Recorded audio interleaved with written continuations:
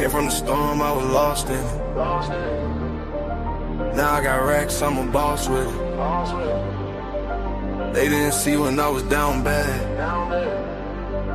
Now every move got a cost with it. I had to grind through the madness. Pain turned me into a savage. Now I just glide through the chaos. I made a way out the damage. Well, down I was storm, I was fighting myself. Had to build it alone, I ain't asked for no help. They was sleeping on me, now they watching my steps.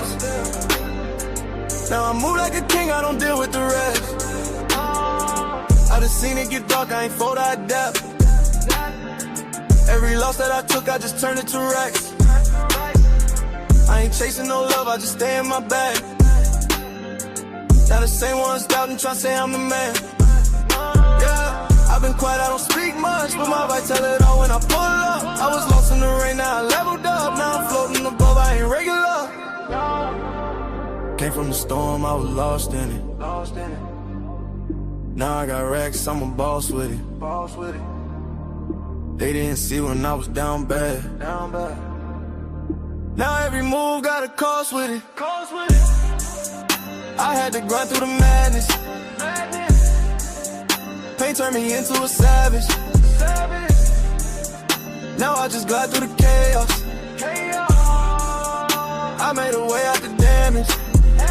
I had nights I was thinking about giving up. Had to fight through the doubt, had to live it up. Now I'm up and they see how I'm living now, but they don't know the pain that it took to get up. I done been through the fire, ain't panic. I was moving through life with no plan. Now I'm solid, I know who I am. I ain't worried about nobody's hand. Yeah, I just stay in my zone. I don't need nobody else. I was down on my own. Now I'm up by myself. Yeah, all that pressure made me. All that pain changed me. I ain't the same me. I had to go through it all. Came from the storm, I was lost in it. Now I got racks, I'm a boss with it. They didn't see when I was down bad. Now every move got a cost with it. I had to grind through the madness. Pain turned me into a savage.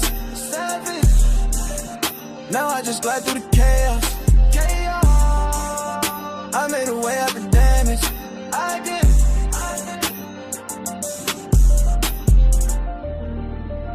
Yeah.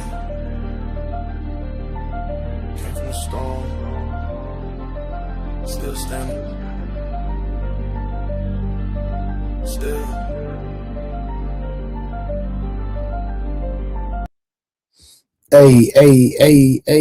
Hey, what's going on, y'all? How y'all doing?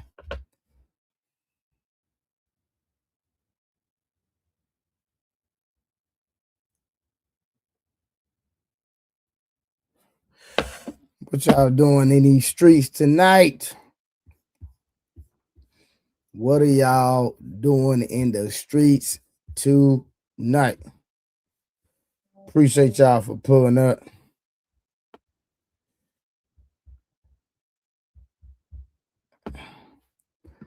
What's going on, y'all? What is going on in the streets tonight? I took a nap, y'all, so I'm up tonight. So y'all ain't got to be trying to clown me. I took a nap, so I'm up tonight, y'all. Y'all ain't got to clown me, all right? So your boy's up tonight. I'm up, y'all. I'm up. Took a nap. What's up, Karen?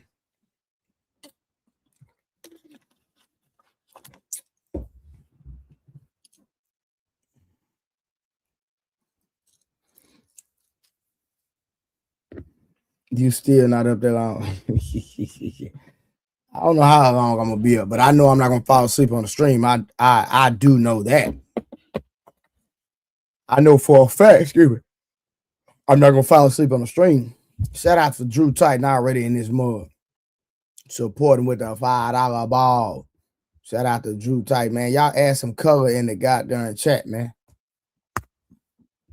Add some color in the chat. Make sure y'all like, share, and subscribe. That's what y'all do. When y'all walk in, like, share, and subscribe. Oh, that nigga Munt said the bounties is on. Y'all see what Munt said? The bounties is on. Why you want the bounties on, Munt? Why you want the bounties on, Munt? You ain't nobody up here yet, Munt. You already talking about turning bounties on, man. Where the second shift at? Karen, you are petty as hell. Karen, you petty. Hey, Karen, that's what I'm saying. How bounties on, and it's on with Trey up there. Munt, you trying to put a bounty on me? Munt, what happened last night? I fell asleep on y'all. I already dropped the link, Munt, so you can pull up. What happened last night? Because I don't even remember, bro. I fell asleep on y'all, man. Did y'all come to a conclusion? How was the rest of the show? I didn't go back and watch the rest of it. So y'all gotta let me know what happened last night, Munt. I don't know what happened, bro. What happened last night? I mean, not much, man. Ain't nothing too crazy happened last night, man. So what was the final conclusion? I guess or synopsis of the stream last night, because we was kind of coming to a consensus, but I think a few people left, so we kind of veered off a little bit. Oh, okay. Yeah, so y'all ended up veering off. This is Gotcha. Nigga, you got a do-rag on? Who, me? Yeah. Nah. Nigga, why you got a goddamn ponytail in the back of your hat, bro? I always got a ponytail. Bro, you got a ponytail holder on your hair, nigga? You ain't never seen my ponytail? Bro, no, nigga. What's that orange thing in the back of your hat, fam? Orange? Oh, yes. Oh, it's a silk. It's a silk. Oh, okay. You know the right thing. I know that ain't no goddamn orange ponytail. Nah, it's a satin joint. You know how we do. Nah, I know how you drunk. Listen, the struggle of niggas with long hair, bro. Bro, it's different. I tell niggas all the time, you gotta drop your pride when you got long hair. Put that bonnet on, man. It's just certain things you gotta do as a man when you got long hair to keep your hair moisturized, all that, bro. It is what it is. Yeah. Oh, Mr. Blue coming through said, put some goddamn color in the chat. Shout out to Misty. Let me play Misty with my little thing. I gotta redo my joints too, my money thing, but let me play Misty little thing, man. You know what I'm talking about? Shout out to Misty Blue pulling up. Misty Blue F3K, thank you, beautiful, for the continued donations. Thank you, Misty. You know what I'm saying? One of the faithful people over here on the Trader Truth Teller. Should know. What's been popping today, though, bro? Man, ain't much going on with me. Ain't too crazy. Yeah, right now, man. Like I said, I'm still trying to do some confirmation on this little story, but I'm just gonna see what I'm just roll with the YouTube narrative right now. It's alleged right now. It's nothing confirmed. I went and did my research on the Khaby Lame guy. You know what I'm saying? But I'm just gonna go with what the YouTube is saying at the moment. But they talked about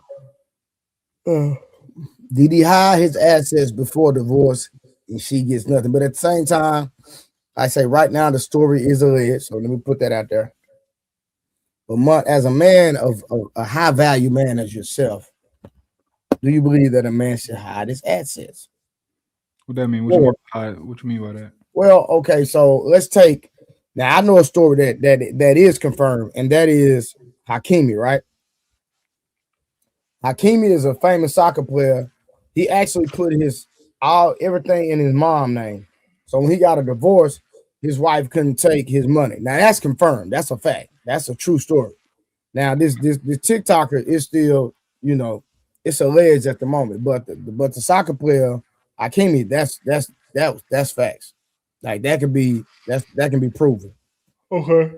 And so him and his wife ended up getting divorced, and so he had got that big soccer contract, and she didn't get half of his stuff. And she shouldn't have. Yeah, I mean, I don't know about hiding your assets, but I definitely think you should be like your shorty should know, like, it's just my money. Like, Yeah, but it don't work like that when you get married, man. yeah, you should have a prenup. So you getting a prenup. Yeah. So your girl already know. Your fiance know. Why, nigga? Why you smiling? Because it's like I feel like you think that I think it's funny how people think like Bro, I didn't even think that I asked a question. No, I dig it. But yeah, we've been talked about that. Yeah. So she ain't tripping on signing a prenup. Hell no, she know I'm gonna take care of her. She ain't worry about that. Oh, if something happened, you still gonna bless her game? Yeah, like I'm gonna take care of you, but I ain't gonna have no white person tell me what to do. Like I know how to take care of you. I do that. You don't gotta worry about all that other stuff. Gotcha. Especially if y'all have a kid, huh? Yeah, kid, and it depends on how long we together for. Even if we don't have kids, we together for a certain period of time. Like I'm reasonable, so I know, like, all right, if I'm telling you, you don't gotta get no job and all this other this, that, and the third, you can work for me, all this, then I'm So you'll still let her work for you even if something was to happen, God forbid. we probably wouldn't be working together. But I'm gonna make sure she cool. But I mean, throughout our relationship, in our marriage, like, she's gonna be owning her own. Like, she's gonna be So giving you gonna put her in position to win anyway. To hold her own. So she ain't got to worry about trying to she wouldn't even need you, huh? Yeah. Shout out to K Clarity. This because Missy asked for some color in the goddamn chat. Shout out to Karen, man. Karen, all that big money, only $75. Boy, that's terrible, Karen. All that money you got, you don't see $5. Don't Karen drive a drop top Maybach? Man, that's what I'm saying. And that's our first ever super chat over here. Yeah, you got ever, nigga, and she got all that money. You need more in the collection plate than that. You know what I'm talking about? Boy, them leather seats. I'll be seeing her post with the drop top. Then her toes always out. She on trips all the time. Boy, I tell you, boy, that's how they do me over here, bro. That's how they do you, boy, man. Crazy. That's how they do me over here, man. Kevin, that is your first super chat over here. Why is you capping? I ain't never seen you super chat ever. Don't be lying over it. They said Africa is damn near possible to hide your asset. Oh, it's impossible to hide in America. No, not if you do it. If you put your shit in other people's name, but then motherfuckers can try and come after it and shit like that. How many people text me? What's the hell going on? Oh, okay. I see what they're talking about. I'm gonna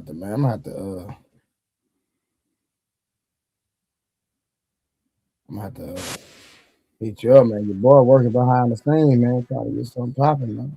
You know what I'm saying? Your boy working behind the scenes, man. We trying to. Matter of fact, let me text you real quick. I'm gonna text you something real quick. What's it say? I got receipts for his cash. See, you don't appreciate that.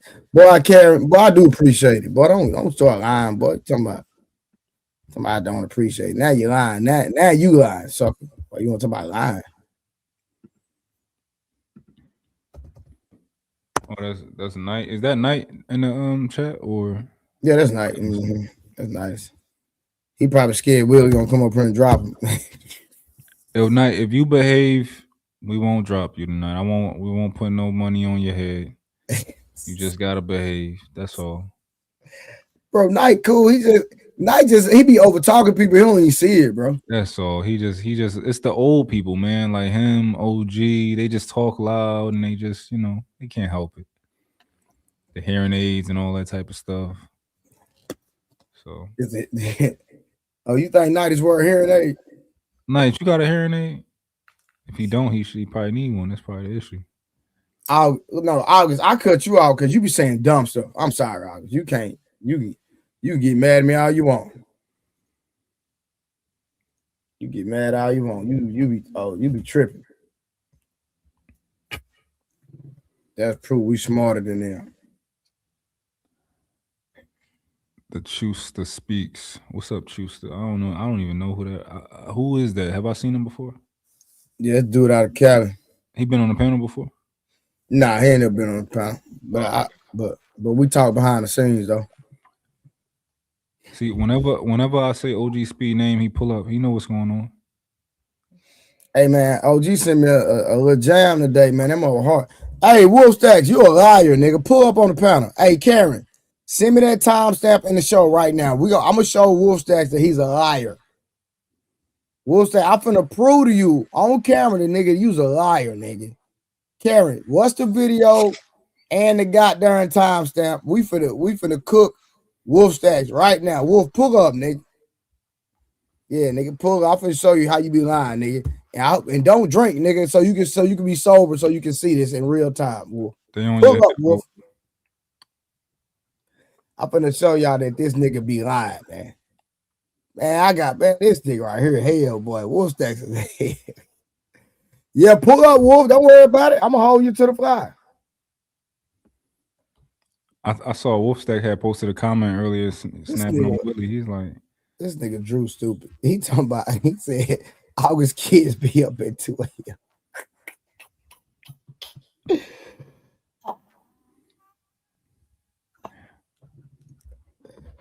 That nigga stupid. Blanco, this nigga, Blanco gonna be walking around getting his steps in. Blanco, you got a Fitbit? You getting your steps in? Yo, can you hear me? Yeah, we can hear you.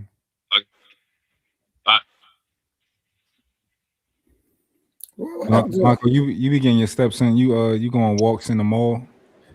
Oh, be sending goddamn. That nigga Unc done pulled up tonight. That nigga say I gotta pull up on this. I gotta. What you got all that stuff back there for? You don't know what to do with none of that, man. Oh shit! You must got me lost. I don't know what to do with none of You that. must got me confused, buddy. I gotta buy me some. I gotta buy me. I think Unc got the bunch of bag back there. I need to get it. Oh, he got workout and stuff. Hold on, let me get closer. Yeah, that's the man cave setup. Yeah. It's my little. Got the weights back there. Got the, you know what I'm talking about? Yeah. Okay. Trey, that's just decorative.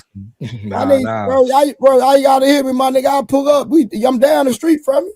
On level 3, on level 3 combative certified. Okay.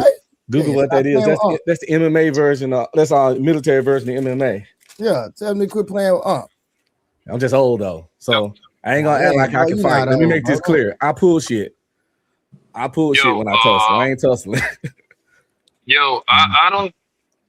I might be wrong, but I don't think I am. There is no way you can hide your access in America. That should work outside of America. I know it work in Europe, some places in Europe. I know it work for sure in the Middle East and in Africa because of the religious aspects and everything. It's not even confirmed. In America, what you can do is protect yourself so you can limit how much the bitch can fucking take away from you. By hiding your shit, when you're like in the middle of like a lawsuit or a divorce, that ain't happening, bro. Because once you get caught, man, that's your ass. I mean, they're gonna take. Nah, you remember Puff? You remember everything Puff had was in his mama name. Y'all don't remember that? No, that's not true. That's not true. He part of his company. No. Part of his company. Part of his company was under the mama name, which was the publishing part of it. You see what I'm saying? Everything that the man has, it was like on their trust. I think it's like one of those special trust jobs. Yeah, but I know something was in his mama name. I know that for a fact. Yeah, the publishing company he put under his mama name, so it doesn't becomes monopoly type of thing. Yo, Blanco, how about this? How did Tasha K hide the money from Cardi B? How did she get away with not paying? She ain't hide shit. She tried. She ain't hide shit, my nigga, because once you put your, how you call it, your either your social security number or your IN number, your business, which is a social security for business, pretty much. You can be tracked. You can be tracked, right? When it comes to legal lawsuits, right? Yeah, one thing is you winning a lawsuit. It's a completely different monster. You collecting that money, bro. Yeah. It's a completely different monster. Like, for example, you sue me right now for you came to my house and my dog beat your ass, right?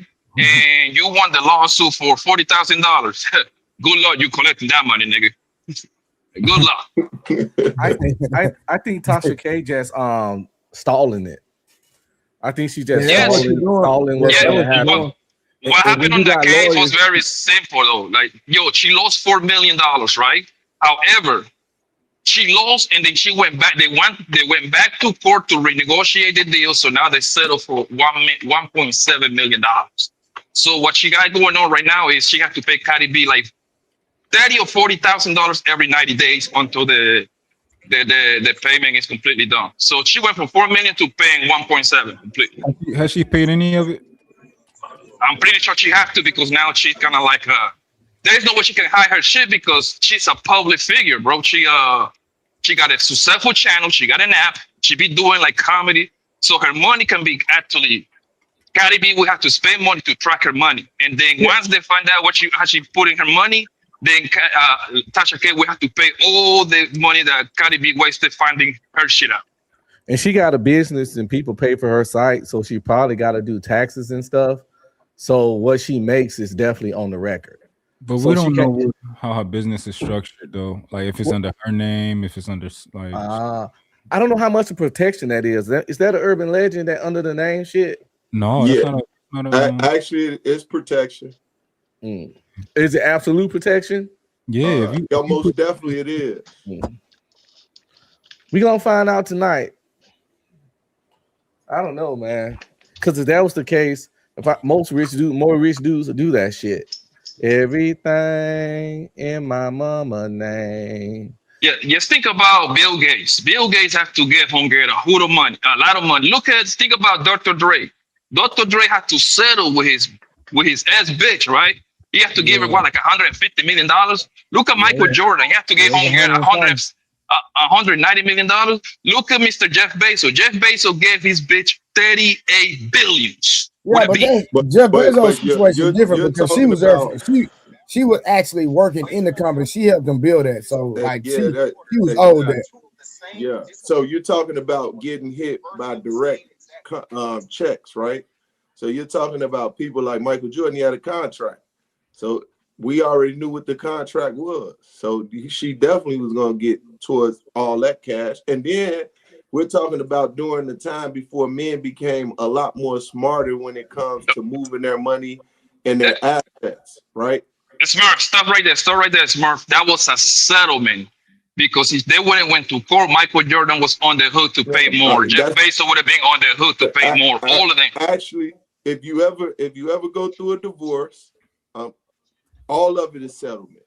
Nothing is never set in stone until you go to court and you come to a settlement. That's why I say if you're gonna deal with a woman long term, it's best to be married to her. Right? Because when you go to court, it's once again just like a court. You're going back and forth. So they didn't know. I'm talking about, once again, by experience. I ain't talking about what I think. I'm telling you what I know, Blanco. So you got to put in consideration to the state that you own. I know in California it's automatic 50-50. Yeah, you're right. You're right on that. So it is depicted upon the municipality in which you are in. That is correct. So definitely be intelligent about, once again, what how you going about doing it. That's all. So you are right. Prenup. Just don't feel whole prenups are not guaranteed either. Prenups can be broken too. So you gotta like continuously. No, yes you do. You gotta continuously redoing those kind of prenups every city. Listen. Hold on. Listen, you don't have to take my word. I'm telling you, the mother of my kids is a lawyer, and then you don't have to take her word either. Go to Mr. the lead attorney. He tell you the same exact thing. Poppy right, prenups not as ironclad as we would like to think. Even if you get the lawyer to write it up perfect to perfection, the way the system set up primarily against men in those kind of situations, they will find loopholes and extract your money. They will, because the law can be interpreted a lot of different ways and manipulated depending on the situations. And real quick, as far as the mama name stuff, you can do that, but it's one of those things where it has to always been in her name.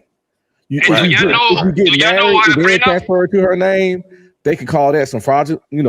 Well, see, that's in America, though. Overseas, not overseas, though, because overseas, Hakima did it. Do you know who had a prenup? Dr. Dre. That's the perfect example. Yeah, he Dr. Dre did. had a prenup. Yeah, man. And And a lot of other I people. think he still had to come off 180 big ones, bro. So guys, you have to do your prenup the right way. Of course, you got to research, right? You gotta, you got to understand what are the things that can happen and what do people commonly do wrong. Mhm. But you just got to do it the right way. That's all. Hey, real I mean, quick. what's the right way? What would you consider the right way? Yo, what's up, everybody? How y'all doing tonight?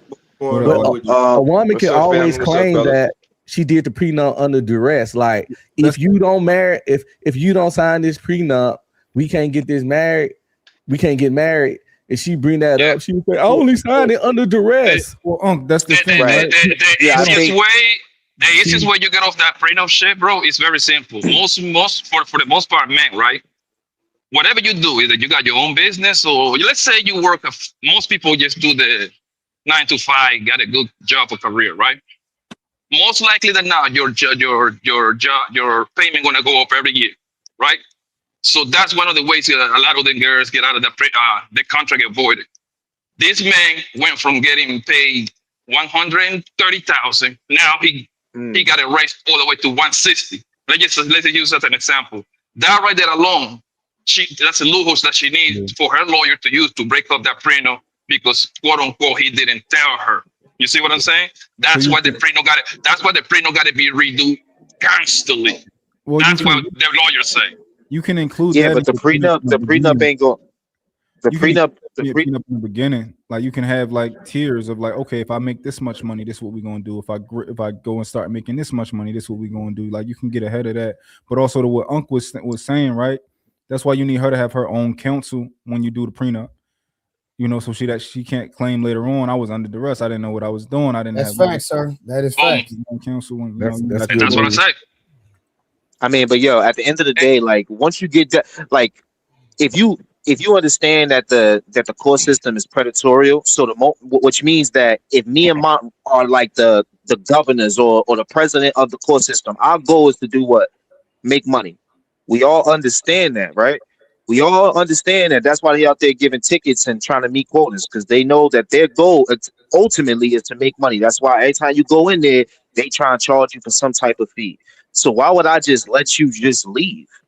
You know what I'm saying? So back to what I was saying, if me and Mont are the owners of the courthouse, right? And we know the goal is to make money, why would I just let you leave without you paying her money, which in turn makes the court money? I just think that I mean, because this is my thing, Ma, is that I hear black men say, I don't trust the white man, I don't trust the government, and then y'all trust the government in certain things. It's like y'all never stand on it. So if you stand on it, right, I would think that you would be smart enough to really vet that woman, so you don't even have to think about it. Nah, we don't need this prenup shit.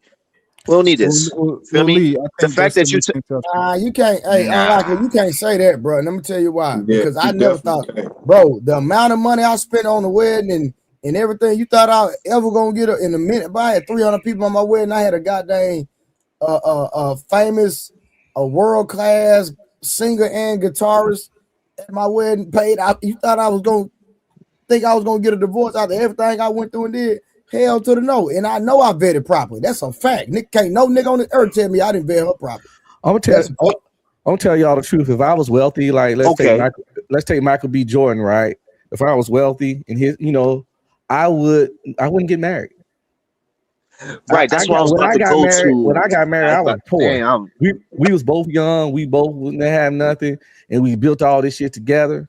But I could, if I was wealthy, I wouldn't get married. Number one, I don't know if you really like me for me or for my fame, wealth, and success. And number two, you come in with little to nothing or less than me, and you can leave way better off than anybody in your family ever been. I can transfer generational wealth to your fucking family. So I would have friends. I would have girl. I had what the fuck I want to have. I'd be like Chris Brown, just out here fucking living, smashing baddies, living my best life. And if I want to just kick it with somebody with just them and not have a rotation, I'll get her. And we'll no other women, just her. And we'll rock like that. We can even have a wedding.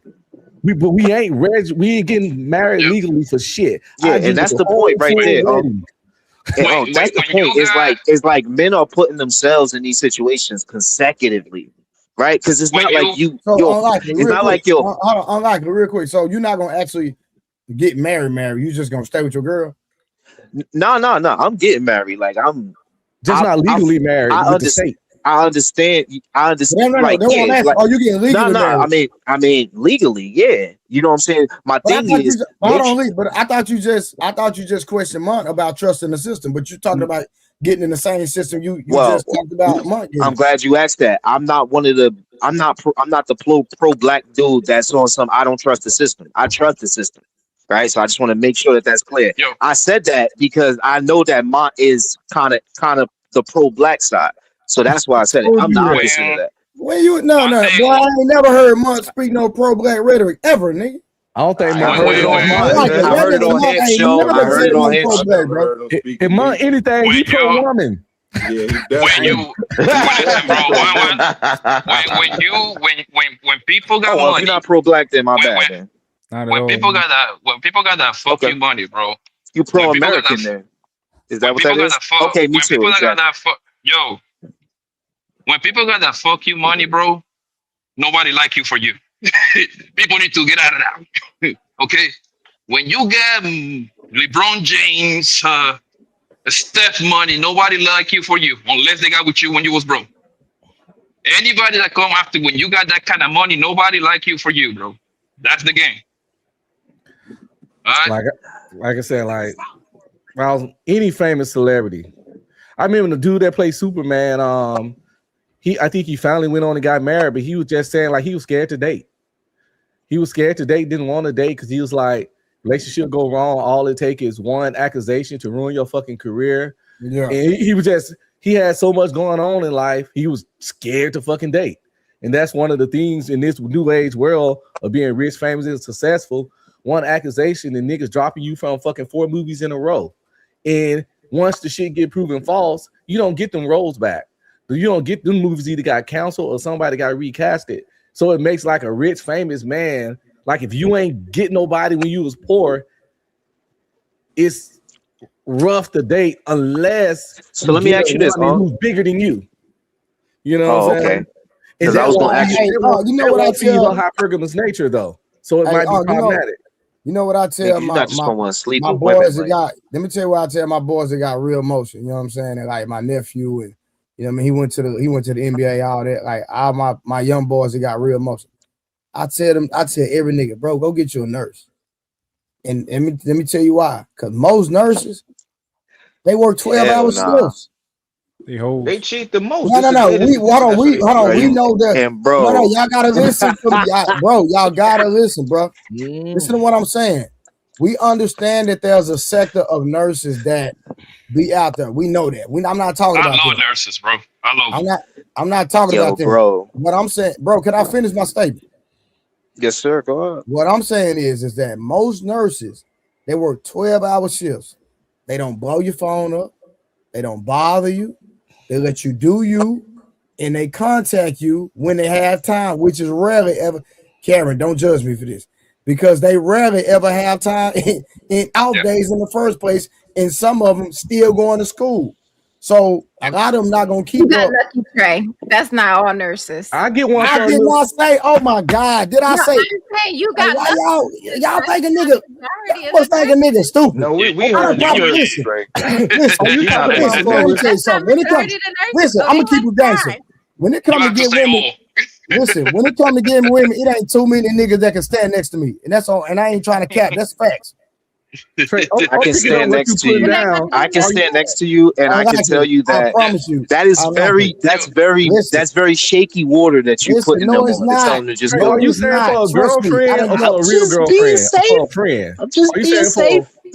A friend or a girlfriend? I'll pick a nurse for a little homie. I got you. Why niggas think? So hold on, watch this. Unlikely. You telling me every nurse on the earth is a 304? That is not what we talking about, and that's not what you're talking about. No. That's what. Hold on. That's what's being implied right now. Facts.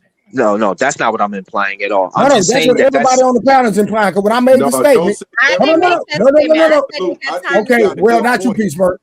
But hold on. When I made the statement, Karen, can I talk? God dang. When I stop talking, you respond. when I made these statements, people started saying nurses are freaks. They the biggest freaks. Am I lying? Yeah, they freaky. Well, I specifically said I think that is shaky water that Hold you're on, putting those individuals on, because you can never relate a good woman. You should never relate a good woman to a specific title because they can get, they can get tricked. Now they think all the nurses are. No. What was my premise for saying deal with another? I think your premise. You said because they work long shifts, because they don't bother you. I've been listening to you, right? I was listening to you, and you're right. But she could be one of the freak nurses, and now you got him thinking, "Oh, this is a nurse. She's good. So let me give him a." Hold on, bro. If I got to worry about that, I don't need the data. I'm gonna pack Trey up for y'all. Go ahead. I wouldn't marry a nurse or date one, but she could be my friend. Bro, I know plenty of, bro. I'm not saying it's a bad. I know plenty of nurses that's not out in the streets. That's a fact, nigga. I know nurses. I can call them right now, my nigga. I know what they. Listen, I can call one right now. I know what she at. I know what she doing right now. That's a fact. I think everybody. Should you relate a good woman to a job title? That's all I'm trying to understand. Bro. I think everybody should be able to understand. It being a good woman, bro. I think everybody should be able to understand when people are talking, bro. Nobody mean 100%. I don't understand why we have to obviously say that all the damn time. We're not talking about 100%. No, he packing Trey up right now. Go ahead, pack him up. No, he's not packing me up at all. He can't pack me up. I just know because at the end of the day, when I made the statement, guess what niggas start saying? Exactly. So what Poppy's saying, so what Blanco said don't apply to me at all. So I don't know what you're talking about, Amar. We wasn't talking about 100%. I never thought that Trey was saying 100% of nurses. I never thought it does not matter. A hoe can work anywhere from Taco Bell to a neurosurgeon. Thank you, Thank you. A hoe can be anything. Thank you, and the crazy part is to a motherfucking senator. But y'all and the niggas crazy part is all you niggas, I'm new to the internet. Y'all niggas been listen. I'm new to the internet, and y'all been on too many panels that were niggas put people and everybody in one goddamn category, and ain't no good women out here, and everybody trash. I'm blaming all you niggas. Let me highlight this nigga right here. Y'all got one right there. Yep.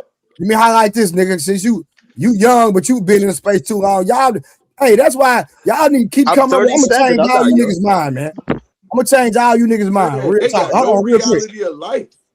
Everybody, Mine, what did you have to say? Everything is bad. I think nah, bump mud. That nigga talking about gonna pack me up. That nigga don't even know what he's talking about.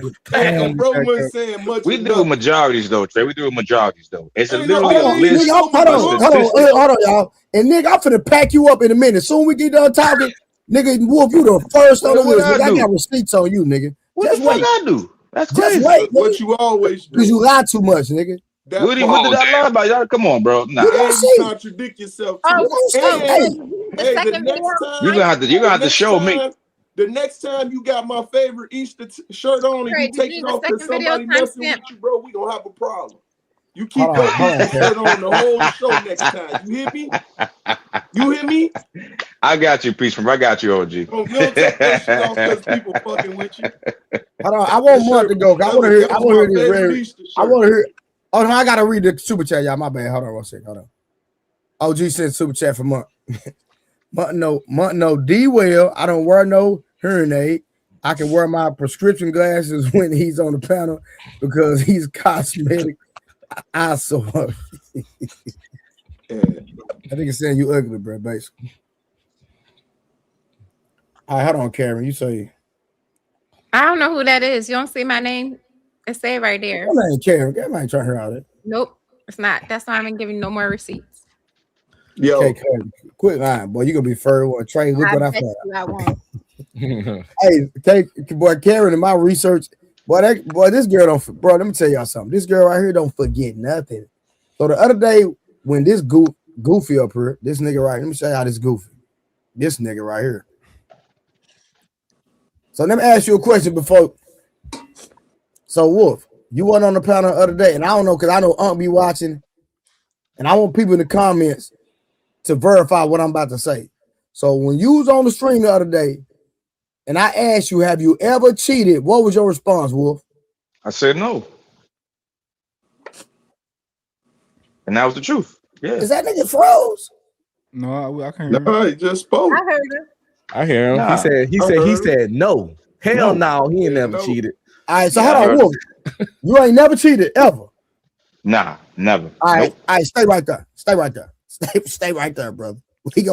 He said black man don't cheat. Hold on, I got you. Hold on. Wolf didn't shit. He just mistakenly falling some pussy. Hey, watch this. Watch this, Blanco. Hold on. 2024. That's not even a full 2 years. It's just No, 2026. they met in 2019. Yeah, they met in 2019. So they have an older boy and a younger. They have older kids and younger kids. So they have 2 kids, but they have been together since 2019. And he got his $245 million contract in 2021, I believe. So yes, that's how I know you ain't did no research. Because I'm just gonna let you sit up here and talk this talk, bro. You had no idea what you're talking about. It was 231 million in 2024 is when he got the contract, sir. He had a $160-something million contract before this new extension in 2024.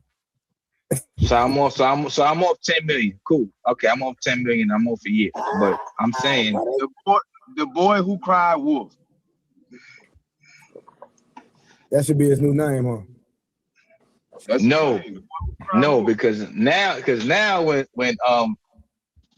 Samson come in here, you'll change your name, Wolf. You got to change your name. Like, nah, I am who I am. Whatever I am, who you see is who I am as a person. You see who I am, this is who I am. Right. You know what I'm saying? I've seen you tell so many different lies on this platform. It's ridiculous. He had to rub his forehead. Hey, T.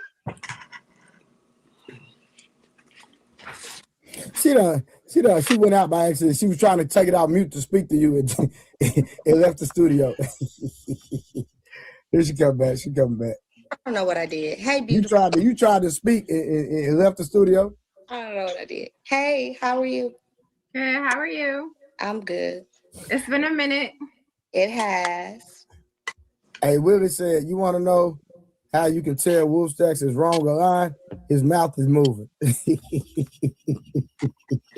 Forget you, Only Willie. time Forget he ain't you. lying when his mouth ain't moving. Straight up. All right, people, man. you take what you will with it. It's fine. Hey, Wolf, is cheating a deal breaker for you? Hell yeah. Of course, because I don't cheat. Of course it is. You ain't never cheated. I cheated like twice in my lifetime. Oh, you don't cheat anymore. Oh man, damn, that's crazy, son. Damn. Hey. Yo, I would look at the screen no more. I think. Jeez. Okay, so hold on. Now, let me. Now that you put me on front. Just stop talking. Hold on. Wait, stop. Wait, stop. Hold on. You have to give people a chance to defend themselves, right? No, now, when I say, hold on, stop.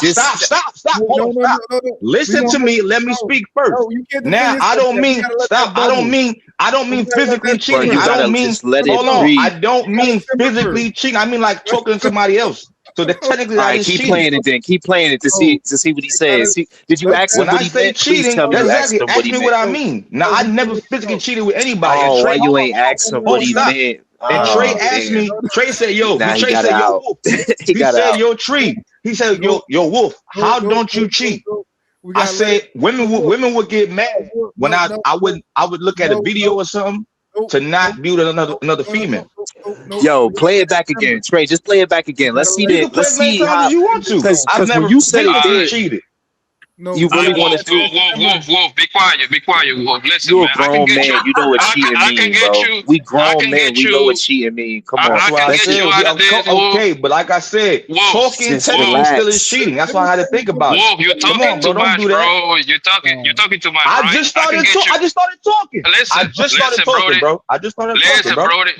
Brody. You say you hyper, my nigga. Listen, I can get you out of this when you just cash out me $10, my nigga. Hold up.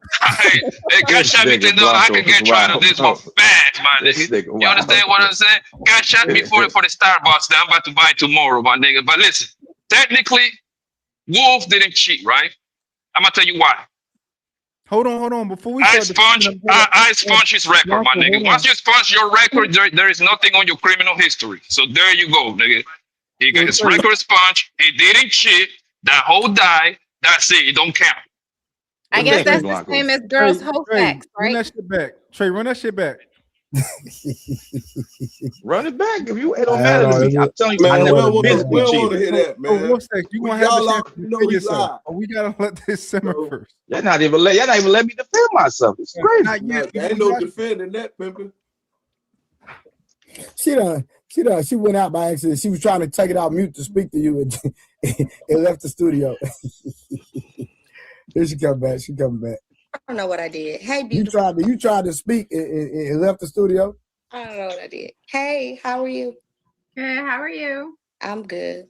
It's been a minute. It has. Hey, Willie said, you want to know how you can tell Wolf Stacks is wrong or lying? His mouth is moving. Forget you, Only Willie. time he Forget ain't lying you. when his mouth ain't moving. Straight up. All right, right, people, man. you take what you will with it. It's fine. Hey, Wolf, is cheating a deal breaker for you? Of course, because I don't cheat. Of course it is. You ain't never cheated. I cheated like twice in my lifetime. Oh, you don't cheat anymore. So you like me. I used to cheat, but I don't cheat no more. I've learned my lesson. Trey, I would say I was with a woman like we was on a fence, like Trey, we was pause. like Wait, Trey, pause. breaking up. Trey, pause. We're gonna pause this. We gotta let that simmer for a second. Don't say nothing yet, Wolf. You're gonna defend yourself soon, right? Let's let this simmer. Let's let this. We gotta take this in. Yo, you said you cheated twice, bro. And then I also explained it too. If you and the chick is on the no. If you and the chick is on the break, that's technically not cheating if y'all on the break. All right, Wolf, not yet. All right, so what did you think Trey meant? Trey. So what did you mean when you said you cheated too? Were you talking about physical cheating, Trey? Trey, was you talking about physical cheating when you were talking about you cheated too? Trey, I was talking about taking her through there, nigga. Who you talking about? Well, but at the same time, just let it go, bro. Wolf. Just let it go. At the same time, Wolf is the same guy that talk about healing and zodiac alignments and all the retarded shit. I never said no goddamn zodiac alignment, bro. You did say zodiac alignment, bro. You did say that. Like, I never said that. I said healing. I never said nothing else. But I never said zodiac. This nigga said zodiac alignment. This nigga. Well, I haven't cheated that much. They don't call you for no reason. Trey, is it capping your rap? Boy, ain't no cap in my rap. Capping his rap. He brought with C's. God damn. I only had 3 girlfriends in my life, and one of them my wife. The rest of them hoes just was friends. So technically, I didn't have the opportunity to cheat. You can't cheat if you're not in a relationship. Yeah. I only had 3 girlfriends. Smash way more than 3 women. But only it's had no 3 cheating if you don't girlfriends. get caught. So, you know, and out of those, that's how you keep your cheating down, fellas. Don't have a bunch of girlfriends. It's no cheating if you don't get caught. That's the rule. Okay. That's the rule of the jungle. All right, Wolf, are you ready to lie? Bro, I'm gonna explain, bro. So one, I feel like when I thought about it, I'm like, damn, it probably was twice. Because one time me and my ex-wife was on the break, and I slept with somebody else. That's what I said twice. The second time we had a bad argument, and I was talking to a female at work. So technically, to me, that's cheating. We didn't have sex, me and a female, but I feel like that's cheating. That's why I said twice. But just going up and go see more other women, no, I don't do that. That's not my thing. I don't do that. So Wolf Stacks, you cheated twice? I feel like the second one, I feel like we on a break, that's technically not cheating. And if I talk to a female at work, yes, I'm talking to another woman, but I'm not sleeping with her sexually. So it's okay, Wolf Stacks. Ain't nothing wrong with cheating if you wasn't married, bro. Hold on. So Wolf Stacks, have you ever cheated? He was married. Allegedly. Oh shit. Yeah. Wolf Stacks, have you ever cheated? It was a domestic partnership. Yeah, you definitely cheated. Yeah, it was a domestic partnership. But now I told, listen, when he asked me before, right? Trey said, Wolf, wait a minute. No, hold on. Stop. I had a domestic partnership and I was with her 9.5 years. So that's almost in New York. I live in New York too. So that's like damn near passing what they call that shit? You with somebody for almost 10 years? Have you ever cheated before? Yeah, common law marriage type thing. I just told you, bro. It's called domestic partnership. I'm sorry, I wasn't paying attention. Have you ever cheated? No, he said yeah. Jesus. But he said it was just like texting. I don't remember what he said. I just want to make sure. We was on a break, and I said, but another female. No, what I'm saying, have you ever cheated before? But do you take y'all been on the break? Hold on, I'm asking. Hold on. I want clarification. Hold on, I want clarification. No. If you're on the break, y'all gotta talk to him one at a time, y'all. Wolf Stacks. No. The same way that we asked you a question before and you answered it, like back when Trey asked you a few months ago. I'm just curious. Have you ever cheated before? Because there's caveats, man. That's why I'm asking the question. That's caveats. Okay, what's a break? What do you consider a break? Whatever. Like we're no longer speaking. I'm not living in the house with her, but we're trying to work shit out. Whatever you and I see with another female. I'm just asking a normal question that you can ask any normal human being. Have you ever cheated? And they will know what it means. They won't ask me for context. Have you ever cheated? Yes, I have. Yes, I have. No, I have not. No, I have not. I have a whole bunch of time. Okay, Wolf Stacks, have you ever cheated? I think everybody else answered the question. So technically, no. If we're separated, and we no longer living in the same house, that's not cheating. Yo, Wolf, do me a favor, bro. Hold on. Let me finish. Go ahead. My bad. Go ahead, boss. And if you're talking to another female at your job, a coworker or something, I don't think that's the same as physical cheating, but I think that's still cheating. If you have a lady at home and you're arguing, you're talking to your coworker. So technically, I think that is cheating. Okay, so if you want to call it that. Okay, so I don't want to call anything. I just want to know what you think. Have you ever cheated before? I just gave my answer. Asking him the same question. Expecting a different answer. That's insane. You answered the question. Well, you answer it differently all the time. Yeah, you just literally heard me answer it the same. No. 5 times back to back to back. Hold on, Trey. If I ask you a yes or no question, can you answer it? I don't have a, I love yes or no question. That was, I think Will said nuances. It's nuances to his situation. Man, I cheated. It's just what it is, bro. What Wolf Stacks is doing, right? I'm asking him, has he ever cheated, right? Yeah. And he's asking me, oh, what do you think cheating? I didn't know, nigga. You don't gotta ask me what I think cheating is. That's not a normal person. This nigga, mom, bro. There's nuances to my nuances matter. When Anton Daniels get asked, did he ever cheat? He always say no. But if his wife know what he doing, it's not technically cheating. So people need to ask him, do he sleep with other women outside of his wife, to get a good answer from him? Because if you ask a certain guy, do he cheat? He might say no, because it's not cheating if you got permissions to have a little friend. If I asking Wolf all this question, you know Wolf is a retarded ass nigga, bro. Like, you know that. What? Nah, Blanco. I'm very intelligent. I'm very intellectual. Absolutely not. I just say common sense. Let Samson talk. Be strange. Samson, you are very low, brother. You need to put your volume up. I can't hear you for nothing. You can't hear me? No, get a little bit higher, a little bit, bro. Let me just finish replying. You sound like you're using your mouth voice. The difference between Anton is if you ask Anton, has he ever cheated? He's going to give you a clear answer. He's going to say no, right? Yeah, you're right. Because of what he considers cheating to be, and what most people consider cheating to be. Cheating is deceit. It's lying. If you have an open marriage, that's your shit. All right, y'all got whatever y'all got going on. That's your business, right? But he would never say, well, what do you mean by cheating? He would say no. Can y'all hear me?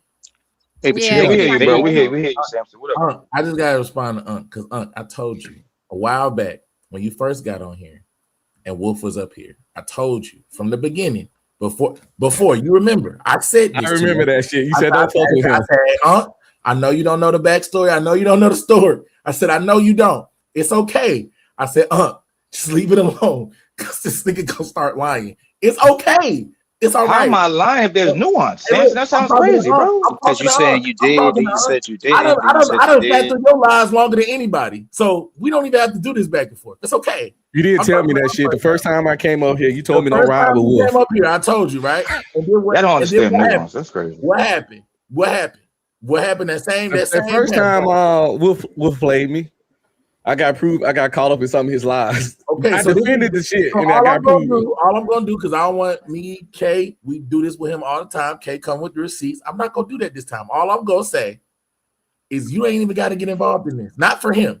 Anybody else, it's fine. But the nuance stuff, all that stuff is true. All that stuff is cool. Just with him, just leave it alone. Just let him do that. Let me read this. Let me read the super chat, y'all. Right. Shout out to A-Dub, support the show. Hit the goddamn like button.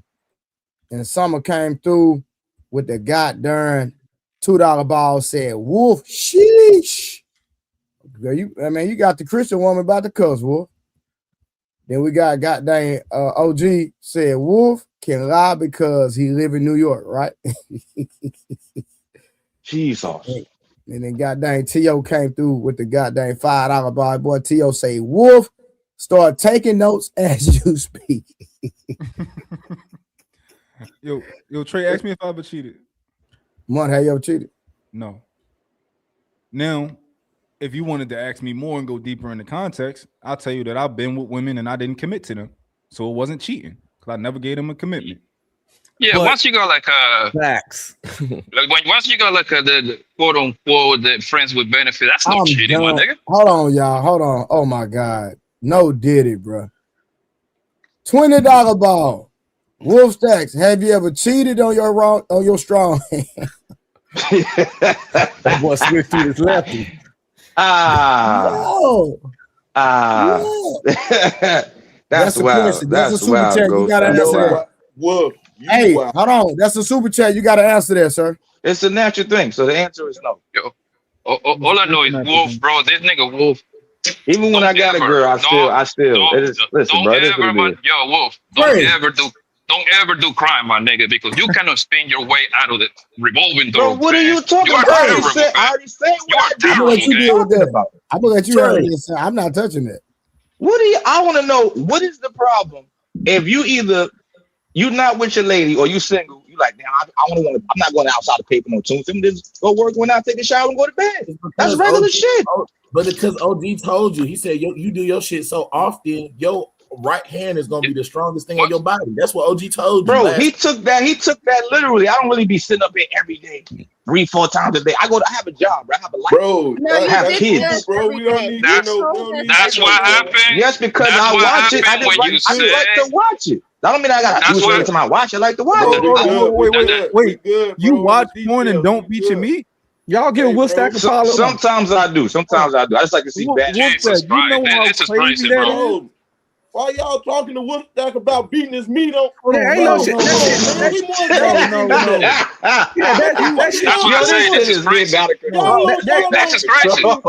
shit is out of control, man. It's natural. Another grown man. What are you doing? It's crazy. It's natural. It helps prevent. See, Peace Marco. Check in when y'all come to Chicago. It's natural. It helps prevent prostate cancer. Yo, that's wild. It's natural. It's a stress reliever. It helps prevent prostate cancer. And I would wish. Yeah, but we don't want to hear about it. I wish any man that's a grapist would do that before he grape.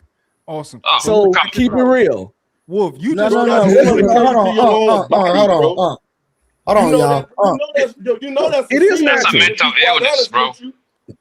It's not natural. Why you say it's natural? It's masturbation natural, right? It is.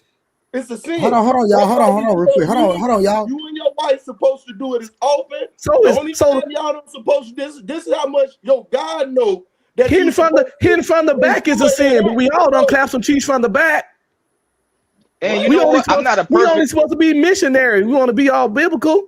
I'm not a perfect person. Hold on. As long as you're not doing sodomy. What are you talking about, bro? You better read that. I need to be educated. Hold on, be stream. Hold on, Peace Mark. I never heard that one.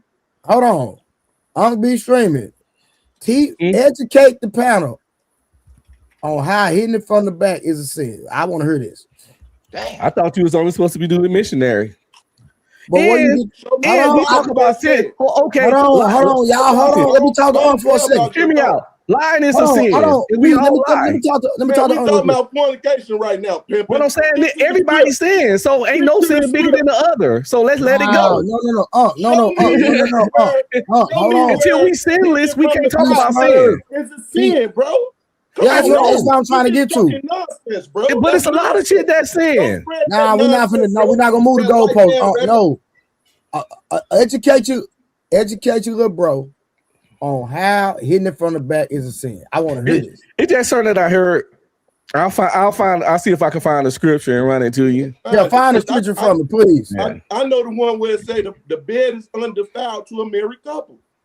As long as you're not committing sodomy.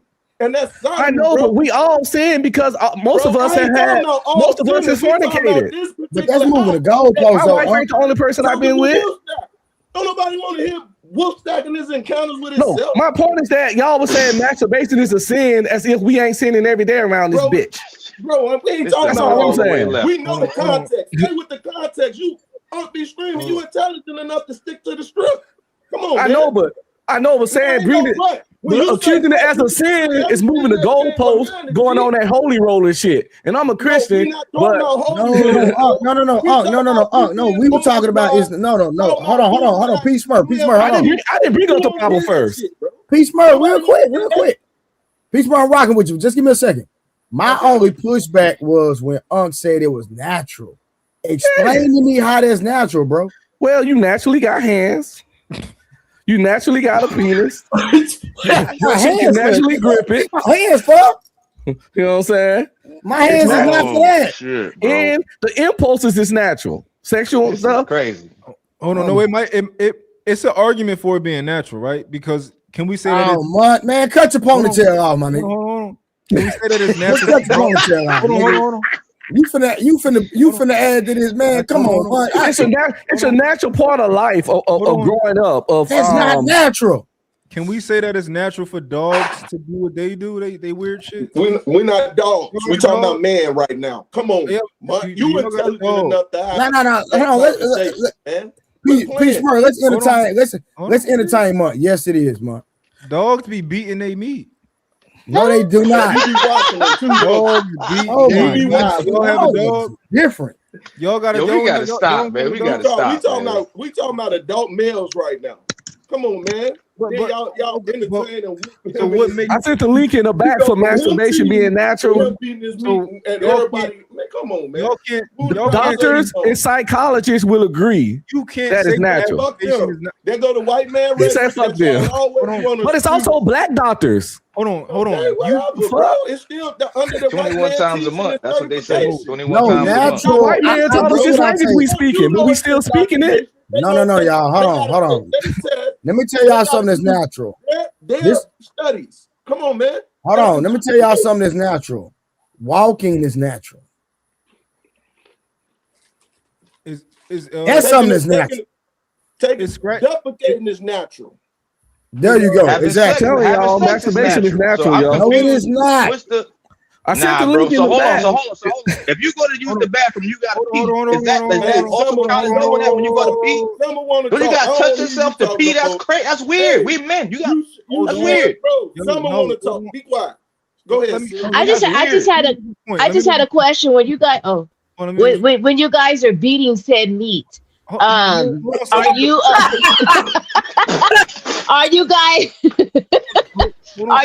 watching things? Right? Are you lusting after things? Hold on, let me. Are you having impure thoughts? Like what? Okay, I was just asking if my ask yours, and I just wanted to ask when you're beating said meat. What are you thinking about? What are you consuming? No. Hold on. Everybody, hold on. Let's go. I'm gonna start with myself. I don't do that at all. I don't have an urge for it. Not interested in it. Nothing. Samson. Well, I need someone to say the question. One. Say the question. Hold on. We can't answer her question. I was trying to get in there for like 3 minutes. Fuck no. What? I was saying where the sin comes in at also is what are you lusting after with your eyesight or in your mind when you are doing the thing. But we all sin, so I don't really. Even a real question.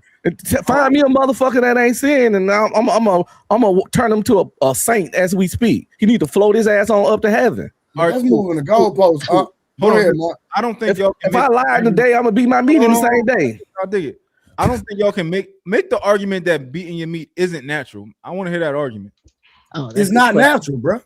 Okay, make the argument. I'm curious. Because it's not something I naturally do. That's the argument. It's not nothing I naturally do, bro. I make the argument. Hold on. I make the argument. Hold on. It's No, This is all OG speak for. He started. Oh yeah. I make the argument because you're having sex with a man. You having sex with a man. Oh my God. Yo, if you beating your meat, you are having sex with a man. No, I don't want you to make the argument. Yo, y'all crazy, bro. Y'all niggas is crazy. Hey, well, so your hand is a female? Peace Murph. Your hand is a female, Whoopstack? His hand is your hand a female? That means if you massage your own shoulder, you get your shoulder massage. But they ain't having sex with it. They ain't having sex with it though. You gonna make any excuse? Okay, no. Whoopstack. That lady asks a good question. You scratch your booty, man. Why are you thinking about it? What are you thinking about when you're doing it, Whoopstack? Yo, you suck the Tito dust off your finger. Wait. Can we get one mic at a time? Because I can pack a UNC ass up right quick. If you want to go in the square, I can pack your ass up right quick. You gotta wait until it's. So that's why you getting all the muscles up. You double handed. Listen. That's wow. I've been beating my meat. Hold on, y'all. Hey, it's on Mark. Go ahead, Mark. Okay. Wait, they didn't answer Summer's question. Hold on. Karen, I got you. I promise. I got you. Go ahead, Mark. Peace Murph. No, why do you say it's unnatural? Because you got a choice. If you don't got a choice, when your body ready to defecate, you gotta go. Or if you loaded. When it comes down to when you gotta piss, you can't stop that. You feel me? Those acts are natural, right? Okay. Now, I will say, if God wanted it to be released, He give you wet dreams. Can we agree on that? Okay. So with that being said, that's the natural act of it. If you want to be precise, right? I want you to stay right there. So is sex natural? Sex is natural. Okay, but that's a choice too. Hold on. Do you have a choice? I most definitely got a choice. So what? You defeat your own argument just then. They're eunuchs, right? That never have sex. They no longer have they joint. So once again, priests supposed to. Based on the logic that you chose to use for that argument, you contradicted yourself. No, I did not. To make a different argument. No, I did not. You did. So I explained the natural act of you even ejaculating without touching yourself. That's why I said wet dreams, right? Everybody agreed. So that's the natural act. Gotcha. Now, if you're forcing it upon yourself, that's something different. You sodomizing yourself. Okay. That's what it's called, bro. No. Where's that at in the Bible? People do it, and you go and look it up. Hold on. Where's that at in the Bible though? Because you make that, you be smart. You make that, you gotta. I believe, man. Every man did that shit in the past, bro. I don't care if it was once or 1,000, bro. Like, come on now. That's not the point. That's not the point, Blanco. That's not the point. What are you thinking about? Whether they did so it doesn't matter. It's the same thing. It's the same thing as catching. Oh, go ahead, boss. Go ahead, my man. Hey, no, Blanco, check this out. Summer asked the question, what are you thinking about when you do it, since every man do it, right? Every man don't do it. Already said it. You can go, Blanco. Go next since you want to talk. No, Peace Murph. This question. Peace Murph. I'm listening, man. I answered your question now. I'm about to push you off the side of the building. Don't get out of this. Bro, you ain't even touching me. Hey, you ain't answer my question, Mark. You can come with somebody. You ain't answer my question, Mark. You see, Mark want to jump on people he think he can beat. Tell him answer my question. Ask him answer my question. Well, I love myself.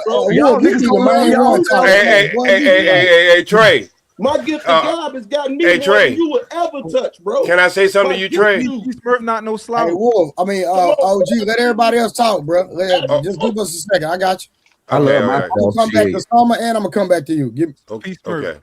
The way that you contradicted yourself is because you substantiated your opinion, your position by saying it's not natural because you don't have a choice for the natural things that you do, and the things that aren't natural, you have choices. So it's not like defecating or urinating where you don't have a choice, or sweating or peeing, all that type of stuff. I get it, right?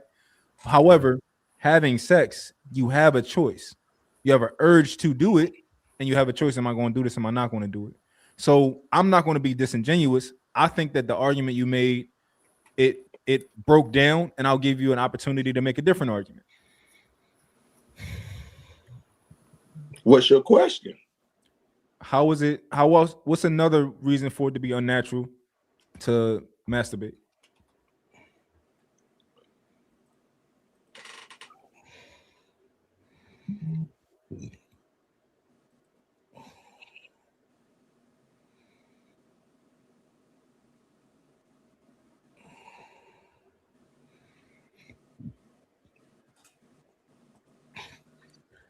I think he confusing natural with autonomous. What do you mean? Pretty much, certain things you can do without thinking, like blinking and breathing and stuff like that. You don't have to think or make yourself do that. And since you're saying masturbation is a conscious thing, that it's not natural. It's still natural. It's just not autonomous. I can say it's natural for the simple fact that there is a study that you need to, like, if the people that had 21 sex 21 times, they reduce like getting prostate cancer by like 80%. So technically, it's letting you know that you got to buzz one out every 21 days. Doctors recommend masturbation is good for prostate cancer and eliminates your chances of catching it quite significantly. So I hate the C word. Stepbrother died of it. So if Be My Me can keep me from catching the C word, shit, bring that baby all over here. You know what I'm saying? Like, I ain't no prude. I love myself. I think people that hate, I ain't saying don't masturbate, but if you hate it and just hate it, dude, I kind of think you don't love yourself. Because if I'm feeling bad and I want to feel good, I'm gonna make myself feel good. Get to me If quickly, I'm Trey. stretched out, I had a hard day at work, and the old lady on her cycle. What the fuck? Let me hit up Willow Rider real quick. Well, I'm gonna wait till she get off. I have a question. Peace Murph, are you coming from a biblical standpoint to where when you are masturbating, what your thoughts are, if you're lusting after something? Same thing, like you could drink, right? In the Bible, it's okay for you to drink wine and drink, right? But the command is not to be a drunkard and not to be seeking the alcohol in the bottom of the bottle instead of him, right? So my question, that's why I asked the question that I asked. I think I see where Peace Murph is coming from as far as a biblical context. When you're masturbating, are you looking at corn? Are you lusting after other women? Right?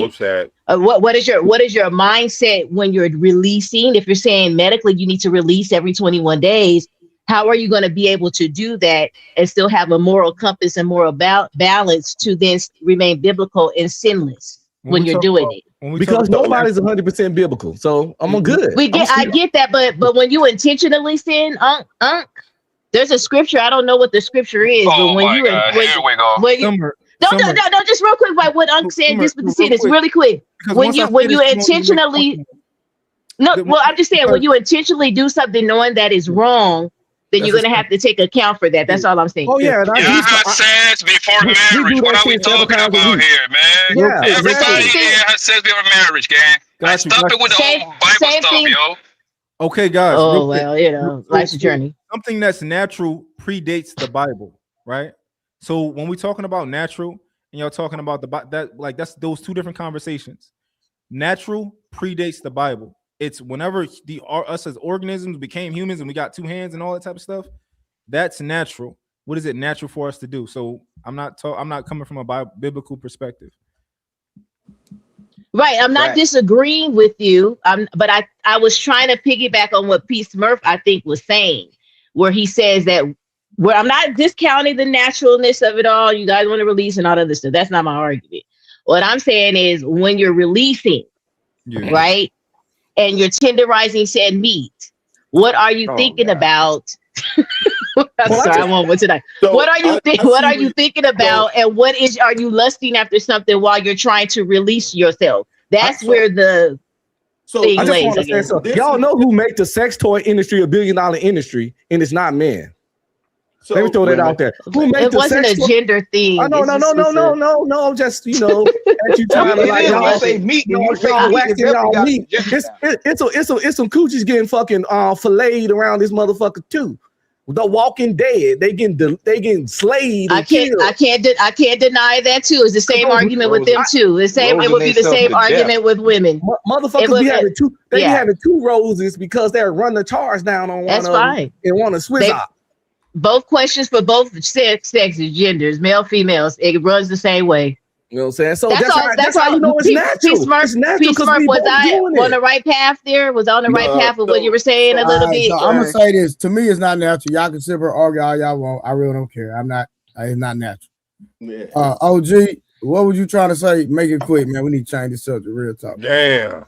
Ooh, y'all done wore it out. But since no pun intended. Okay. Oh, since Unc is the strongest one in the house.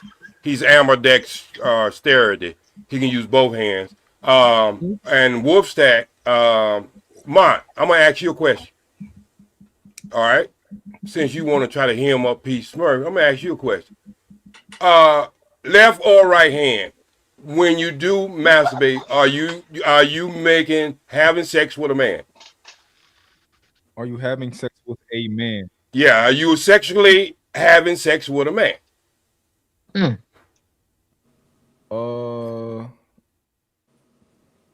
Now, are you dress up your hand with a dress or something? Think about it, Mark. Are you dress up your hand with a mini skirt or something? I mean, I just need to know. Am I allowed? Hey, hold on, and because those people that hold on, whoa.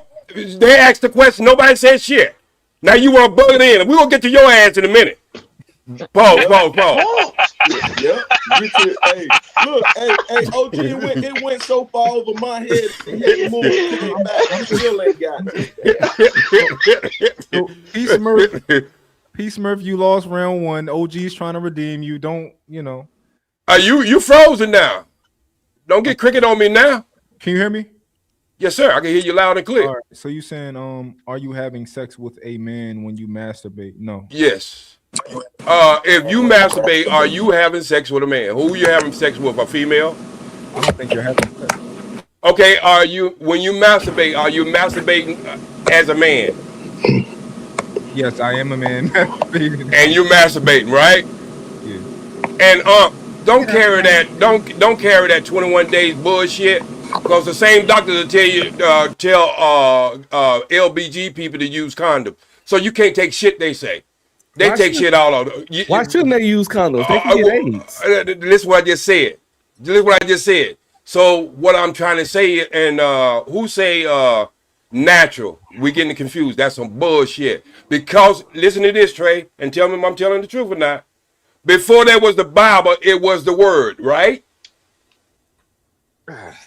So how do nature come before the Word? Yeah. Man, listen, bro. Wait, Blanco. I don't need for you to be a lawyer. I don't need for you to be a lawyer right now. I know you can get them out of this, but I'm trying to. Before the Bible. No. In the beginning, could you read it to him, Trey? Well, nature existed before the actual Bible was written. Men existed before. Trey.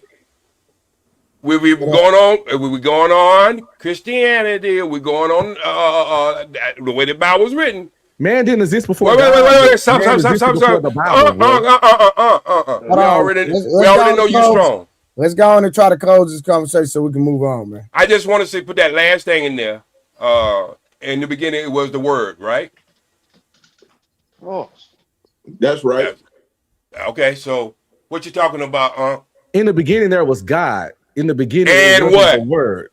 But we ain't talking about God's nature. We're talking about your nature now. It wasn't the Word in the beginning. You know how it was? Tell him. The Bible man existed before the Bible.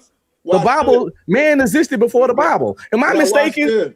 I say the word, you don't understand. But I'm gonna use a little word play. Hold on. In the beginning was the Word, because before that it was silent and dark. So the first thing that was spoken, if you're not talking about the silence and the dark, was the Word. I'm talking about the Bible. Man existed before the Bible. Okay. You see, you don't understand. You can't make the correlation, bro. I understand. Tell me how man didn't exist before the Bible. Look. We're going to put you on the short bus, brother. Go Go ahead, Trey. You can move Man, out of there. We're gonna put him on. We're gonna put him on a. We gonna put him on a short bus with a slob rag. Okay. Okay. Hey,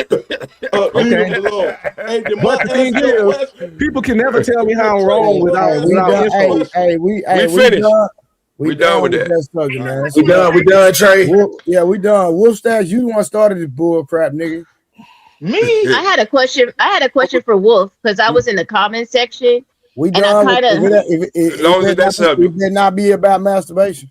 No, I'm over that too. It was cute, but I was cute without it. But let me read Karen comment. She said, like the stream before you beat you. Thank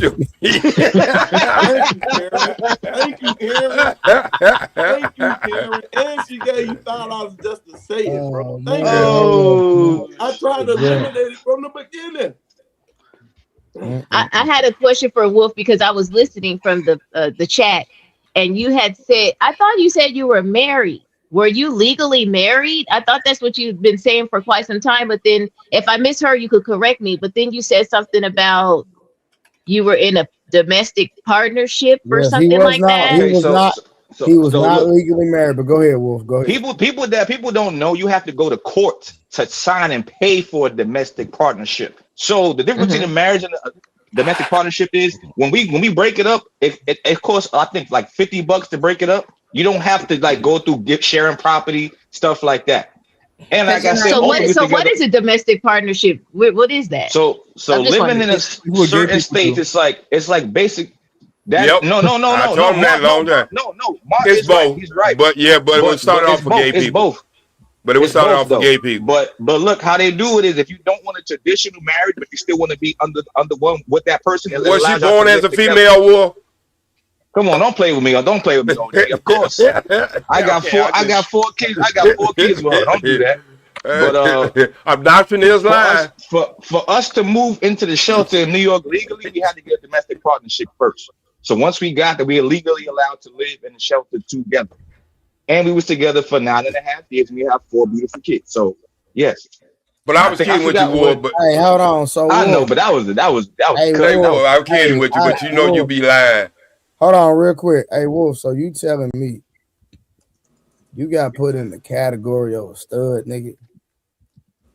Hell no. That ain't is for different. You can do it for different reasons. This is before they would. Let me go with what Mont said first, right? Before they can legally get married. That's crazy when you think about it. Before you no. It's for different. It's for different things. People that want to be under a union before they allow gay marriage to be normal, they got a domestic partnership. So it's close or similar to, but it's not exactly. What I'm saying is true. They put you in the category of them people. Bro. That's crazy work.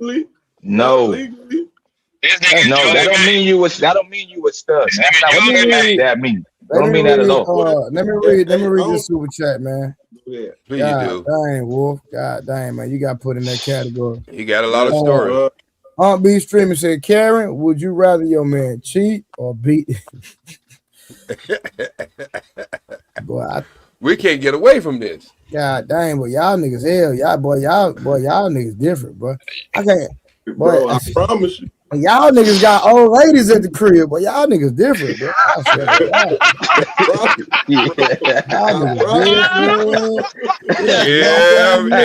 If you catch, hey Trey, if you catch one of them brothers with lipstick on their fingers, you know what's going on. Listen, hey, I tried to get out of the conversation. Let it be documented. Clip it. I tried to get out the conversation in the very beginning. Wolf started it. I did. I didn't start nothing. You paid for the super chat. I want to hear you did that. No, Wolf, you said masturbating wasn't cheating. The fact that you Negroes engage with Wolf Stat about shit like that says a lot about y'all niggas, bro. Hey, says a lot about y'all niggas, bro. Nah, don't do that. Don't do that. Wolf is the healing king. All right, real quick. So, all right, hold on, y'all. So, y'all know the little TikTok guy, right? So, the little TikTok guy, they said, did he hide his assets before his divorce? And she gets nothing now. To put context, it has not been confirmed about his whole divorce. So what I'm going to do is I'm going to segue into a situation of somebody that actually did it, right? That is confirmed that this happened. And that's Hakimi, right? So there's a famous soccer player that plays for PSG that he actually did it for real. So I'm gonna play his story instead of the young TikTok guy, but we still gonna have that conversation regardless. Hey Trey, let me down. Let pull somebody, maybe another lady want to come up. I just wanted to come up there and put some people in the closet. But hey, look, peace and love, and everybody have an amazing day tomorrow. I'll be in the clouds, and I don't start no shit because I come back up. All right, OG. All right. All right. He's gonna come back up when I tell him to. He's so petty. I knew you were waiting for him to leave. petty, my petty dog. All right, real quick. So we're gonna play a little bit of this. She goes to get half his money. Turns out it's filed under his mom's Fantastic. name. Yeah. Fantastic. So there's this guy who plays for was it Real Madrid and then PSG. Morocco. PSG. Or PSG. And he grew up in Spain. I think so, yeah. Yeah. And we obviously went to Morocco and we're like all into it. That's where I first kind of really heard about this dude. And just an amazing story. I don't know if this is real, but it's going viral everywhere. Yeah. Apparently it's 100% real. Also, this won't have been his plan. As great as it is that he's, do you know what I mean? Like, and funny. Like, this will just be a tax dodge. So he's like, pay my wages to Khaby Football Limited. And my mum is the CEO of it. And it'll be like the way taxes work in Europe is if you do that, you'll pay a lot less tax on the money if it's getting paid to a business rather than an individual because you can get more tax breaks. So it'll be that. Like, it's very common, like, for comedians who start earning a lot of money in the UK, like, their partners are then, like, managing director of Andrew Schultz comedian. Yeah. Okay, let's look at her. So she's of Tunisian descent, born in Spain as well. Apparently from Spain is like big, and then apparently there's reports that he's gonna get half of her assets. Yeah, because she's got money. Yeah, her assets are in her name. You never once thought about where the money's coming from? Yeah. You never once were like, hey, whose name is this? Oh, you don't have anything in your name? Yeah. In years of marriage, it never came up. It was never mentioned. But like, it's so easily explained. Like, if she goes, where's this money coming from? He goes, oh, it's coming from this shell company, so we don't have to pay taxes. Yeah, it's in Monaco. And she doesn't know. She doesn't understand what it is. She doesn't give a fuck, does she? Yeah. Also, this is how you know that everybody's acting like she's some gold digger. Like, this is how you know she was pure. She never asked where the money was going. Yeah. She Who actually asked where loved the money had come kids with from? them. Like, this isn't some gold digger. She put 2 kids out here, and he's going to take half of her shit? That's some scumbag shit, if you ask me. Is it a big, like, bad breakup? Like, why is the news of the whole money thing? All right, let's do because this is my first time seeing that. So, how do y'all feel about that? So, Andrew Schultz said, because I think Hakimi ended up getting a $90 million contract, right? So, everything was in his mom's name, and so it came out that he was going to get a half of his wife's stuff, and his wife was a millionaire as well, but she didn't have as much money. I think she had a few million. She didn't have a lot. So, Andrew Schultz said he's a scumbag because he hid his assets, and he's going to get part of her money. Samson, what you think about that? I feel like it's like boxing. You gotta protect yourself at all times. Ooh, nice. Mutt? Ask me that question again. So Andrew Schultz said he's a scumbag because he's making more money. He's a scumbag. But so he's going to get half of his wife's assets instead of his wife getting half of his 90 million.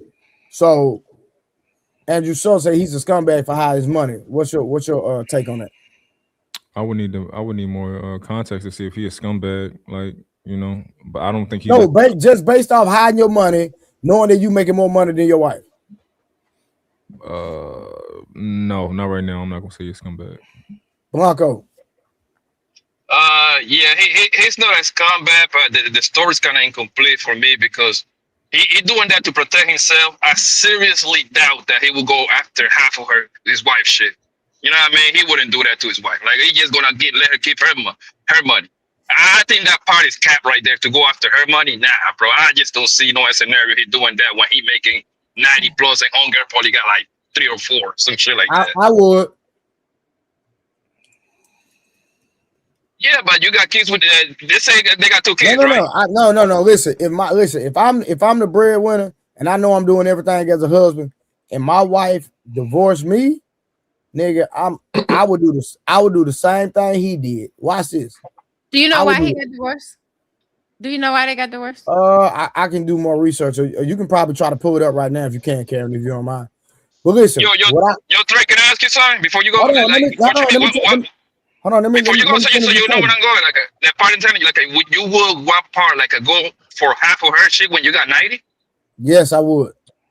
Okay. If she divorced me, yes. Yeah. And what I would do is I would take half of her money. I would literally document me spending her money on other women. What y'all having kids together too? I would spend every dime. I would do a documentary, or I would do a series on YouTube on me bagging other women with her money and spending it on other women. What y'all it would go viral. I would be petty as hell. What'd you say, Karen? I said even with y'all having kids together, you would Yes. Yeah, women take half of men money when they have kids together. No, I do. I'm not giving you that. I do better with it than she the would. money. I do better by than she would. I bet you at least the kids will have a fortune when I finish. Especially, I think it was 500 million that he got to be. Don't quote me. I think it's about 500 million. She was worth like 1.5 million. No, I was referring only to what Trey said about doing the whole documentary, spending the money on other women. Oh, that's just petty. Yeah, that's I'm petty. I'm not gonna lie. He'll be petty as shit. He don't look like he'll be petty as shit. He'll take it personal. No, matter of fact, you divorced me and wanted half of my shit. Just so happened, he was cold with that strategy. That was cold-blooded. Woo! You got somebody Google how much Hakimi is worth. I don't think he was a scumbag for keeping his money. He was like 100. He makes a lot of money, dog. And we I think he's a overseas money. That's big money. Cause I think he would be. I think he would be a scumbag if, let's say, the reason why she divorced was something on his part that he was doing or not doing or cheating or something like that. I think he would be always the goddamn cheating every time, man. No. The only time I would say that he would be a scumbag if he pursued half of her money is if he was the culprit of why the divorce happened. Yeah. Now, if he being petty because he didn't really do anything, and then she was trying to run game and trying to get half of his 90 million, and she got okie doked, and it was like, surprise, you don't have access to my money.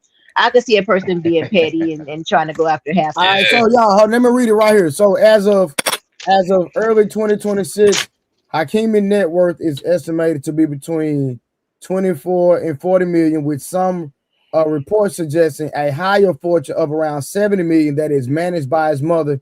His wealth is driven by a high salary PSG contract, roughly 13 to 14 million annually, and endorsements. So it's not even including his endorsements. So, Yep. He probably he's worth about 40 million himself, and he got his mom the money that he had his mom managing is 70 million. Yeah. Your mom will never betray you, so your mom will never betray you, bro. I wouldn't say never to that, but I understand your sentiment. Yeah. Okay, nothing is 100%. Yeah, I forgot to say that. Moms betray people quite regularly. Yeah, that's actually. So, be streaming. Is he a scumbag for doing that? No, he's not a scumbag at all for protecting his money, and he's not a scumbag for going after hers. If I agree with Summer about it, if she filed a divorce and he didn't even do shit. You know, if you filed a divorce, I ain't do shit, and I got a way to get half from you, we about to run that straight up every time. Peace, Murray. Now, I thought I shared my sentiments. He a cold-blooded strategist. Hey, if she tried to, she ain't tried. She divorced him and tried to take half his shit. I think she's worth $500,000. So therefore, I think he's going to do a better investment with that money than she would, and especially if they got 2 children. I hope he got the kids too. Summer. Yes. Carrie. I mean, K Clarity. I'm sorry. Oh no, I gave the dual answer. I'm sorry. I did the dual answer. So I mean, I think there's a lot more factors than just black and white of if he's a scumbag or not. From what I just looked, and I don't know how accurate it is, she was divorcing him due to great allegations against him. So I can understand why she would want to divorce him. Okay. Now you refresh my memory. That was a lie. So a lady lied on him. That's what it was. They proven? Yeah. No. So that's what I remember now. Now you just refresh my memory. A lady lied on him, and that's why his wife did it. That was not true. A lady lied on him, so he did not do that. That was a lie on him, and she divorced him because of that. Did he fuck the lady? Did he fuck the lady? I don't remember, but I know a lady said that, but it wasn't true though. Yeah, if you leave me for allegations, then we gonna have beef. Yeah, it was allegations. It wasn't true. Bro, no man get millions of dollars just to be with one bitch, bro. That's just a Disney movie right there that people created in their head, fam. I don't think that was what was in question at all. Yeah, it was an accusation. It goes because of the whole cheating part. Like, bro, if you happen to be lucky enough to get with a man that made millions of dollars, he's not going to be just fucking you, gang. Like you got to be honest with yourself. But he needs to be honest before he gets married then and say he's gonna have multiple women. Okay. I shouldn't tell you shit. You should know the game. Fact, check this out, man. You lucky to be with a nigga like that to begin with. Fuck you, man. Are women gonna be honest and tell man? Why do you guys keep I thinking might luck divorce has you? to do with money? You could be the stankiest, nastiest Because person you in the want world to have before it. you Exactly. out. I got time for that. Because you want to have it. Nobody got time for that. And I got a couple of joints. If it's not about money, go leave empty-handed. Then if it's not about money, leave empty-handed. The reason men don't tell because you women, want the money. the reason men don't tell women that I might want to be with other women, it's the same reason women don't tell man I might leave you if the butterfly's gone. They don't tell you that. Same difference. They're both deceitful and they both deceptive. That's why we don't say, yo, I might fuck other bitches. Cause you ain't finna tell me everything you might do. So why the fuck I'm gonna lay all my shit on the table? If you ain't laying your shit on the table, you just deal with it when it happens, just like I gotta deal with it when it happens. Ain't nobody finna make shit safe for y'all. It ain't safe for me. It ain't safe out here. It happens, it don't. You deal with it accordingly. But I ain't finna fucking wear my heart on my sleeve. I think that's a little bit different, like, if it happens versus what Poppy was saying, like, oh, don't expect it. Like, I'm going to do it the whole time. I think that's a little different. Not saying either one is acceptable, but I think those two scenarios is different. If it happens versus don't expect if it happens. You can't expect any man to be faithful that has options unless he wants to. Miss Morris, do you honestly believe that a Negro or any man, it doesn't matter what race it is, right? Get to the top of the top to get to like a millions of dollar kind of gain, right? And you expect this nigga just to put dick in just in you, bro? Like, you honestly believe that?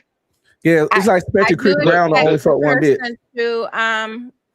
I expect to have an open, honest conversation of our expectations prior to getting to married. Really? Listen, that's something that should even be said, bro. Listen, bro. Come on, man. Hold on. So can we do that both ways though? Can we do that both ways then before it comes to marriage? So can a woman No, I'm asking, can a woman go inside before she gets married? I think a lot of things need to be discussed prior to getting married, and so we can set expectations. And Kareem, you want to be with me, and you know damn well what the game is. I'm having an extra bro on the side, man. It is what it is. You take it or live it. Hold on. I want to piggyback off what Uncle B Streamer said, right? Can we have a conversation with our woman before we get married? Like, yo, babe, honey, I might not leave. I might want to leave you in year 5 or year 17 because I'm bored or I don't have the bubble in my stomach. We should have that conversation too. Or two different things. Cheating is to get your get your rocks off. If somebody loses affection for you, there had to be something else that was going on in the household. Say we're cheating, right? I'm gonna say what I'm saying. Let me land. I never landed. Let me land, please, Miss Summer. Listen. The same way you feel when your man cheats on you, the same way your man feel when you leave him for no good ass reason. You know what? I'm not feeling this. I just want to leave. You know how many men that drink themselves into a stupor, get high, or unalive themselves because woman is left year 19 for no reason. Come on, I it's don't the know. same Wolf, thing. do You you know a lot can't. of men like that? It happens Yes, all the I know time. plenty of men like that in real life. That they wife just got up and left, took the kids, didn't say nothing, cleaned the whole bank account out. Yes, it happens all the time. And how you think he feel? Men lead in Yeah. suicide, self-deletion over women, and often that's one of the main reasons relationship stuff. And you can, that's very researchable. Yeah, but that right there, that right there is normal because men and women they're trying to delete themselves at literally the same rate. No, I know the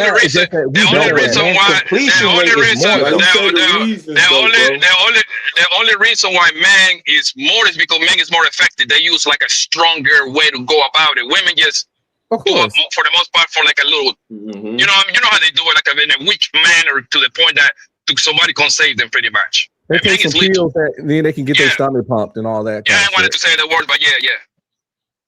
No, I was saying from the perspective of Poppy. Poppy is saying if you're a man with means, most men are going to have a variety or want a variety of women, right? So if that is the standard, if you're a man of means, knowing that you have access to women because of your money, then just have a conversation and say, hey, I want you to be my main girl. I want to marry you because I love you. But every now and again, I may step out on you, and then let the chips fall where they may. So, Same thing with a woman with, okay. And I know you're married, so I'm not trying to be disrespectful at all. No worries. Okay. So if you were dating a guy that's a multi-millionaire, do you truly think that he would be faithful to you? It would depend on what industry they're in. If they're in the entertainment industry, if they're a sports person and they're traveling, if they're in WWE and they travel most of the time away from the home, the expectation for me, I'm a logical person. If I'm gonna pick that type of person on GP, I'm gonna think they're going to cheat. I'm gonna think they're going to, and I would have that conversation because I'm that type of honest broad. I'm gonna be like, listen, ain't nobody stupid. No, it's not that. I'm just saying, do you realistically think that they would be 100% faithful? Not a person that's in those industries, no. But a person that's just making their money regularly, a businessman or whatever, entrepreneur. Jesus Christ. You know the businessmen, they go to the strip club and get their rock. That's fine. Strip clubs you watching, right? You're not having. Yes, you are.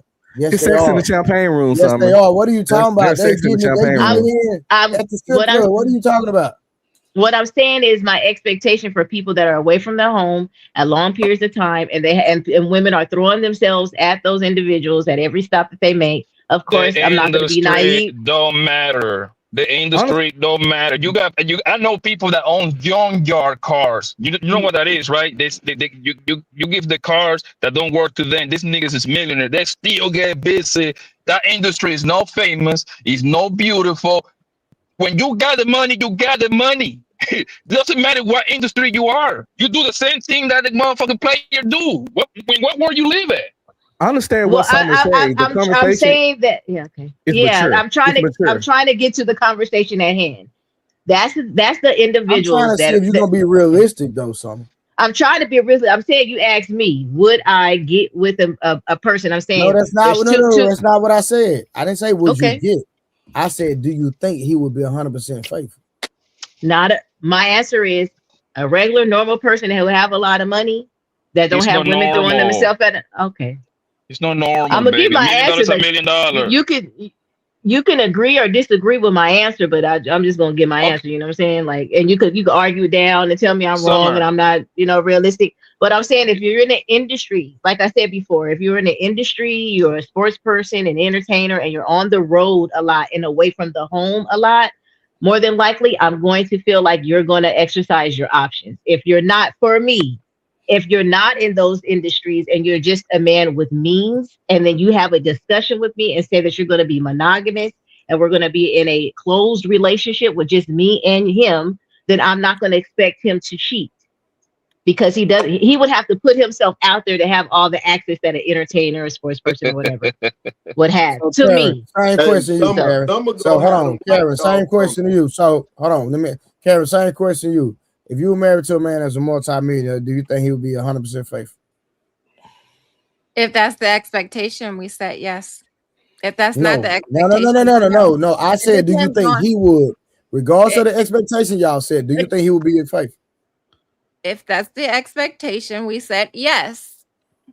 If not, that's not the expectation. Then no. That's not Kay. I know what you're trying to say, Kay, but that's not the question. And this is why men don't tell them the truth. This is exactly why. Because what do we have to gain by telling them the truth? Don't be surprised when somebody leaves if they're only asking for the truth. Mr. Ring, I agree with you. However, it's possible. Yeah, the probability is very low. You see what I'm saying? Anything is possible, and that's when you get confused. They always get confused possibility with probability. Anything is possible. Well, I'm driving right now, right? I can get in a car accident. Is it probable? No. Look, let's just be honest, right? When you say, Carol, you will say you want the truth, right? I'm gonna tell you something that most men know for thousands of years. Y'all ask for a lot of things y'all don't really want. A lot of y'all really don't want the truth at all. I know. I'm just saying in generality. I'm not saying you per se. I'm saying generality, generally speaking, right? Most women actually don't want the truth. Most women really don't want to know if their man's getting that. As long as you're not getting nobody pregnant, bringing her diseases, she's like, well, because the minute she catch this man, the first thing she gonna say is why. Not why didn't you tell me? She gonna ask you, why did you do it? Why did you cheat on her? The first thing a woman asks is, why did you do it? So not why you didn't tell me, huh? You sure know a lot about cheating for a nigga that don't cheat. Yeah, why you? I just do a lot of studying. When I did my with you. No, I know it's all love. We family up here. My thing is this, right? When I had my incidences, we were separated. I moved out the crib, went back to. I'm being honest. This is my real life. So I went back to the shelter, and I got my own place. Now I'm here. So when I was still legally under, bonded with her on paperwork, but we wasn't together no more. So but as far as like just going out cheating like that ain't my type of thing. I gotta get to know her. I gotta know, what I'm saying, I gotta take her out on dates. I ain't trying to do that. Oh my God. And I understand what Summer was saying. This nigga get to know the side piece. It'd be mature and right to do the conversation, to have the It's conversation. not being realistic. But the thing is, people have the right to renege. So if I had a conversation with her, what I'm not gonna do, and she have a conversation with me, what she got not gonna do, anytime in a marriage, she can back out of that shit. So it's pointless to have a conversation. She could tell me I would never leave you because the butterfly is gone. Right. But 5 years later, she'll leave me because the butterfly's gone. And I'd be like, yo, but you told me you'll never do that. And she said, well, I changed. Things change. Stuff different now. And I just got to eat that shit in the divorce court. So it's pointless to have this conversation where people can always change their mind and will look you in your face to be like, I'm sorry, I changed my mind. And you just got to be like, but you said they don't give a fuck. People got the right to be here. So it's within a long-term. But within long-term marriages is going to happen, period, regardless of the type of changes that it is going to be dependent upon the relationship. So what I'm saying is you move with integrity, right? So have the conversation up front, and then, you pray that the person adheres to that, but understanding what you said, people do change over the years. And as you change and develop, if you want to have a long-term relationship, you sit down again and you renegotiate the contract pretty much and say, hey, at first I just needed you to do X, Y, Z, but now I'm different. Now I need to move up to another level, or whatever the case is. Have that conversation before you cheat and or leave because butterflies are no longer there. But the person tell the person, right, that you have to renegotiate the marriage contract as you go along in life, especially if it's long term. There's levels to marriages. Kids get involved, parents, grief, all kinds of things can go into play. You just sit down again with your significant other and talk and discuss it again and move forward in that way. So if I was your husband, like, Sam, I love you. We've been married 10 years, but I'm saying, I'm still a man and I got eyes and I be seeing other women sometimes. Occasionally I want some strange. I ain't gonna make no babies. I ain't gonna be no STDs. I ain't gonna bankroll the money. You know what I'm saying? But, and I ain't gonna do this shit every day. I ain't gonna have no full girlfriend, but occasionally I won't.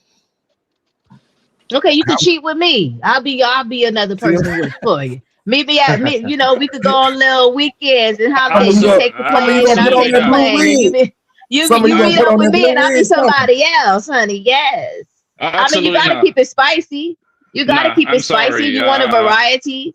If that's what you want to go for, is my thing. Poppy, if you want to go get Sally Sue down the street, that's you and your relationship. You have all rights to it. I wouldn't say do it, but that's you. Let's say I'm with you. You are. Listen, you could be sunshine one day, honey, and you act like you don't know each other. It's real nice. It's gonna always It's the same pussy, especially like if I'm with a light-skinned woman, I want a dark one next time. You cannot be dark, homie. You see what I'm saying? So no, you're not the same. Poppy, just go cheat. Just go cheat. It's fine. Go on and do it. I'ma pray for you. I'ma pray for you. Go get your variety. Hopefully you don't get caught out there in them streets. Never will, baby. It's your business. Memory super chest. Shout out to Concert Icon. American men have become weak to women respect. That's a fact.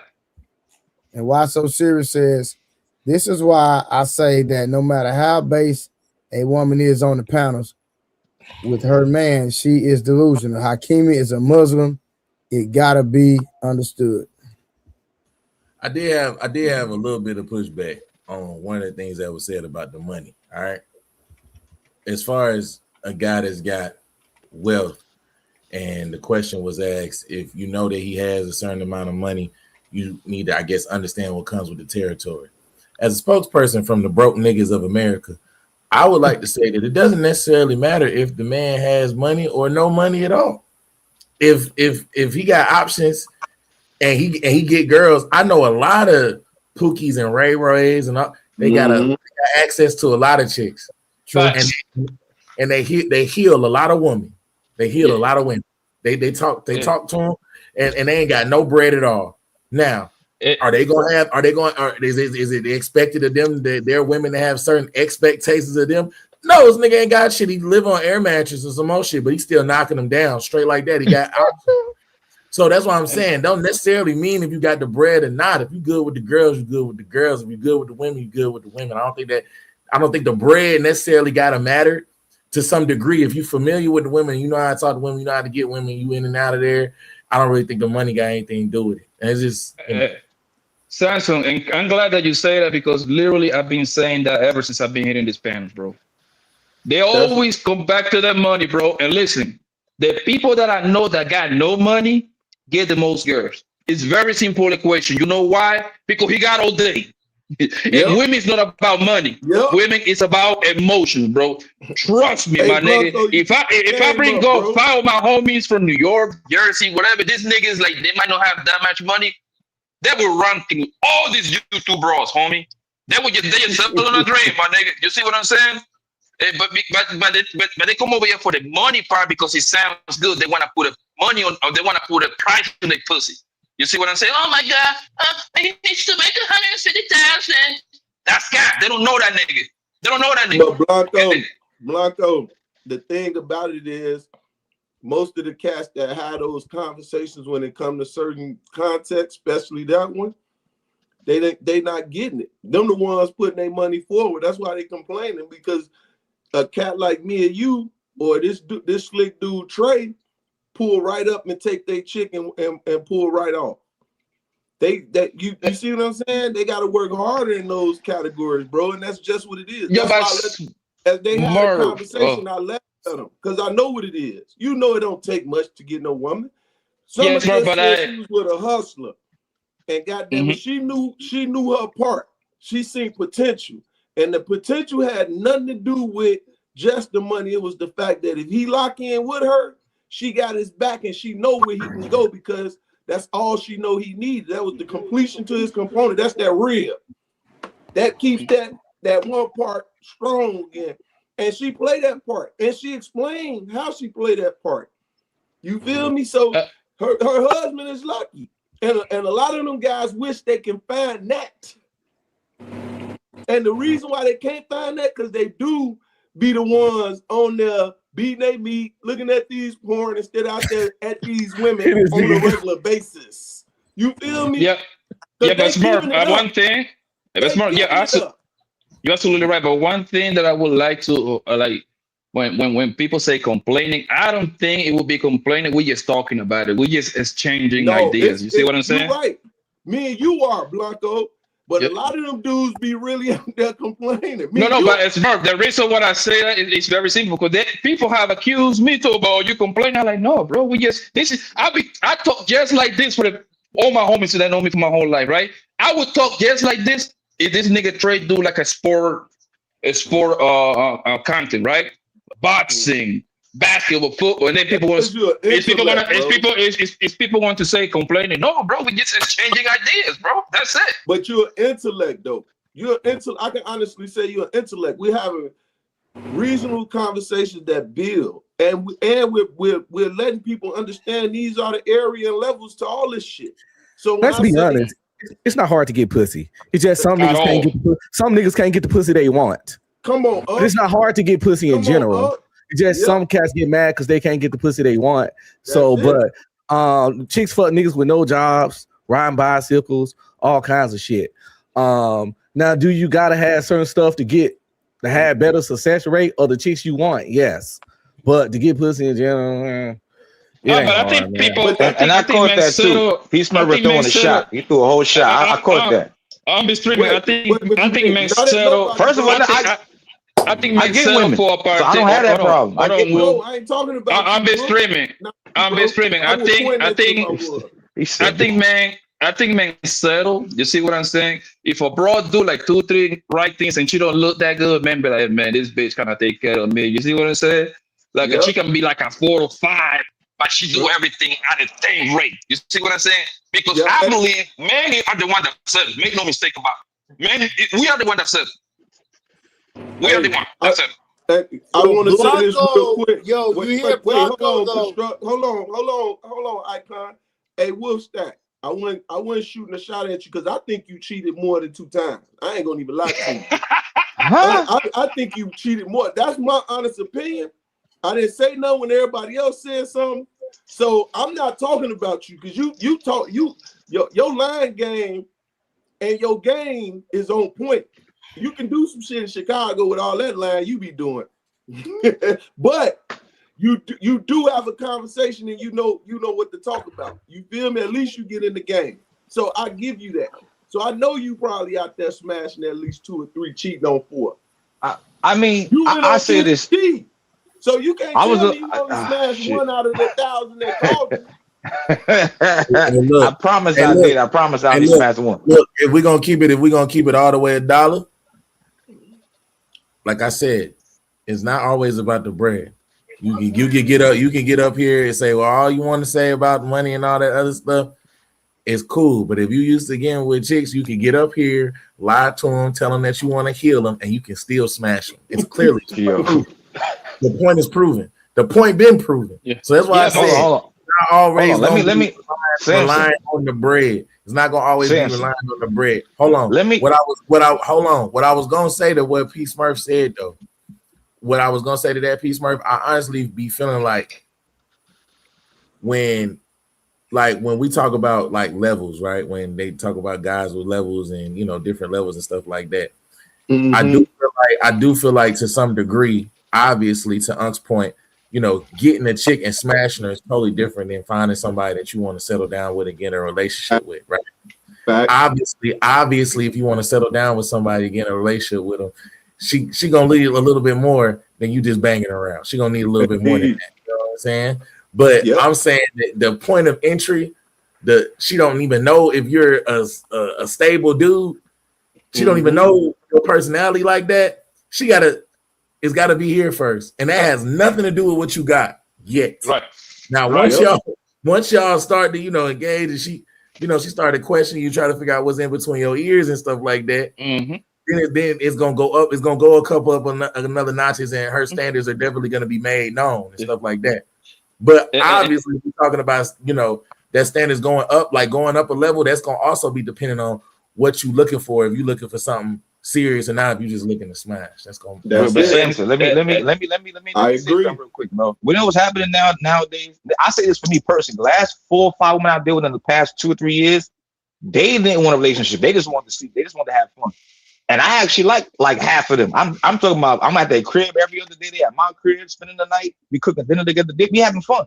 They didn't. That's what I'm saying.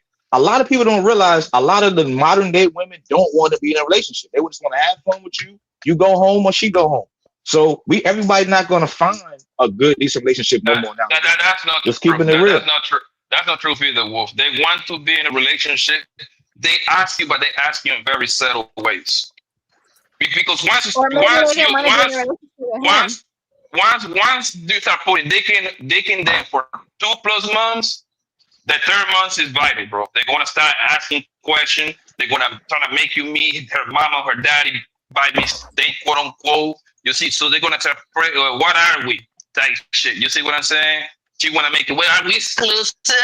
I mean, I need to know. You know what I mean? What that bullshit they be doing, right? But they want to be. They just don't got the balls to ask you out. But most women ask you out indirectly, bro. You just gotta pay attention. No, Blanco, I'm telling you, bro. I deal with women too, but I'm telling you for a fact. Living in New York, bro, a lot of women I deal with out here don't want no relationship at all, bro. Living in New York, like we ain't because every female is different. Every part of the country is different. They're not different. They're not different, bro. No, it's not, nigga. I used to be in New York all the time. Month with $5. I said, Wolf, that's embarrassing. I mean, and honestly, Trey, he just used to getting yoked up by his Timbs and they smash him on the side of the bodega. So it's a little bit different in New York. Hell no. Yo, we got two women in the panels. They can tell you once they start catching feeling for the guy, they start putting pressure on the nigga to ask you out. Am I right or wrong? Miss Marvin, these are different types of women, though. They're not modernized. No, man, relax, bro. Miss Marvin, have you ever asked a man indirectly, what are we doing? No. Yeah, there we go. Talk with the lie. Obviously, she lied. What about you, Miss Summer? What was the question, Poppy? Have you ever asked a man out indirectly? Like, do you ask a man what are we doing? She on her second boyfriend, Blanco. It don't apply to her. She on her second boyfriend. No, it does. It does because she could have asked the husband. Bro, no, she married that nigga. What you mean? Yeah, but no. My point is that she probably put the pressure on the nigga by asking him. But then, I didn't. I didn't put no pressure on her. So you didn't make no moves like, hey, what are we doing here? Where is this heading at? None of that? No, my first boyfriend was 16. I was 16 and he was 16. And my husband, when we met, we were 19. So no, he asked me to marry him within 3 months. So I didn't have to put no pressure on nothing. That's what's up. He knew what he wanted. That's real good shit right there. He was determined. Yeah. That's what's up. Congratulations. Yeah. My point was very. Hold on. Niggas with the $5. Niggas said the ism gotta be in you, not on you or in your pockets. Yeah, but and then Monk came back with another $5. He said, if you the guy, the O's don't want to be with, but you want to be. Read that for me, one of y'all. If you the guy, the hoes don't want to be with, but you want to be with them, it's embarrassing, brother. It is. So probably to answer your question, I can say that if a woman really is feeling a dude and really like that dude, they will start hinting and trying to pressure them to move forward in a relationship. That's a given to some women for sure. I agree with Blanco for sure on that. And not necessarily they don't got the balls to say it. Only a very few small amount of women that will say it, but they start kind of doing the most, right? They're gonna start. Hold on 1 second, let me finish. They're gonna start kind of pretty much like oh, can I bring you a plate to work? Oh, can I pass by? I cook some meatloaf. Can I bring it? So they want to separate themselves. Hey, I was at the mall and I just bought you this Jordan 4. You see what I'm saying? Because they want to separate themselves from the pack. A shirt, you know what I'm saying? How do you know my size? Because they even looked in your closet. My experience be they ask stuff like, so what are we? You look like that. Yeah, I agree. What are we? What are we doing right now? What's going on? Yeah.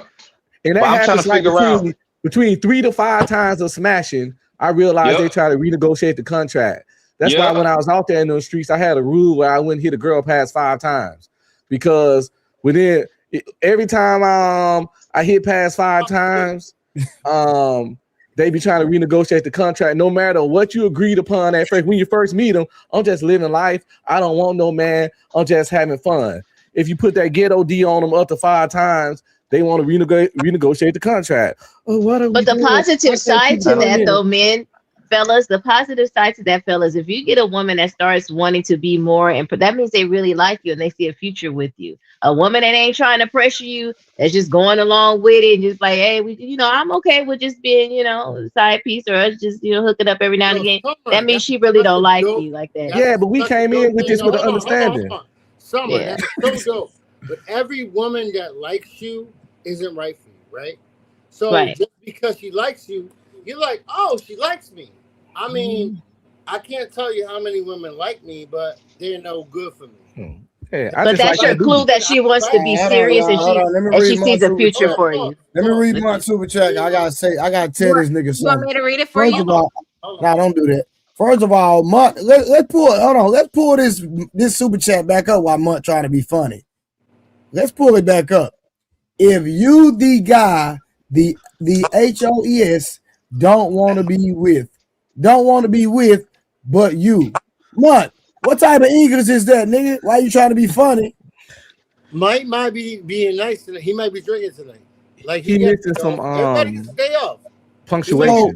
No, so it should have been don't want to be with you, but he said with but you. Why he trying to be funny? So let me read this next super chat. He has it. He's allowed. If you the guy the hoes don't want to be with, but you want to be with them, that is embarrassing, brother. I never said they was hoes, so I never said nothing about no hoes at all. I just said a model woman that want to have. Oh, okay. Never say hoes. Okay, so he did. He did read what? Right, what are you talking about? So he did make sense. My bad, to me, they hoes. You sound crazy. I deal with regular women. He's not alone. Hey, Icon, chill out, bro. Go ahead and read that. He gotta relax. Who? You doing a lot. You gotta relax, bro. Karen, read the super chat. If you N-words can't read, don't even try to read. Icon, nigga, shut up while we reading the goddamn super chat, bro. No, I'm not even talking to you, Trey. He jumped you on you. Disturbing the hey, Icon. You disturbing the super chat. God Go ahead, Karen. Somebody else can read it. I don't say some of those words. If you Negroes can't read, don't even try to read my damn super chats. Let the girls read my ish. Effing up my flow. What forget you, nigga? It should have been up there talking. Man, you done traded one guy for the next guy. Yo, that's wild. Wasso is cool though. What's up, bro? Yo, K is wild. She said, "Bro, your back." Why? Oh, you're gonna bring them both up? You're gonna have all three of them on the panel at one time? When you say all three, Kate, what three you talking about? You know what three I'm talking about. Nah, she's trying to be funny right now. That's I'm wild. not even being funny. Nah, you are. I never first of all, Tamant, I never said I dated hoes for one. For two, I said the women I date that are modernized. Are you serious? Hold on. I'm gonna say what I'm gonna say. And you gotta let me get it out. Tell you how I know you date hoes. You don't remember you was on the panel and you talked about. You said you got cheated on. You was with the girl kids and you only knew her for like a week or something, a month. Whoa! When did I say that?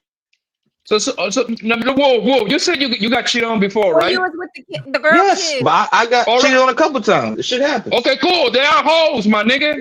What are you talking about? If that's the case, then that means the majority is gonna be like that. Then, if that's the case, anybody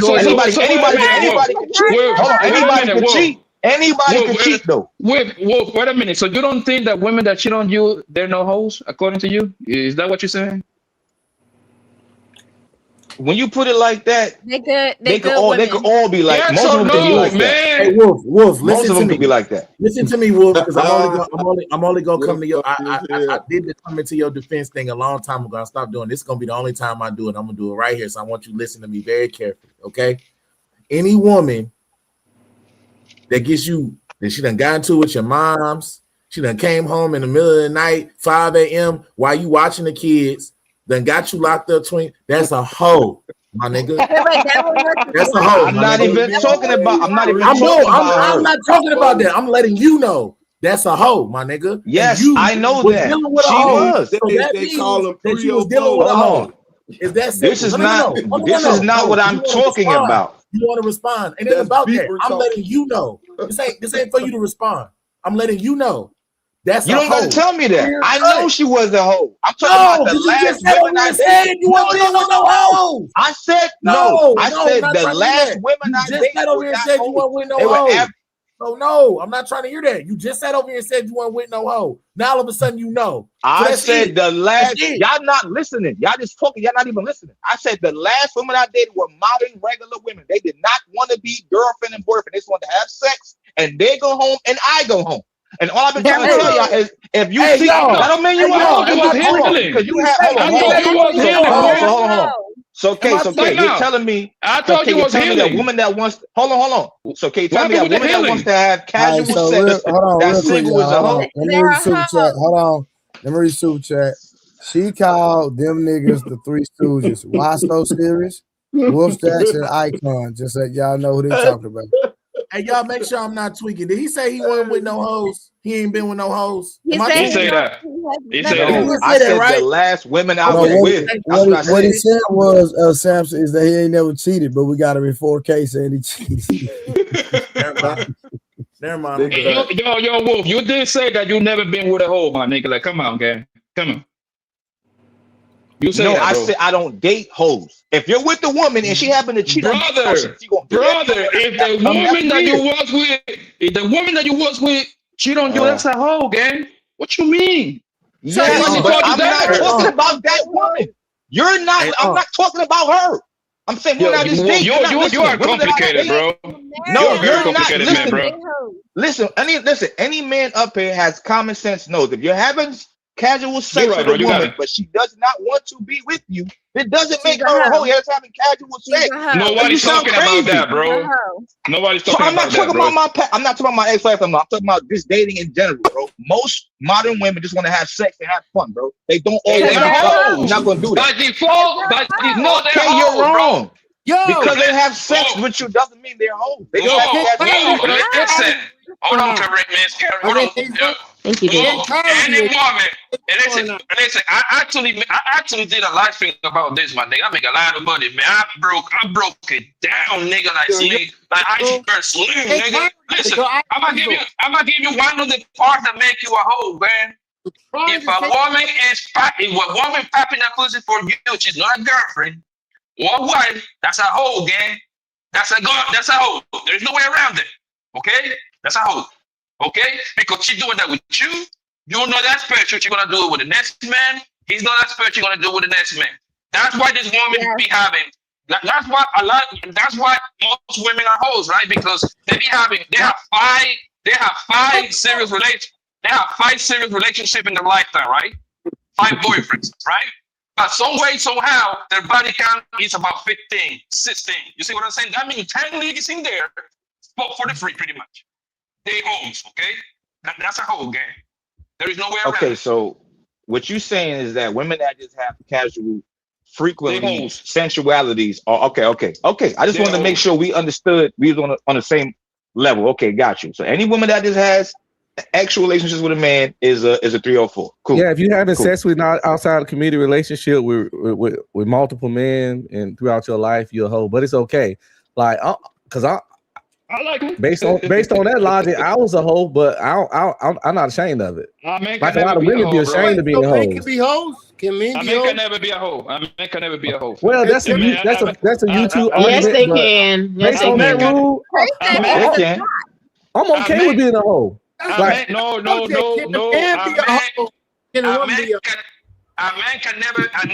is not being penetrated, homie. Y'all need to kind of like respect yourself a little bit, man. When I was 22, I was confused. Why can't a man be a hoe? Because when I first got to the army, time out.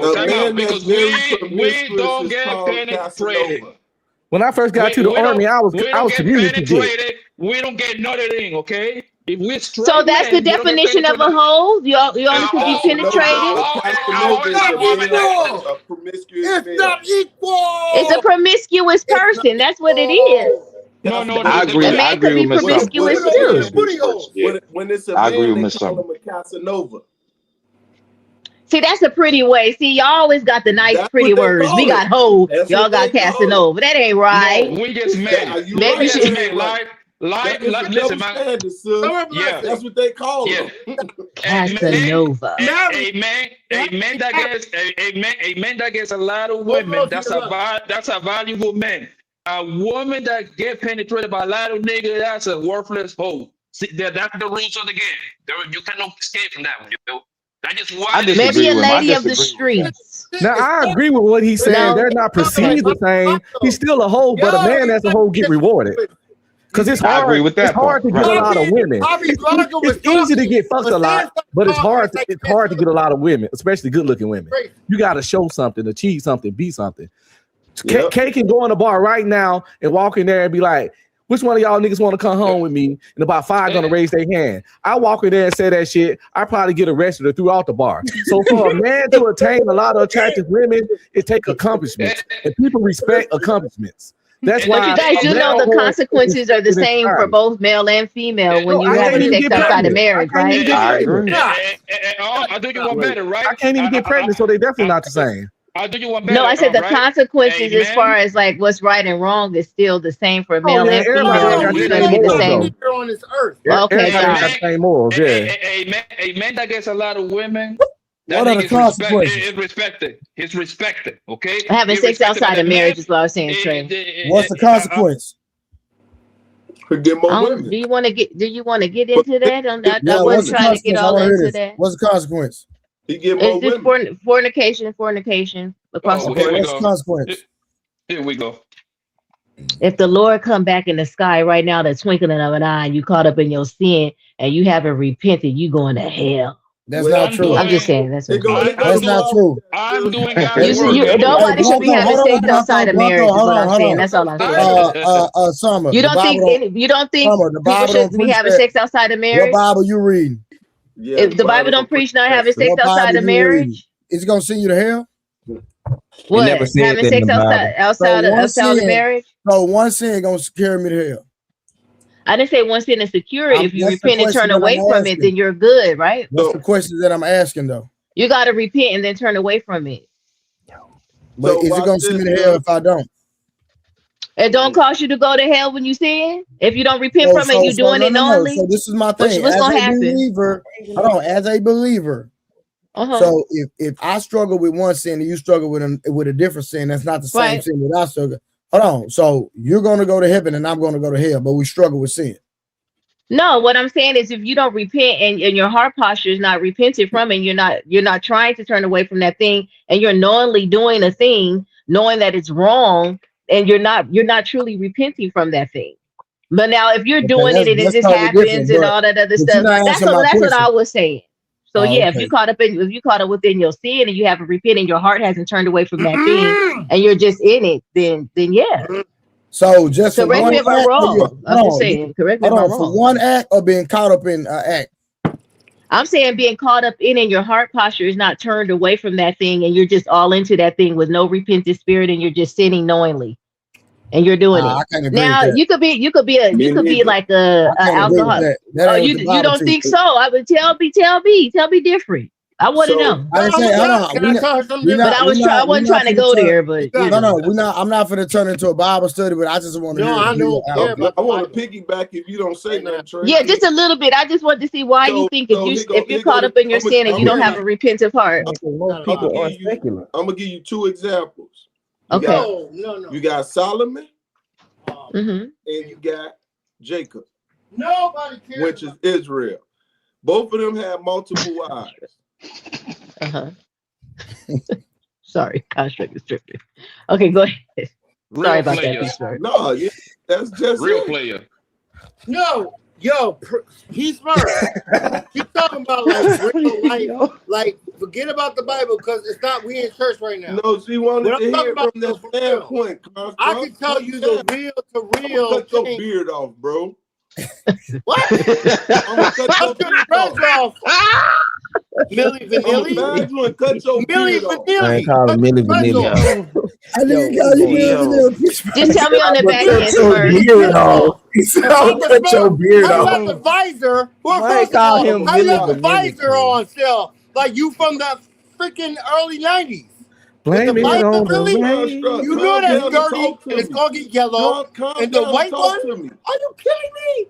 No, calm down and talk to me. Say How it you again say and say it calmly. Cause you intelligent enough to have a conversation. So calm down and talk to me. You got that bandana on. No, you talking to Summer.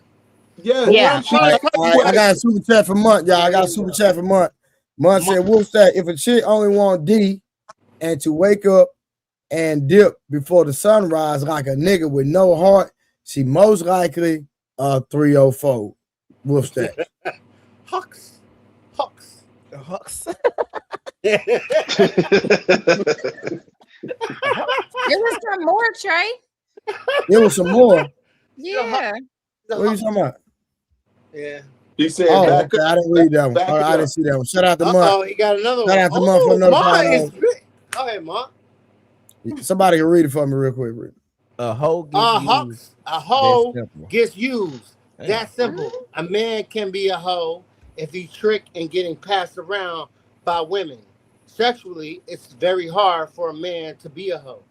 Yeah, when he tricking his money out, that's when we I man cannot be a hoe, man. Y'all niggas is dumb, bro.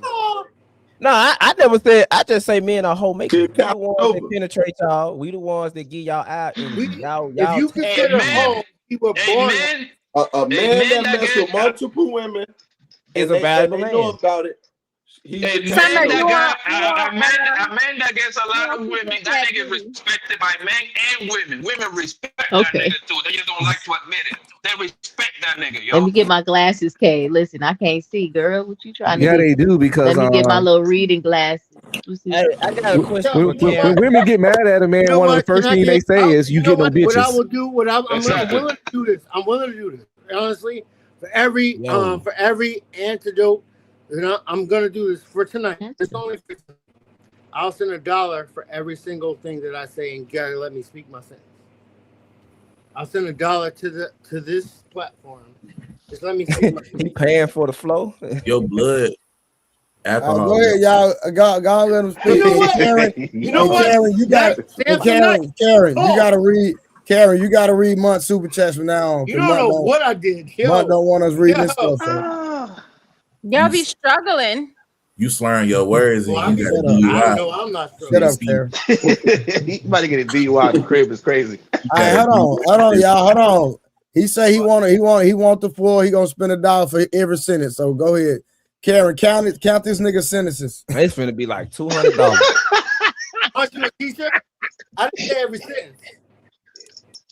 You said every sentence, nigga. I didn't even get to finish what I was saying. That's 3 sentences. You already spoke, nigga. Nope. Yo. I'm not game. All right, what's the terms? Fugazi. All right, check it. Now, Clock started. You probably about at $20 already, Construct.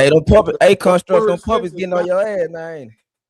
A one-word sentence matter. We charging for all those weird thoughts too. You know how they say a penny for your what? A penny for your thought. That was funny. Remember how they say a penny for your thought? You know, all right, that's 5 sentences. We at 5 now, nigga. You can't ask questions. You're on the clock. Keep going. The timer's going. You know what? Go. You got it. All right, send that nigga. super chat. Send a super chat. I haven't even begun to song. You haven't even begun to song? I haven't. Hey, you haven't even begun to song. I thought he said get his car. I haven't even begun to song. Send me Hey, can I ask a question though? The thing, the break thing. Yeah, You got DUI. You had DUI. You ain't even no car. That's crazy. Hey, send me some of that hooch you be drinking, bro. Hey, you had $10, bro. Look at him. See what You had $10, Icon. Mm-hmm. So send a super chat, nigga. But I got y'all chilled out. You see how y'all weird about money? Calm down. Who's next? Nigga, we don't care about no money, nigga. You one brought it up, nigga. I got you did. Have y'all at a stasis. No.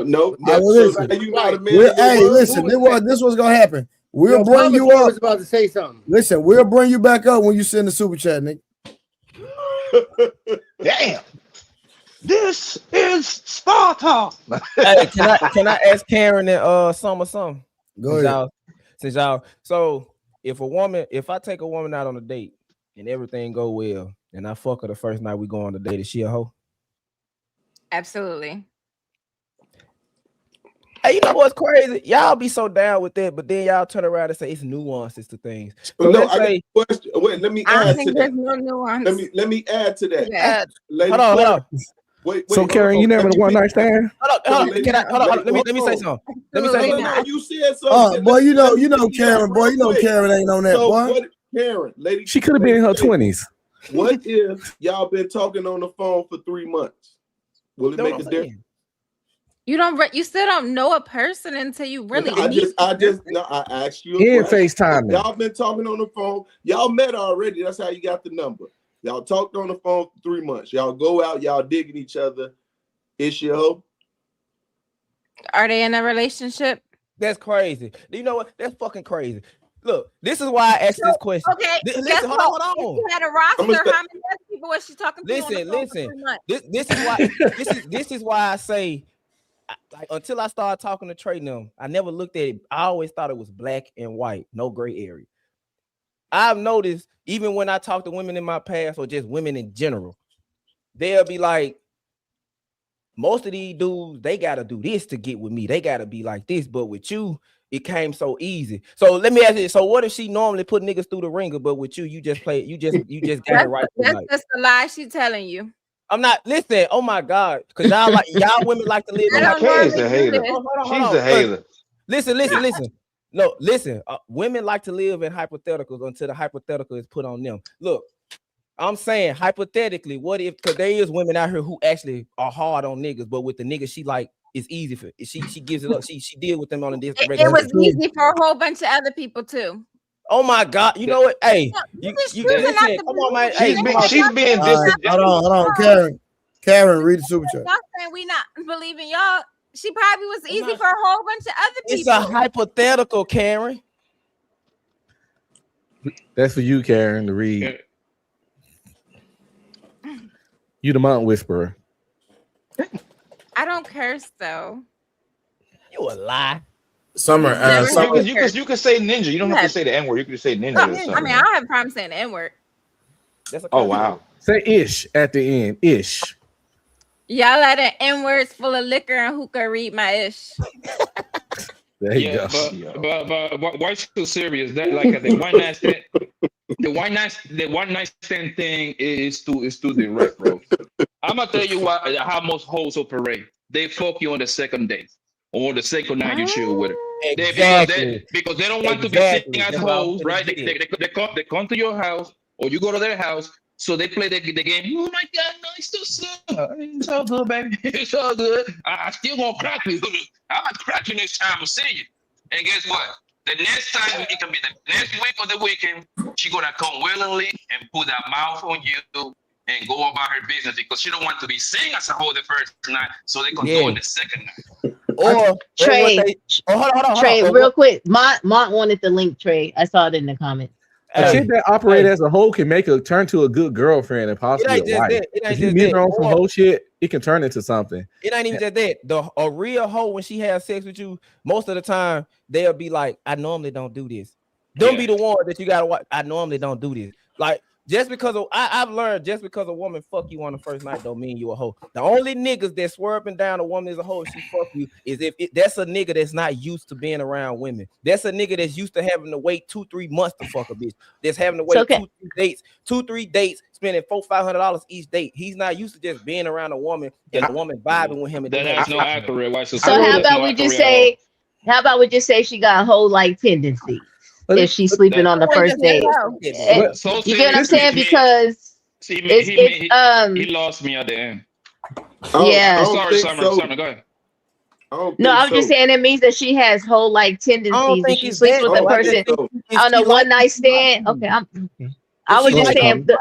Let Summer close her deal, y'all. I was just saying the way that you framed the question was if you were out on the first date and then you were able to have intercourse with her after the first date, regardless if she didn't do it before or not, she has whole like tendencies, because a woman that has, that values themselves, right? Regardless of how much they like you, regardless of how much game you spit, regardless of how gentlemanly you were, they're going to have a value and a standard about themselves, and they're not going to give up their vagina to you on the first night. If that person does do that, they have whole like tendencies. Like Miss Karen said, it is what it is. You're not going to let some dude just certain women ain't going to do that on the first. It just is. I don't care how handsome and great it was. Some women have standards. They're not going to do that. And been married for years. It's so serious. He lost me at the end when talk about like that. The niggas that think that wait. Now that's not truth at all, bro. Wait. You ain't the only cold nigga in the city, my nigga. If you got that whole the first night, goddamn, a couple other niggas got it too, bro. Come on, man. True. Everybody's over But here. at the same time, hold on, bro. Everybody over here is over 35 in this goddamn panel, my nigga. If you believe that, I never said at the same time, women don't operate the same. I don't agree with that, Blanco. Women don't operate the same for every man. Some dude got to do 10 dates to hit. The other dude might have to be one.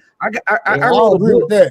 I wrote a book and I had a chapter in there talking about the ugly tax. And the ugly tax is pretty much the price you got to pay to make it make sense for the woman. And every guy don't have the same ugly tax. One guy ugly tax might be one date.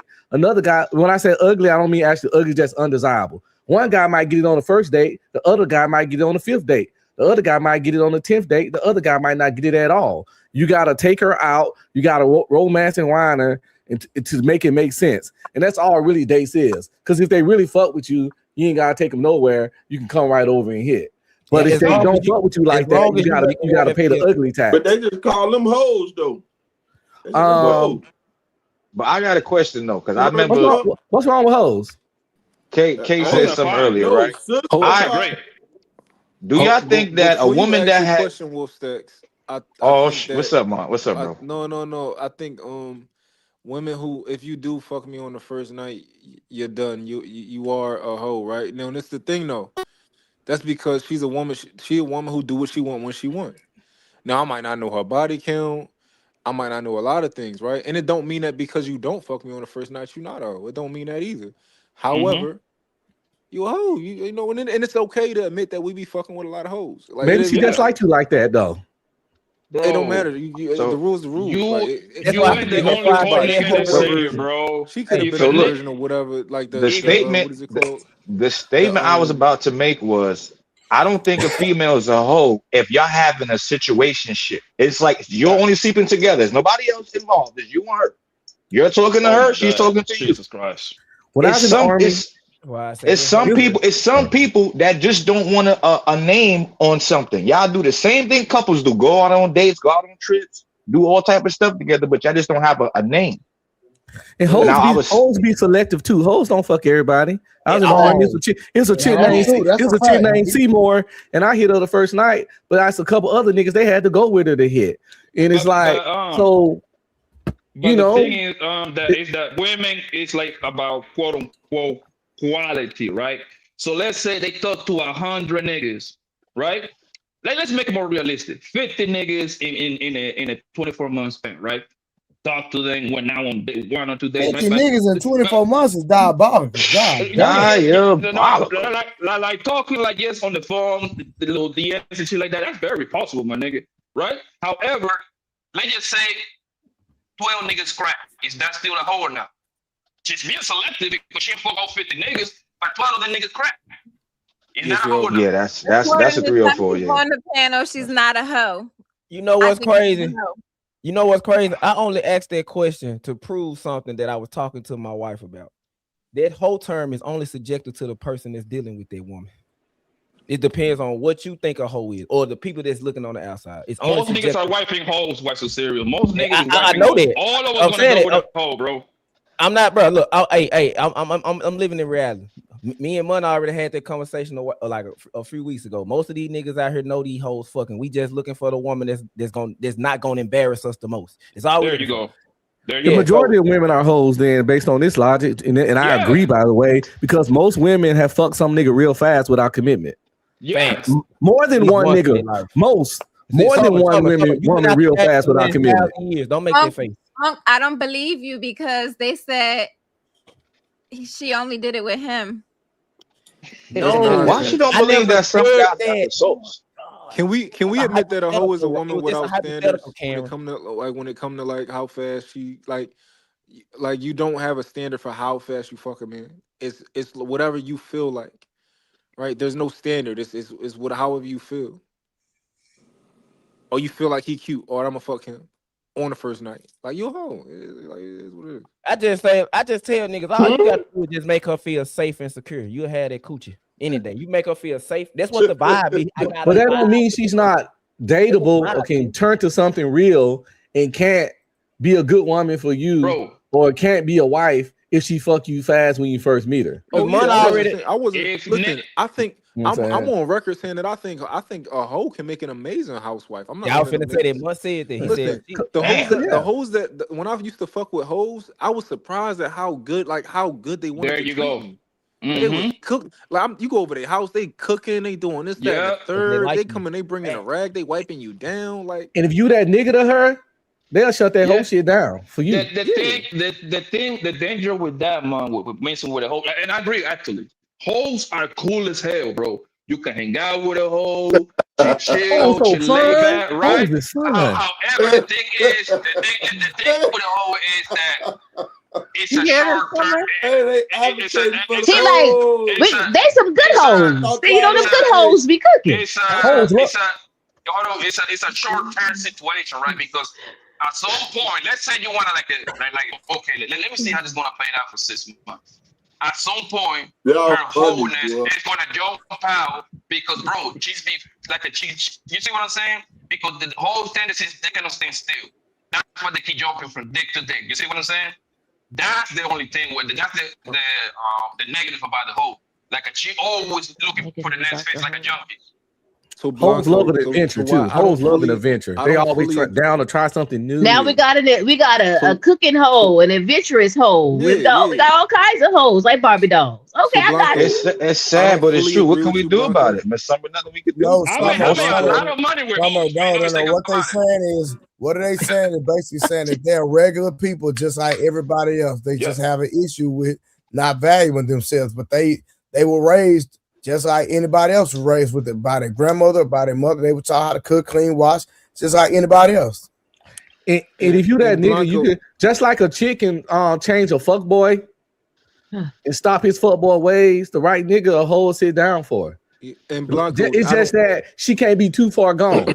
Yeah. If she was a neighborhood gangbang, I say run away. Minding my business. But if she had sex without commitment before, she's still dateable.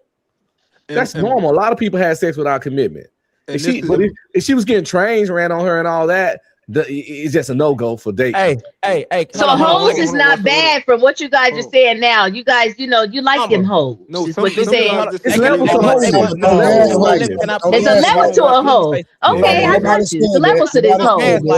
God damn. You been out the game so damn. That's why it's so hard. Nobody said that. So Blanco, that's what they said. It's a good hoe, a housewife hoe, a cookie hoe, an adventurous hoe. We got all them hoes. I'm advocating for these hoes. I just advocate for these hoes, bro.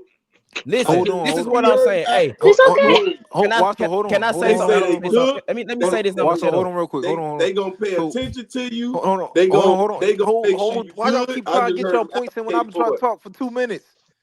All right, hold on. All right, look. So Blanco, the reason that I don't fully agree you with you, just down there somewhere? I've been on here for 5 minutes. For real? Yeah. Oh damn, let Mont talk, y'all. My bad, bro. Nah, it's cool. It's cool. No, Blanco. This is why I don't fully agree with you is because I think certain women are hoes for different reasons, right? So some women are hoes because they just don't. They're hoes for. They might be hoes for because they stupid, right? So every time that they out of a relationship, they can get tricked out of their pussy because they just stupid and they believe in whatever a nigga saying, right? You got some women who hoes because they just like the fuck. Right, they like to fuck and they like to have experience. They like to have fun and they just they chasing the next experience and all that type of stuff.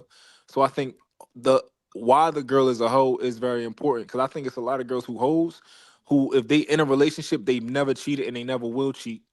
However, when they're not in a relationship, they're gonna do whatever the fuck they want to do.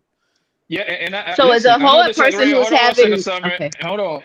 I don't disagree with you, bro. What I'm trying to tell you is inside of the whole atmosphere, right? The hoes that you're talking about that are willing to sit down and be kind of loyal to a nigga, I will put that in a very low percentage. Can you agree with me on that? Yeah, so let me Can you agree piggyback with on me? you real quick, Blanco. Hold on, boss. Like, can you agree with me that inside the whole world, right, in the whole atmosphere, right, the entire whole country, right, the percentage of women that are gonna be good, loyal hosts just to you is going to be in a very low percentage for that to work. Can you agree with me on that one? Because I don't see hoes turn into a good wife. However, that's like a low percentage type of shit right there. So I think it's low, but I mainly think it's low because they typically choose niggas like wolf stacks and not the guys that they want to be with. So if they would like the wolf, this nigga, bro. Here go the thing. Let's define truly where the whole term came from. So Came from a white woman.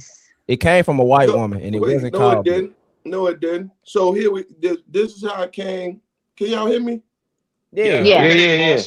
We hear you. I don't know what my shit. Anyway, y'all can hear me? Yes, sir. There I go. So when we was coming up, they used their body as a way to be able to get in between the women's system to get to men, right? And they were tools. That was their tool that they used.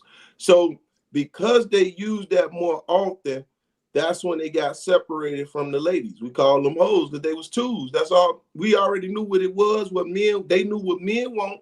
They knew they wanted the attention of men. And that's how they maneuvered themselves. If you notice,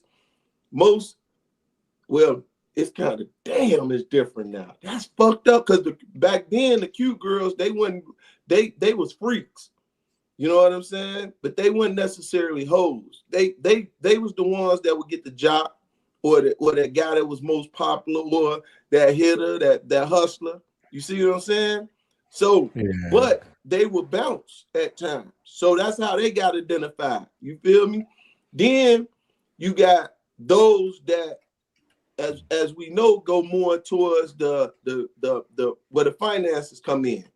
That's the part that fucks us up a lot of times, us as Gen X, because that part has become on the same page with everything else. So it's hard to kind of separate. That's why I asked Kay, what if you talk to a woman on the phone for 3 months and she busts it down when y'all go out on that date, would you consider her a hoe? These days, guys wouldn't consider that a hoe. Back in our days, it wasn't a hoe because most of the time it took us that long to get to know the individual, to get in their presence. And we had to get it how we can get it. That's why some end up getting married young, because she wanted the freedom to be an adult. You get where I'm coming from? So a lot of times, going back to the whole analogy of these women, they use that part because they know it's going to attract the men. But at the same time, they still doing those other things that the guy's talking about, because they're looking at every opportunity to step into play, right? To get to that guy. And this is what the guys understand but don't understand. I'm a land. They understand that they can get that into play, but that woman can offer, like what they saying, she can turn away from being promiscuous. I call them promiscuous women. She can turn away from being promiscuous and focus on me, long as I give her all the things that she desires. But there's an opportunity that she can switch up. And that's what scares a lot of guys. They can't get to that point where they lock in sometimes. So they just continue to, man, she a hoe. And then sometimes they ain't what she wanted. She decided you ain't what I want. I thought you was. So she knew what she gonna use in order to get to that next person. And I'll land there. Do y'all think that at a certain point in a while a man is courting a woman, right? Or from the time that you meet her to the time that you want to marry her, at a certain point, does a woman have to show pursuit of you? You know, the man start out with the pursuit, but at a certain point, is it a woman's time to pursue? Damn right. You asking the men or the women? Everybody. Yeah. I think she got to pursue from the beginning, because I feel like when a woman loves you more, you got better of a chance y'all staying together longer. Because women usually lose fascination with a man before we lose fascination with them. Just keeping it real. How is it possible that you always wrong? Bro, how am I wrong, bro? I had very long relationships in my lifetime, bro. Longer than yours be. I had a 9. I had a 4, 4, and a 9. My 9 was my longest. And the minute she That stopped, was very toxic. But it wasn't always toxic. It got toxic later on. So you don't always know when a woman switch is about to hit, and she goes from being the perfect thing to you. She's freaky in the bed, she cooking, she cleaning. The next thing you know, it might be year 8, year 9, or year 6. It wasn't. You told us. It was like year 1 when she popped up in the middle of the night at your mom's crib. Yeah, but that's one incident. I'm saying no. K. One incident. Many of us have had a girl we stayed with for years that popped up at our mama's crib when you didn't answer your phone. In the middle of the night with a kid. Yes, many men experience that. No, it's crazy to you because you never loved a man like that before. You love a man, he's not answering your phone call. Damn. Women that love. If most of us men in here, right, to say right now, you could have been with her for 10 years or 7 or 5, doesn't matter. If she loved you enough and you're not answering her phone call, she's popping up at your crib. Open this door, let me in. Facts. No, just because y'all don't just say y'all love like that. Just say y'all don't love. She might not pop up where you at. She might not do no pull-ups, but she's gonna have some type of point of contention to you not picking up her phone call. She might come to your job the next day. Some women go to the extreme of looking at, this nigga will say he was hurt, I'm gonna pull up her. Or someone is just, when you get home, just understand that she's not gonna talk to you until you and then when she do talk to you, the first thing she gonna say is, where were you at? Why weren't you picking up the phone? That's because she know y'all niggas be on bullshit. That's why. Right. I don't necessarily think that it's because they love you that they rolling up. I think it's just insecurities. It's like they have lack of trust for you as an individual. A woman that has human nature been insecure. That's what I'm trying to understand. Like, why the fuck is people saying it? Since when has he normally picks up his phone when I call him. Now he not picking up the phone. So they like if you normally do it and it's out of your is you normally, because I noticed women pay attention to a nigga's habits. Like my wife said when every time she called me cheating, my habits switched up. I went from doing this to doing that, or I went from doing this to doing that. What I'm saying, if women pay attention, I don't think that's why I think a lot of men get cheated on, because they don't pay attention to a lot of things that they women be doing. By the time it's because the lives never match. Hold on. Poppy. Sorry, go listen, ahead. Hold on, because she just asked me a question. She just asked me a personal question. I never, Kiki said I can finally talk about why she cheated. I damn near killed this girl twice. What niggas don't know, I woke up out my sleep choking the shit out of her. When she came, she had to smack me. She had to smack me with one of her wine glasses. This is some shit that I wanted to tell Trey about, but he said don't talk about it. Kiki came the same night I did. So why are you talking about it if he told you don't talk about it? Because my wife said it's cool. I don't give a damn what he say now. What I try to tell people. Listen, let's get it off his chest, Karen. Let me get it off my chest, because everybody, because all y'all look. When she told me, she was like, man, Ishmael, if you don't go get therapy, I'm done with you. I'm like, what you mean? She was like, man, you just damn near killed me. She said, first off, you did it in your sleep. Then she went back and showed me videos where I'm walking around the house, sleepwalking, acting like I'm holding a gun, calling out commands to my platoon. She was like, you did that twice. She was like, whatever happened to you while you was over there, when you was deployed out, you brought that shit back home with you, nigga. She said, I'm not finna deal with this shit, bro. She was like, so when we went to therapy, the therapist came to him and was like, stop having sex with him. Ishmael uses sex as a way to relieve himself from all his daily stress. Stop having sex with him. The more you have sex with him, the more he's not gonna deal with his issues. She stopped having sex with me. She listened to the therapist. I started cheating.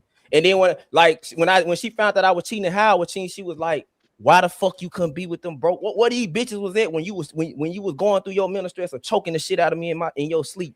Where these bitches was at when I was hipping you through therapy? Where these bitches was at when you was broke as head? Like, so when I told Trey, I can understand. That's why I took that shit on the chin, because most bitches, I said that shit a couple weeks, most bitches will never risk their life for a man like that. So when she did what she did, I just chopped that shit up like, yeah, she wasn't doing this. She held me down. Like, what woman you know gonna deal with that? Why? So most bitches would. I'm not saying they would, but I'm saying, so when niggas be like, is that why she cheated on you? It's not because of this. It's like I said, it's black and white. I did a lot of fucked up ass shit. Even after she took me through therapy, my cheating got worse. Man, I told y'all the day after my daughter was born, I was on the river fucking the bitch outside. I left them at the hospital. Like, you go dirty. I was a dirty ass nigga. I never once I said I wasn't. So she's still not allowed to cheat back though. Hey, I never said she wasn't allowed to, but I just said I took that shit on the chin. I also take any Samson Trey, anybody. Listen. No. I also tell niggas I said don't do what I did. A lot of niggas can't come back from a woman cheating. I came back from it because I took responsibility of the shit that I did. Like, I just took responsibility. I ain't take her right back. It took me damn near almost 2 years to get back with her. But I understood why she did it. She should be lucky you took her back. I don't look. You right. Y'all can have what y'all say, but I'm saying at the end of the day, after I tell people all the time, after I took my wife back, I understood that it's a lot of niggas out here that get cheated on and take their woman back. The thing is, if it ain't gonna embarrass you, if don't nobody else know about it, if the nigga that she cheating on you with ain't doing no fuck shit, you will take her back, nigga. Hey, why so? Let me say this. First and foremost, I'm gonna say I understand your pain as far as that mental portion of it. Believe me, as a brother of arms, I get that.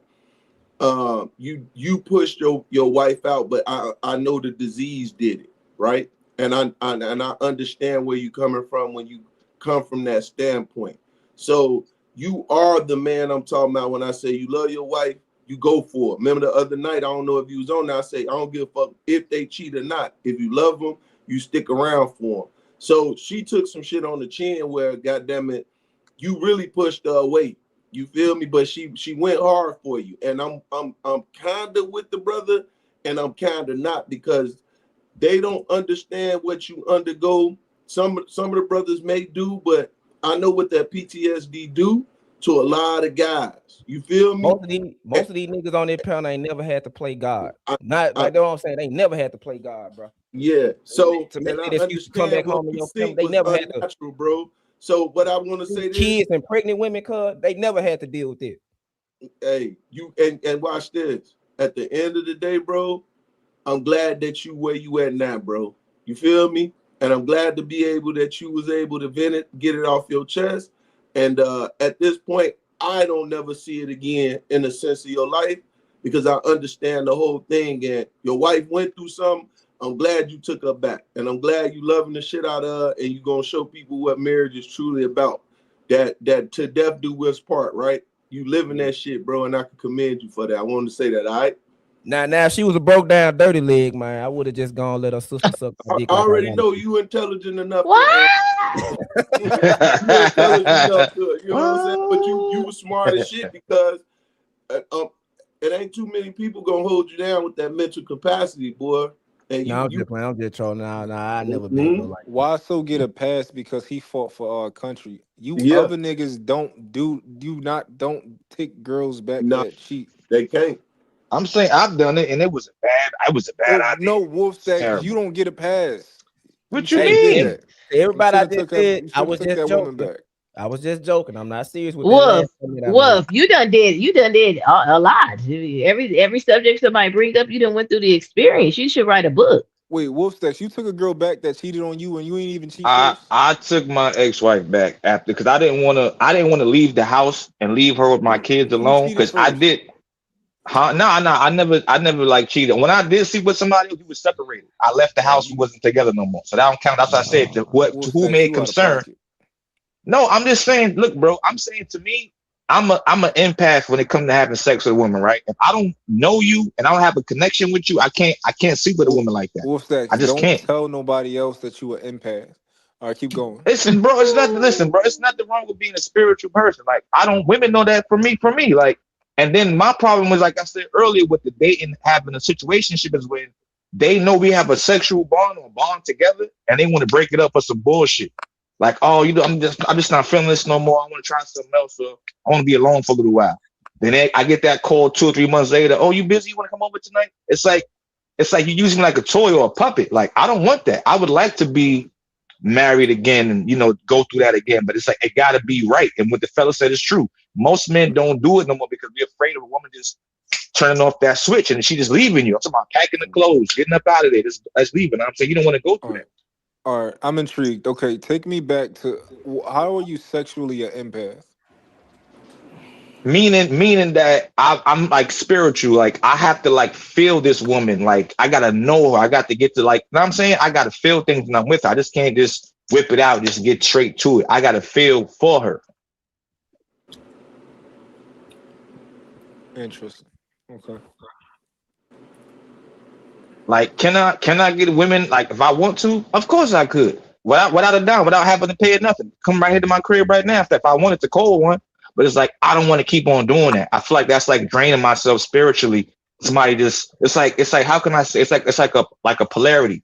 Like somebody's pulling close to you and then pulling away. You might not get that energy again for a long time. Everybody got different energy, different spiritual energy on the inside. We all do. We all got different spiritual energy. You know what I'm saying? We got some work to do with you, Wolfstacks. We gotta get. I'm just saying what's real, bro.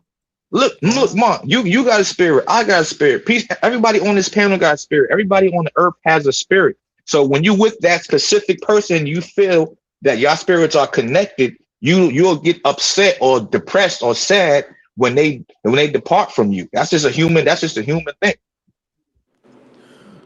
Yeah, but we're not taking no bitches back that cheat though. Chio. Well, if y'all got kids together and y'all had a family and your name is on all the bills and you paying for everything.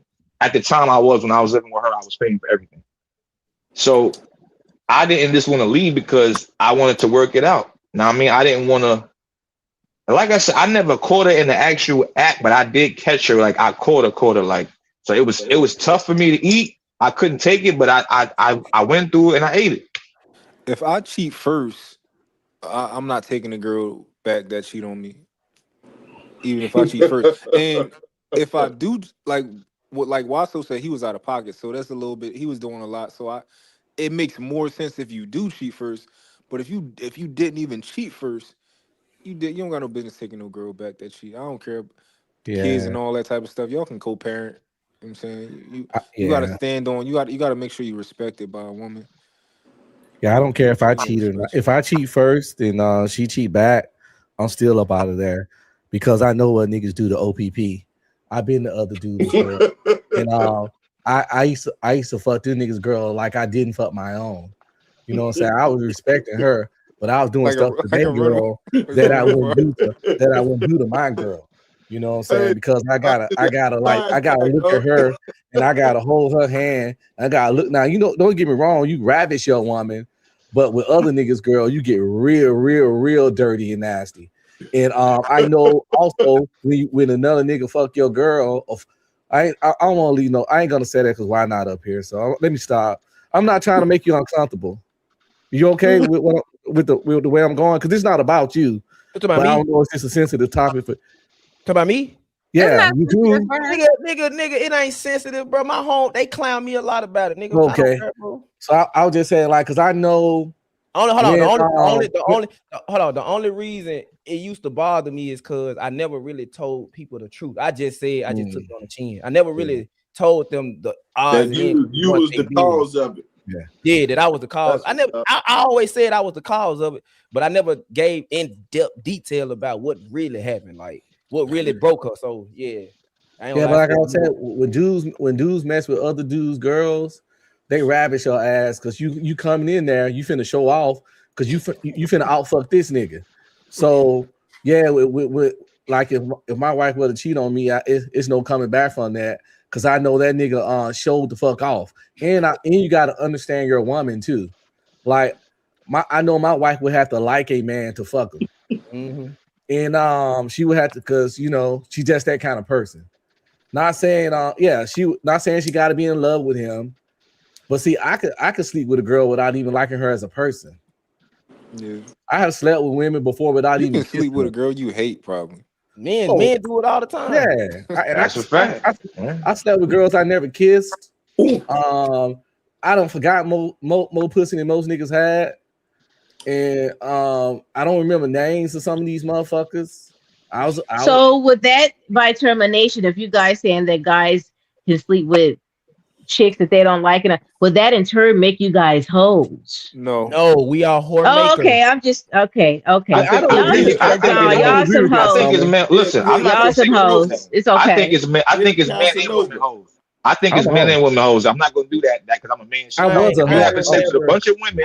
As long as if you're single, that's fine. But if you have a woman and you're just going out sleeping with a bunch of women, then I think he's a male hoe. That's my perspective. That's a hoe that's sleeping with people that you don't even like. That's some hoe stuff. Y'all wait, hold on, Watso. Summer. In modern term, they call it community dick. That's what y'all see. Y'all CD. Yeah, when I was in the barracks, when I first joined the army, hoes. You see what I did right there? CDs hoes. I first joined the army early 20 in the best shape of my life. I was running through them goddamn barracks. Ain't even going front. I was just a little country nigga from Louisiana. Hey, Uncle P. I ain't know no better. For a fact, man, I would never ever marry a military woman. No, you sure don't. I used to watch them knock on doors, bounce from doors to doors, the barracks bunnies. I used to be on CQ when I was a staff sergeant, and I'm sitting there at the desk, and I used to just watch girls doing the walk of shame down the hallway from a random nigga's room, then go straight to another room. Because I knew where everybody's room was. Matter of fact, the girls weren't even supposed to be on that. It was bad. But yeah. Then when you get deployed out and y'all been out there 2-3 months, and man, it's a slow Tuesday, bro. But y'all talking like the ones that's in the military super bad. That's like 1 out of 100 that's bad. I mean, you're right, though. I mean, but most women are 5'6" though. The vast majority of women are 4s, 5s, and 6s. And the vast majority of humans are 4s, 5s, and 6s. Yeah. The only thing that's why that average shit never shouldn't bother people. Their bodies be bad, but yeah, it be in shape. I like the term. whoremonger. I forgot. That's what they used to call y'all, whoremongers. But do you know what that means though? Say slut maker. We just slut makers. Oh no, that sounds too nice. No, y'all ain't gonna get away. We gotta get a raunchy word. I was a womanizer. Listen. A gigolo. Somebody said a gigolo in the chat. If I'm not mistaken, Deuce Bigelow, man, Gigolo was a great movie. What is like? Gigolos is popular, right? No matter what you call a man, call him a slut. Like I used to tell my baby, I used to tell my first baby mama this, and I used to tell Kiki this all the time. I was like, as women, y'all gotta stop pulling up on niggas. Stop if he had a party or a pool party or stop pulling down on him, causing the scene. They was like, why? I said, because you ain't finna do nothing but put your man on these bitches' radar. Why is this bitch acting a fool like this? Especially when we living in that where bitches saying fuck these niggas. We can do that. If he fucking up, go get another one. So why is this woman pulling down? You finna put your nigga on the radar. I be telling y'all don't realize a lot of stuff that y'all do puts other women to your nigga. When you pull up on a nigga, the bitch is gonna be questioning. So now they finna ask the first thing, like, what you do for a living? Or what you doing? Why you got this bitch doing this crazy ass shit? Then when the nigga get to explain it, all it takes is a conversation. A lot of women, those women are just jealous and territorial. That's all. Regardless of that, it ain't about that. A lot of women can nullify a lot of things though. Like I said it all the time. A lot of women got a lot of power. Y'all put a lot of women, a man gonna do what he want to do anyway. But a lot of women give a lot of niggas leeway with y'all actions, especially when y'all get mad at this nigga. You run into your friends telling them about all your business, what he doing, what he ain't doing. Y'all, a lot of women be saying how the nigga be fucking, and then you get upset when your friend try to backdoor you. Shut up. A lot of stuff ain't deep just because they like be quiet. Like a lot of women do a lot of things, and I don't think they even acknowledge this shit. Well, I got some game for the women, so y'all understand something.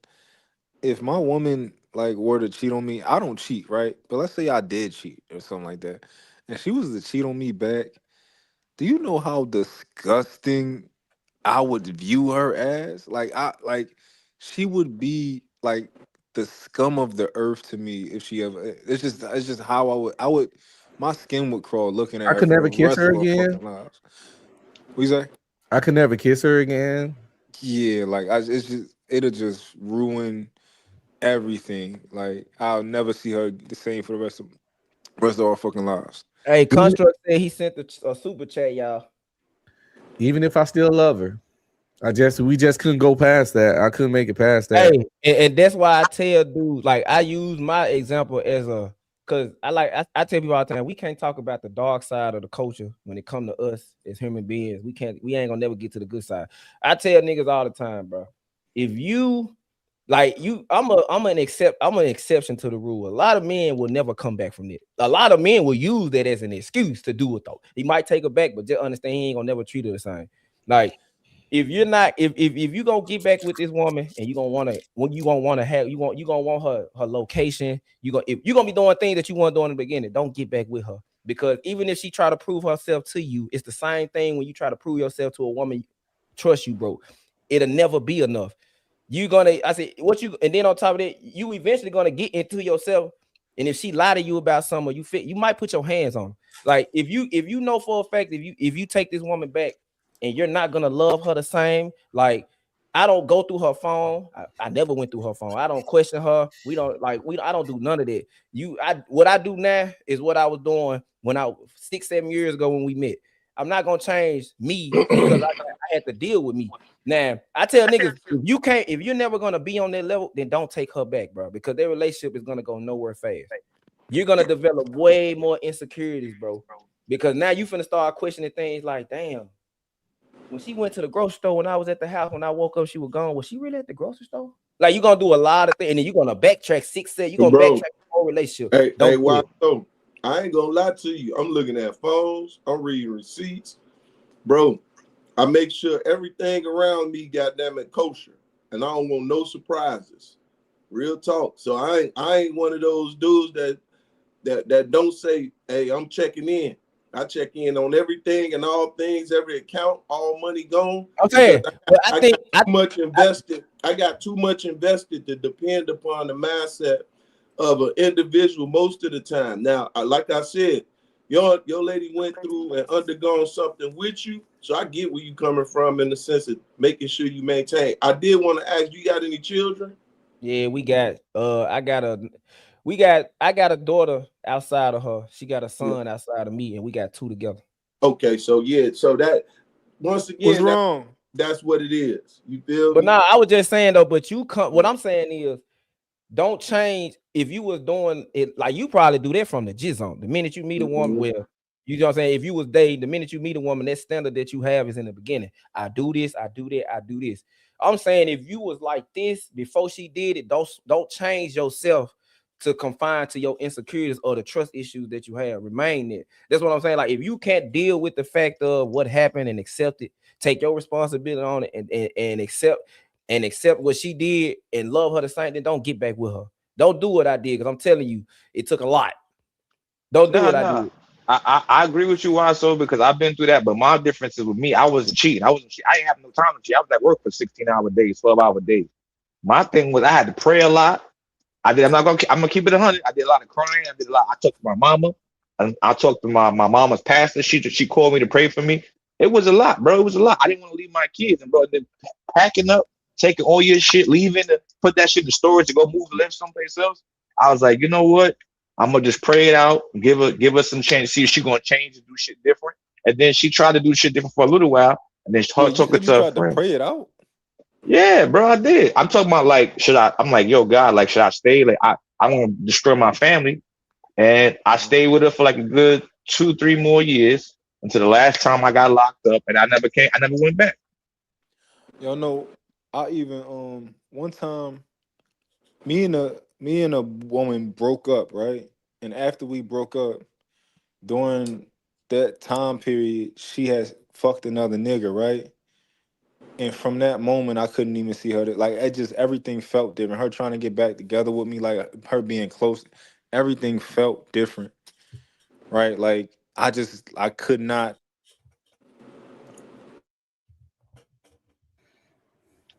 It will feel different. You don't Man, what even the fuck happened? What the month just left?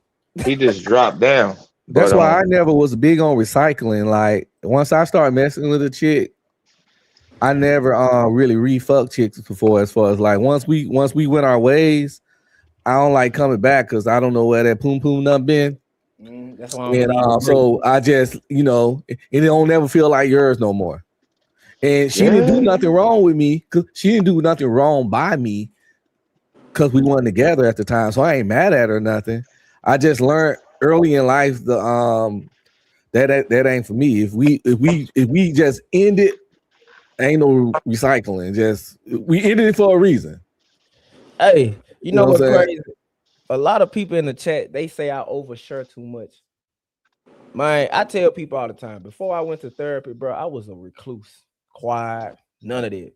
Therapy changed me, made me be the nigga, start looking at life different. I tell people all the time, after I've been through a lot of things, it's a lot of people out here that go through what you go through and be trying to find ways. And after being in the military, the suicide rate amongst men in the military is so damn high because they ain't got no real outlets to talk about nothing.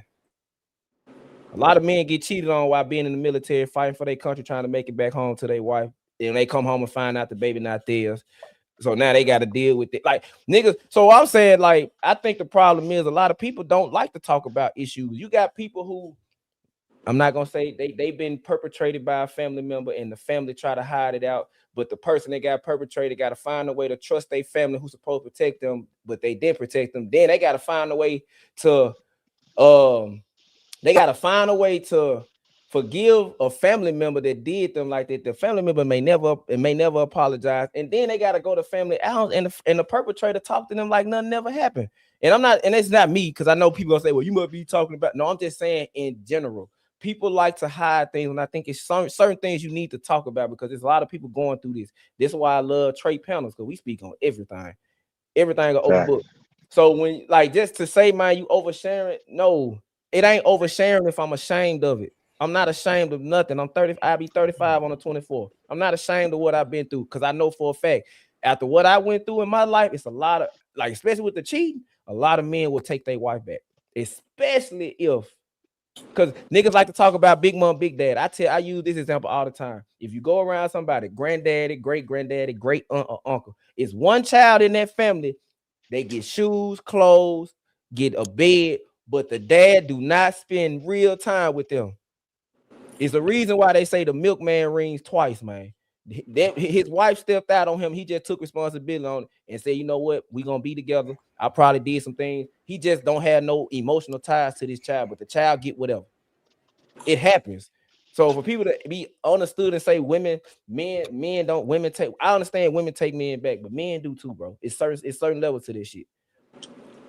Well, men take women back all the time when they cheat. Hey, one thing I tell niggas though, man. Hey, if you active dude in the military and you deploy out, take your family with you, please. Am I lying? I never was a stressor about cheating because I grew up in the mindset of a chick gonna fuck who she wanna fuck, and you can't control nobody and you can't watch them 24 hours. All you can do is try to pick the best person you can pick and hope for the best. And I ain't gonna ignore shit in my face, but I don't believe in looking for shit. And if you only can keep a person faithful by handcuffing her ass to a radiator or keeping her in your hip pocket, that's somebody that you don't need to be with. So you just gotta like let a motherfucker just go out there, because the thing is, it don't take but fucking 15 to 20 minutes to fuck. So a chicken fucking nigga on a Walmart run if you plan it right. So It's like you just gotta like don't even care about it. Don't even think about it. And honestly, just because a nigga got the pussy, that don't mean he own the bitch. You know what I'm saying? Like I said, as long as you don't know, you good.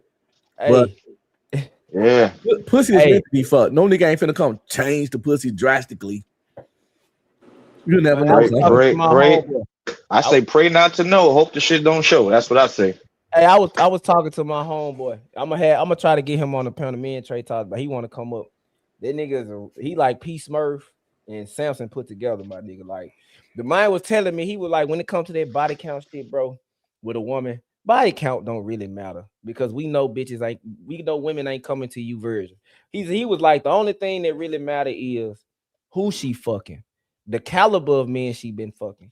Cause like he was saying, no man wants to go into a spot that he frequent, and he ain't take his woman out, and he have to look around. This bitch done fuck the whole starting lineup in this bitch, or he don't want to have a conversation with somebody he know about how his woman arches back. Like he said that's when body count really matters. Out of that, if you fucking niggas I don't know about, and you can keep that shit in the closet, most niggas ain't gonna give a damn. My whole thing was a woman can have, when it comes to body count, it ain't a particular number for me. It never been, because you can't never know the number. But if you're a nigga that dealt with women, you understand how hoes move. All you gotta do is talk to her, hang with her, kick it with her, and she get to drinking and just talking, and she gonna just start telling you hotels, because hoe gotta tell everybody. And she could tell you some shit on Tuesday that means nothing separate, then tell you something on Thursday, and you take that Tuesday and Thursday shit she said and put it together, and completes the hotel. So you just gotta listen, be observant, and you may not notice that body count, but you can know she a hoe, and then you conduct yourself accordingly. But when it comes to hoes, I think a chicken had 9 bodies, 10 bodies, and be less of a hoe than a hoe with 1 body. If the chick with 10 bodies, all 10 bodies her boyfriends, and the chick that fucked 1 body fucked a nigga in a pissy fucking club bathroom. The chick that fucked the nigga in the pissy club bathroom, which I've seen that out here in Dallas many times, chicks getting bent over in the man bathroom in the stall.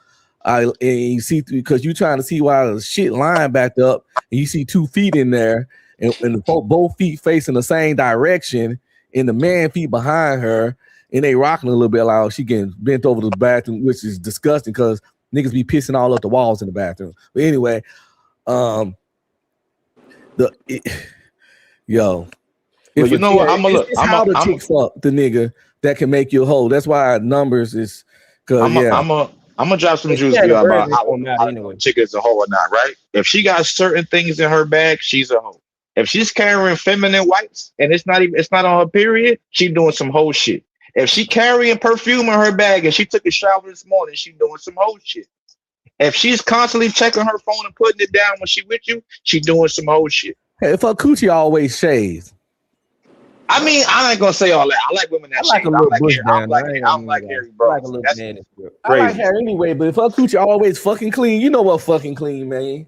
You mean like it's waxed? Yeah, 9 times out of 10, she freshly fucked. Chicks don't even like waxing themselves. If you meet a chick and the first time you hit, she all waxed up, she came to fuck you, or she freshly fucked. So it could be a positive thing. She could have waxed it for you. My dad used to tell me, man, when it comes to a woman, the only men that really matter is the first and the current niggas. The rest of the niggas don't matter. Because the niggas out either, he was like, you gonna only, the men get compared, you only gonna, all the men get compared to the first. If the first was drastic in her life. Well, the first dude that made an impact in her life outside of her father. Every dude after that gonna get compared to that. So the only niggas that really matter, the in-between niggas don't matter. It's always the first dude and the dude she with now.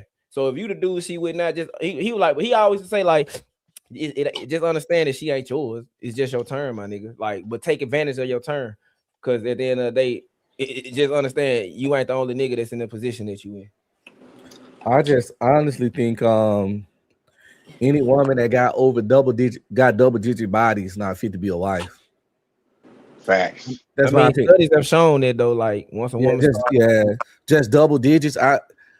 If you been with 9 men before me, I better be your last one. I'm your 10th, and that's it. So we gotta make this work because after that, I just don't because yeah, I don't think a woman should make it to double digits. I mean, and it's a problem. Motherfuckers be double digits by the time they're in their 20s. You start having sex sometimes as a teenager, blah blah blah. But let's say you was trying to do the right thing. You started at 18. Wait for you an adult. How the fuck between 18 and 25, which is 7 years, you get to double digits? Like you ain't had no 1 year, 2 year, 3 year relationships. You know what I'm saying? To tie it up. And yeah, I just don't. Yeah, 10 bodies is a lot for a woman. Hey, you know, we had that phenomenon where women be saying niggas be loving women with money. They like women. I after talking to so many people, bro, I've come to understand that a lot of men typically go after women that have some type of status like that, lawyers, doctors, like women who make good money, because real men know, bro, the women that's fucking the most is the business women. The women who having the most casual sex, they work too damn much to not have it. The women that's having the most casual sex is the doctors, lawyers, entrepreneur type women. The thing is, they have a reputation to uphold. Like they know how to hide whatever they got going on. Because if the world finds out about it, they job is ridden, they whatever. So I think a lot of men go after women with money and has a certain career because in a way she has to have some type of mystique about herself. It ain't about the money.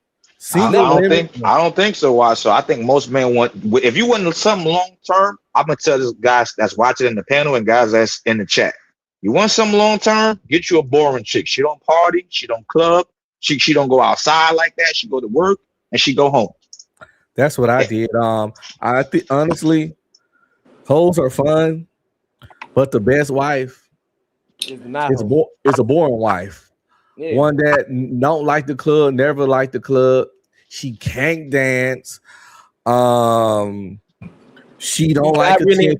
She don't like attention, and you know, pretty much when she come around, she's quiet. Like you, like if your homeboys come over, she's speaking. My wife speaking. Go to the room downstairs, or your woman don't come downstairs like that. Or if you go out with her, people forget that she there. Like a modest, like I tell women all the time, man, a man will commit to a good woman. He might step out with the hoes. I'm not gonna commit to the hoes. The hoes ain't gonna get my last name. They not gonna get my money or my kids. Now that's how it is. Men, the fun going out, like like everybody wants to, like I tell people all the time, I like a woman I want a woman nobody wants. I got with a woman nobody wanted. Like if they do want to, it's not like if I take her out, niggas in my face doing this shit. Nah. Now like, why? So I don't agree with that. I don't want no woman that I take her outside. Ain't no niggas checking her out. You know what I'm saying? I'm not saying that. Come on, I already know women coming like that, but I was always taught that don't chase after the woman that everybody wants. It's a reason. Chase after the woman that wants you. Oh yeah, that's a fact. No, yeah, of course. Yeah, I always say it all the time. That occur all the dating complaints that men and women have on social media. If they simply fuck with somebody who fuck with them. Fuck with someone who fuck with you. Don't try to force it. Don't try to squeeze a triangle into a circle shape. Listen, she fuck with you or she don't. And it's easy to tell. You tell real fast just through the communication. If every time you talk to her, you got to initiate it, she don't fuck with you like that. If you don't text her for 2 days and you don't get that means y'all never talk again. She don't fuck with you like that. It's like it don't even take long to tell. It's just simple shit like that. If you text her at 9 a.m. on a Tuesday and you don't hear back to her to 6 p.m. on Wednesday, she not that into you, bro. And you just gotta know when to hold them, know when to fold them. Could you eventually get her? You can wear her down like Steve Urkel on wearing you down, Lori on wearing you down. But you don't want it like that, man. You want somebody that ain't gotta go through all that with. And look, this is the best part. This is the best thing to think about this too, y'all. Right? She'll be doing things for you. Like she see you wear hats, she'll buy you a hat. What's your favorite color? She see like you like to go out on dinner dates, she'll pay. Matter of fact, she'll sip her card to you under the table, knowing you always pay. She be like, hey, baby, I'm gonna pay. I got this tonight. I pay. Listen. That's how you really know a woman really fucking with you for real. She's Oh, looking to do things for you. I do believe that though. I do believe in 2026. If a woman is willing to spend money on you, she like you. Oh yeah, I mean, because this I believe it. I believe the vast majority of women give their body to not anybody, but they not as they more loose. They more loose. They more loose with their body than they is their money. They will fuck a nigga in a week. Women are more women don't really value their body as much as they value their money. Their money. Because they'll fuck a nigga in a week, but let that same guy ask to borrow $100 in a week of knowing them. And she gonna be like, hell no, I ain't giving you nothing. I just met you with your begging ass. You done gave it, but you would give a nigga your womb in a week, but not $100. And yeah, most women would definitely fuck a nigga before they cash out. So that's how you can tell if a woman really like you when she swipe that card. Because they'll fuck just about anybody if he get on moist. But they real selective on who they swipe that card on. What you gonna say? The crazy part is this: out of all what y'all saying, and it make a lot of sense, but at the same time, it goes back to somebody said earlier, and I believe it was Monk. They look at sex naturally, just like we look at it. And the thing about it is, we hold their pussy to a high value when you think about it. Even though, think about it. Even though sometimes you ain't willing to pay that $100. Sometimes you're willing to pay that $100 depending on who she is. Even the woman you want to marry, you want her to hold that pussy to the same value. But when you think about it, they're looking at it for the first time. I really thought about just listening to y'all. They're looking at it just like you look at your dick. How do you hold your dick or your semen to value? We don't think about that. We don't, and that's one of the things that, as I mentor young men, I may have personally done certain things wrong, but the reason why I always give God's principle is because I want them to know what right is. And when I do wrong, understand I'm holding myself accountable. Cheating ain't good. Why? Because once again, it goes against your spirit in the sense of who you are and your growth. Y'all talked about it earlier with the sodomizing yourselves and whatever form that is. And once again, I don't disagree at the health benefits of it. I believe the health benefits of it is good. That's why I believe God said, get your wife, right? Paul taught, get your wife and go at it. And the only time you don't do it is when she on her menstrual, and goddamn it, she fasting and praying. But other than that, you supposed to fuck every opportunity you get. Even God say, be fruitful, multiply, replenish, and subdue the earth. He telling you fuck, and then fuck again, then take care of what you done produce. You see what I'm saying? So when we look at it, once again, I want to be clear. That's why hoes, when it comes down to it, they look at it just like you look at your dick, but they understand it gets them closer to you. We value the pussy for more than it. Let it be a bad chick. We think she shouldn't be giving that pussy at all. Nobody. But at the end of the day, naturally, she wants somebody to blow her back out just like you want to blow her back out. Of course, a lot of dudes definitely put the pussy on a pedestal based on women's attractiveness. But I learned real early in life, and I used to tell all my soldiers when I was in the military 15 years and mentoring motherfuckers. And understand. Hey, thank you for your service, appreciate it, man. You too. Yeah. And I used to tell them shit like,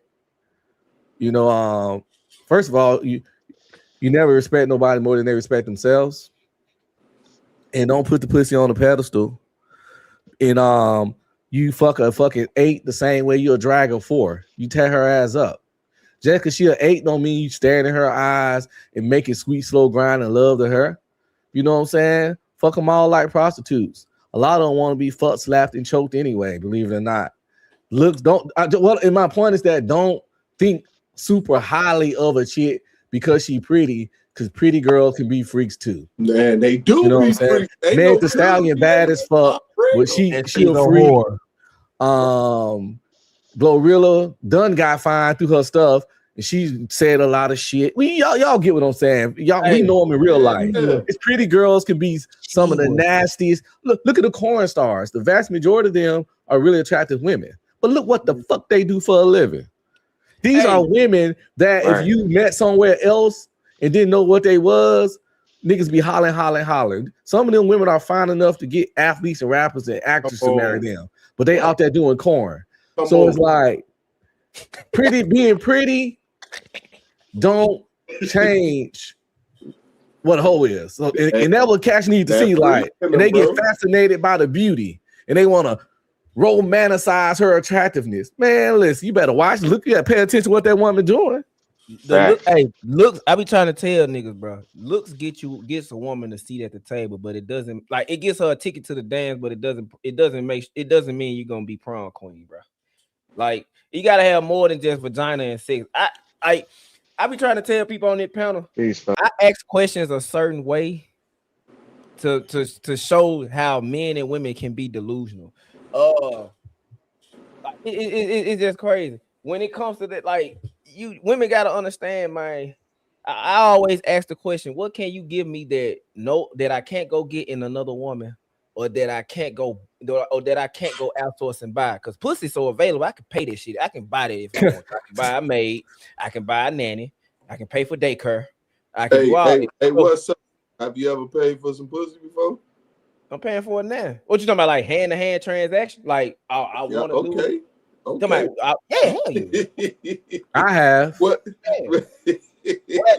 It beats the middleman. I ain't got to deal with that. I paid for some before, straight up. You know what I'm saying?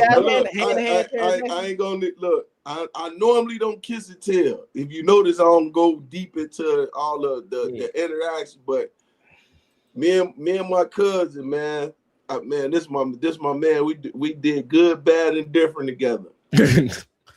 we 12 years old riding the street, right? Now, once again, 12 years old. How often the 12-year-old you getting pussy? Not at all. Not often. You see what I'm saying? And so I wasn't getting none. Now we done got some, but it ain't as often. 12, bro. Hey, we pull up. We got a spot in Chicago called Madison. Now we ain't getting no pussy, but we bought some head. It was $20, bro. I paid for sex. It's Hey, that's the only story I'll share when it comes to it. Otherwise, I'm listening to y'all. But $20. I don't even know guys paying for sex, as long as that's not the only way they can have sex. If you're paying for sex because that's the only way you can get it, I'm gonna think you're a lame and a loser. But a lot of guys pay for convenience, especially business guys, professional guys.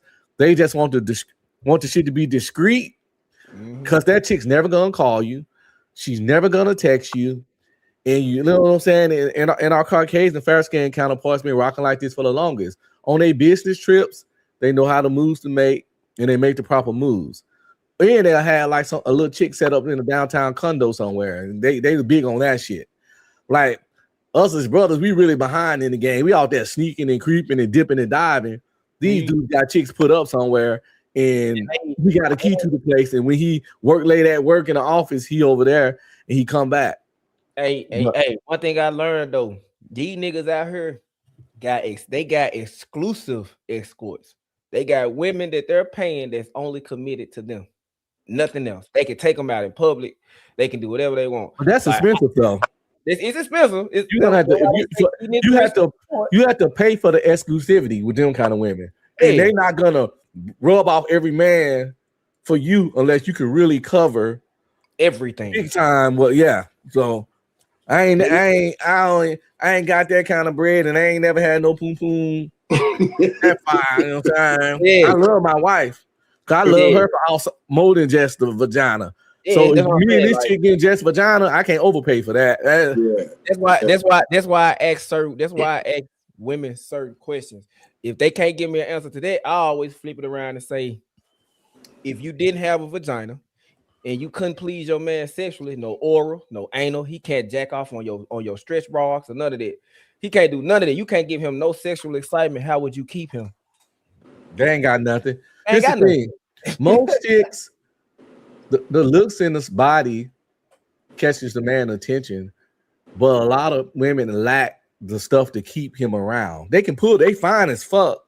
They can get his attention. They can get him to come through the door, but then your personality, your behavior, and all that's what keep him around. And that's why you see so many really pretty girls talking about why am I single? Why am I single? Why am I single? Why my relationships don't last?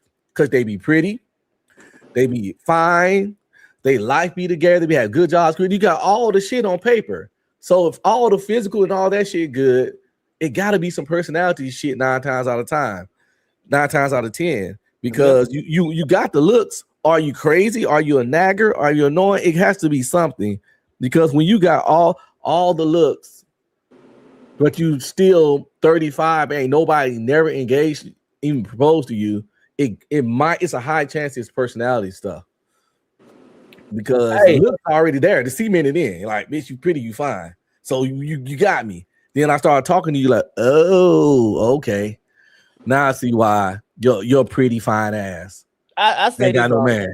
I say this all the time, man. Women don't start maturing or realizing their wrongs or trying to change their ways in the relationship until they start buying their own fucking drinks at the bar, or when you go to the club and the DJ be like, "This the last song," then they cut the lights on, and then the lights on while she in the club. Because a woman who got a man, she might go out, but the minute that nigga say like, "Come on, man, hey, I just left, I'm headed to the house," it could be 12:31. 15 minutes after that, hey, y'all, I'm finna roll, my man gone. Like most women who have men, they be gone before the club over. And you shutting the club down, you probably ain't that cute, because if you are somebody trying to ask you like, you want to go grab something to eat or blah blah blah, even if you ain't trying to smash, it could be a little taco spot around the street, up the corner, or a Waffle House, depending on where you stay, and he trying to extend the night to you to get you out this loud noise. And you know what I'm saying, get to talking so y'all can eat. You ain't gotta get cut. You get your ass home. But we don't make that connection. So yeah, if they out there last call for alcohol, you know what I'm saying. But you still there like, man, I'm trying to get chose, bitch. No, man, you might not be all that. I ain't saying you ugly. You ain't a first round draft pick. Man, first round draft picks don't make it to that late. Make it to one. They don't make it past 130. They really don't. They don't, nigga. They don't make it past one. Hey, somebody in the group chat said $20 in 1988 is like $55.25 today. Hey, that's funny as hell. Hey, listen. I've like I say, man, listen. Paying for Boston can save you so much time if you not broke. It ain't for everybody, man, but if you're a busy man and you got money, it can save you so much time and stress. You know how many guys that got caught up in all kinds of shit because they were trying to get some quote unquote free coochie by like actually talking and getting to know a chick, and that's what gets you caught up, all that talking and texting. You want something free, but you gotta fucking talk to this person. You leaving motherfucking trails. But when you call that service, you ain't left no trail. I ain't giving no cheating 101. What am I doing right now? Stop me, Smurf. I'm up here telling niggas the proper art of cheating. I'm enjoying you and what's so conversation. Okay, I was on here with the art, the great arts of cheating and shit.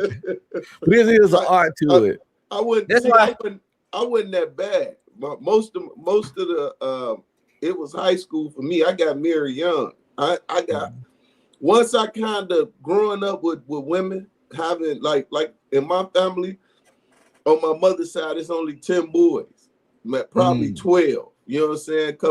But it's 50 girls. So after a while, you just understand the mindset of women, and it don't always appease you. You feel me? And like I said, they in their natural sense, like I got them wild ass cousins. That's females. They talk like we talk. They roll dice like we roll dice. They fight like we fight. And they're attractive women.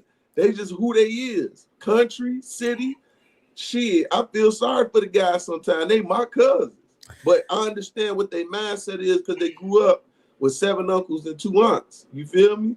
So it's like with them uncles, they kept them on their toes. And then my grandmother wasn't nothing nice. You know what I'm saying? So when I'm looking at the world and what y'all have to go through as far as women, when I went in the dating scene, I went in with the intentions to marry. I ain't going in just to play with these chicks. Because me too. The mindset of them are crazy as fuck. You feel me?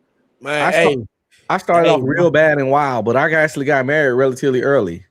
But I started off wild. Mm-hmm. You know what I'm saying? Mm-hmm. I hit the ground running at a full sprint, then slow down.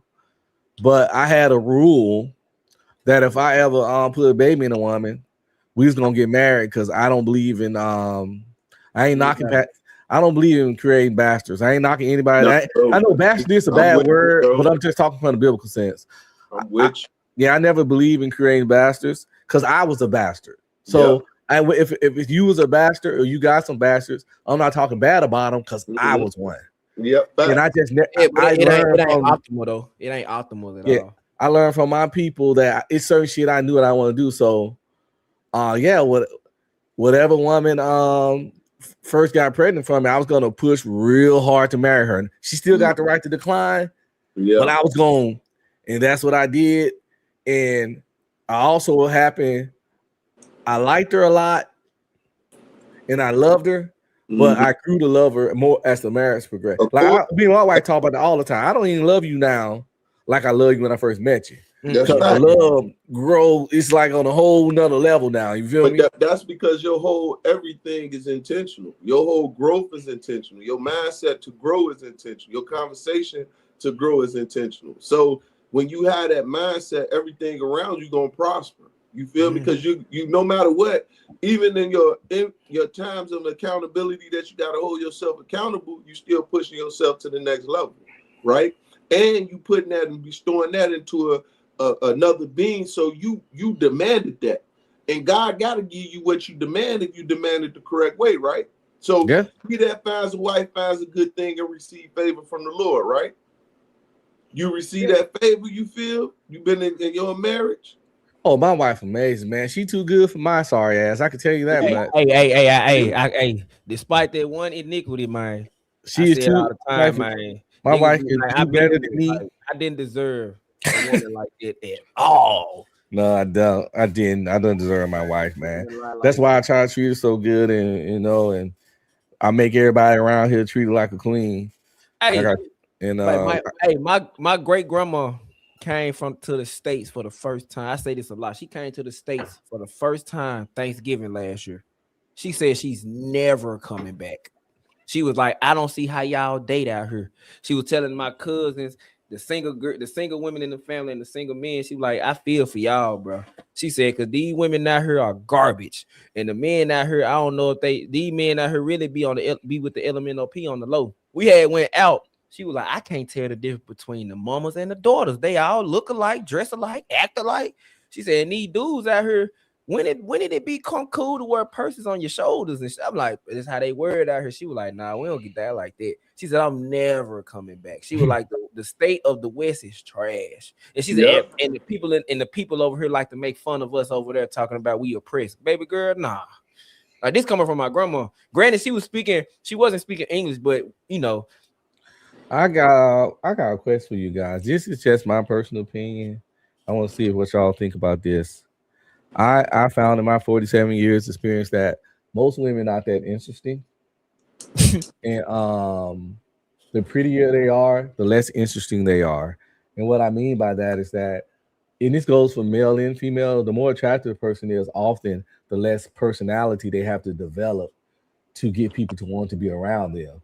A really pretty girl rarely has a developed personality, and she don't have to, when she go out with a guy, she don't have to make the conversation interesting. He's gonna do everything he can to entertain her. Give me 1 second. I apologize. I don't want to cut your wisdom, but I want to say 72 people out there watching. My man Trey sleep, but we got the live going. So if everybody don't mind, let me see 72. However many watching it, and let's push that. You feel me? So if it's 72 watching, at least give us the, you know what I'm saying, the love and get it to 72 likes, right? And if you don't like it, put the thumb down. You know what I'm saying? We gonna clown, Put the thumb down. Any interaction is good interaction. Come on. That's exactly. Because it could be shut down right now, but we gonna keep it going. Hey, one thing I can't. I got to 2:30. If nigga, we can go 2:30, you feel me? I got off. Go ahead. Nigga, I got off work one day, bro. I got on the live while I was at work.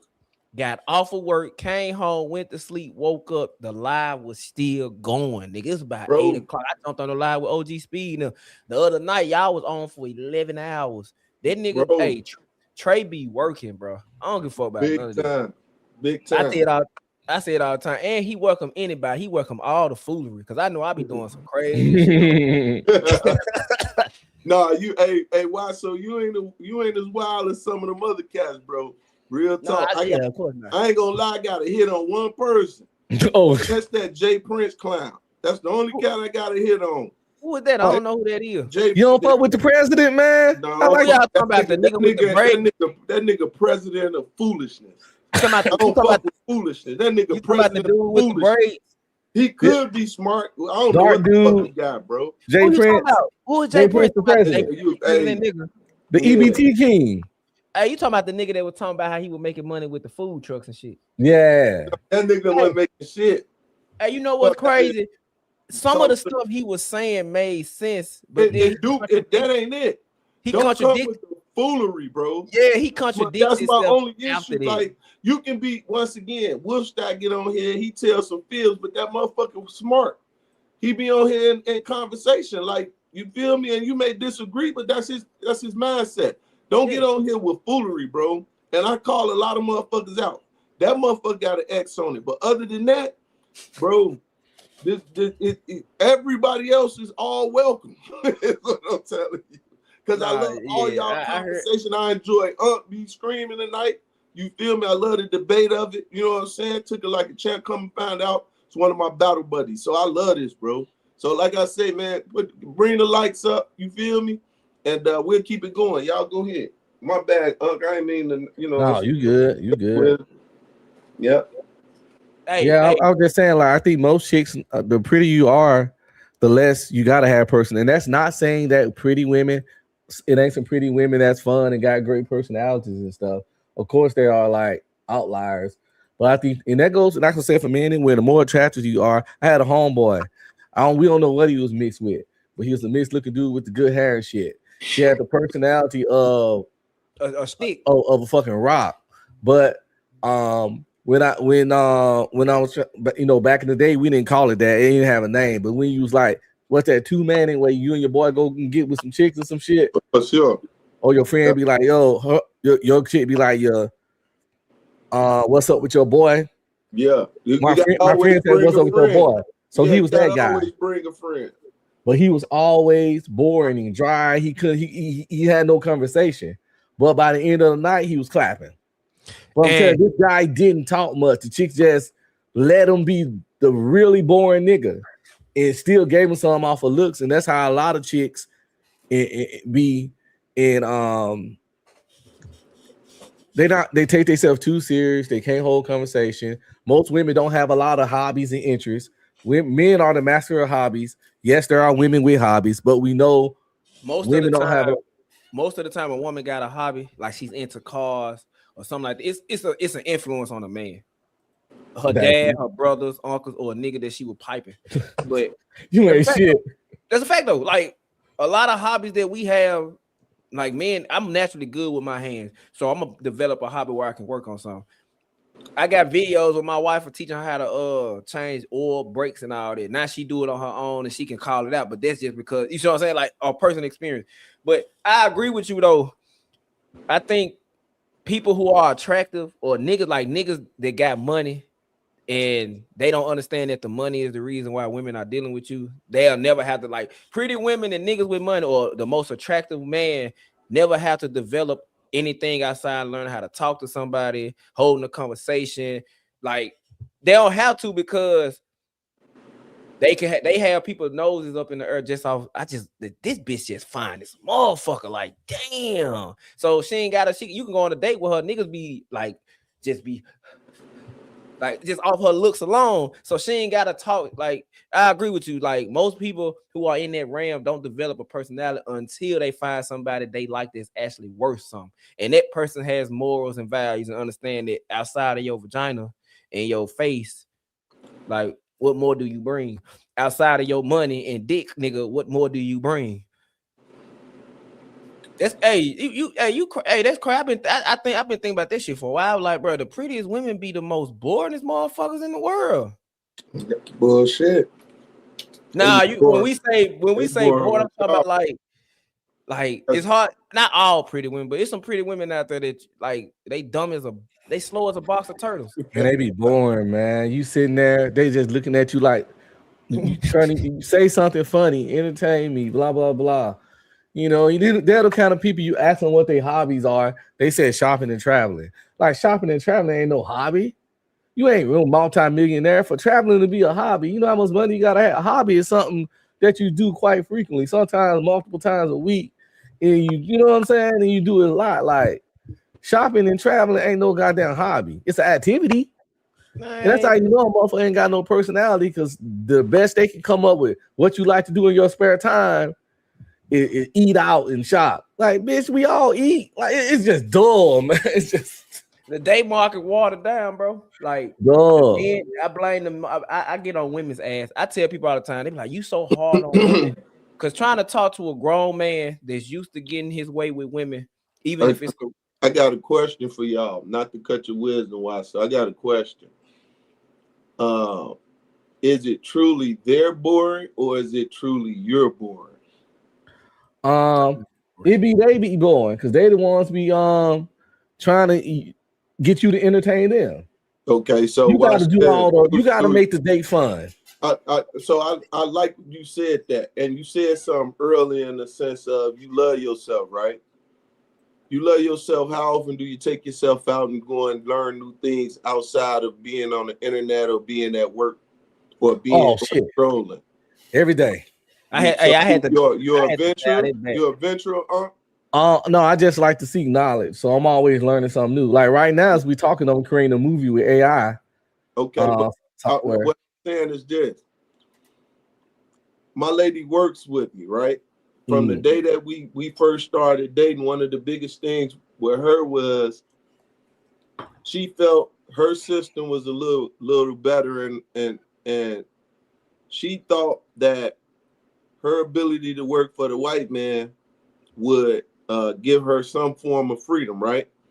And what I showed her was this: our freedom comes from our ability to move around and do the things we desire to do. And I have skill sets that will allow us to be able to live free.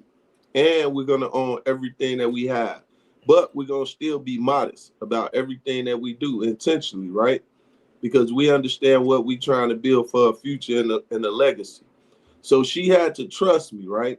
But in that trust, I also had to take into account what she desired and her desires and what fun she had. Now, though I love what y'all talking about, I do have a boring woman, but my boring woman does, let me show you. I'll do it like this.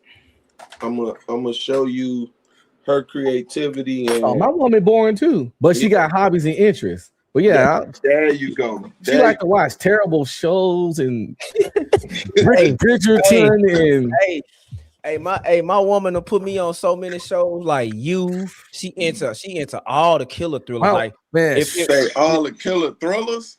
My wife watch fucking Food Network all day and better not hear y'all say nothing about Michael Myers. She gonna come over here and get on y'all ass, man. She love her some Michael Myers. She put me on Michael Myers.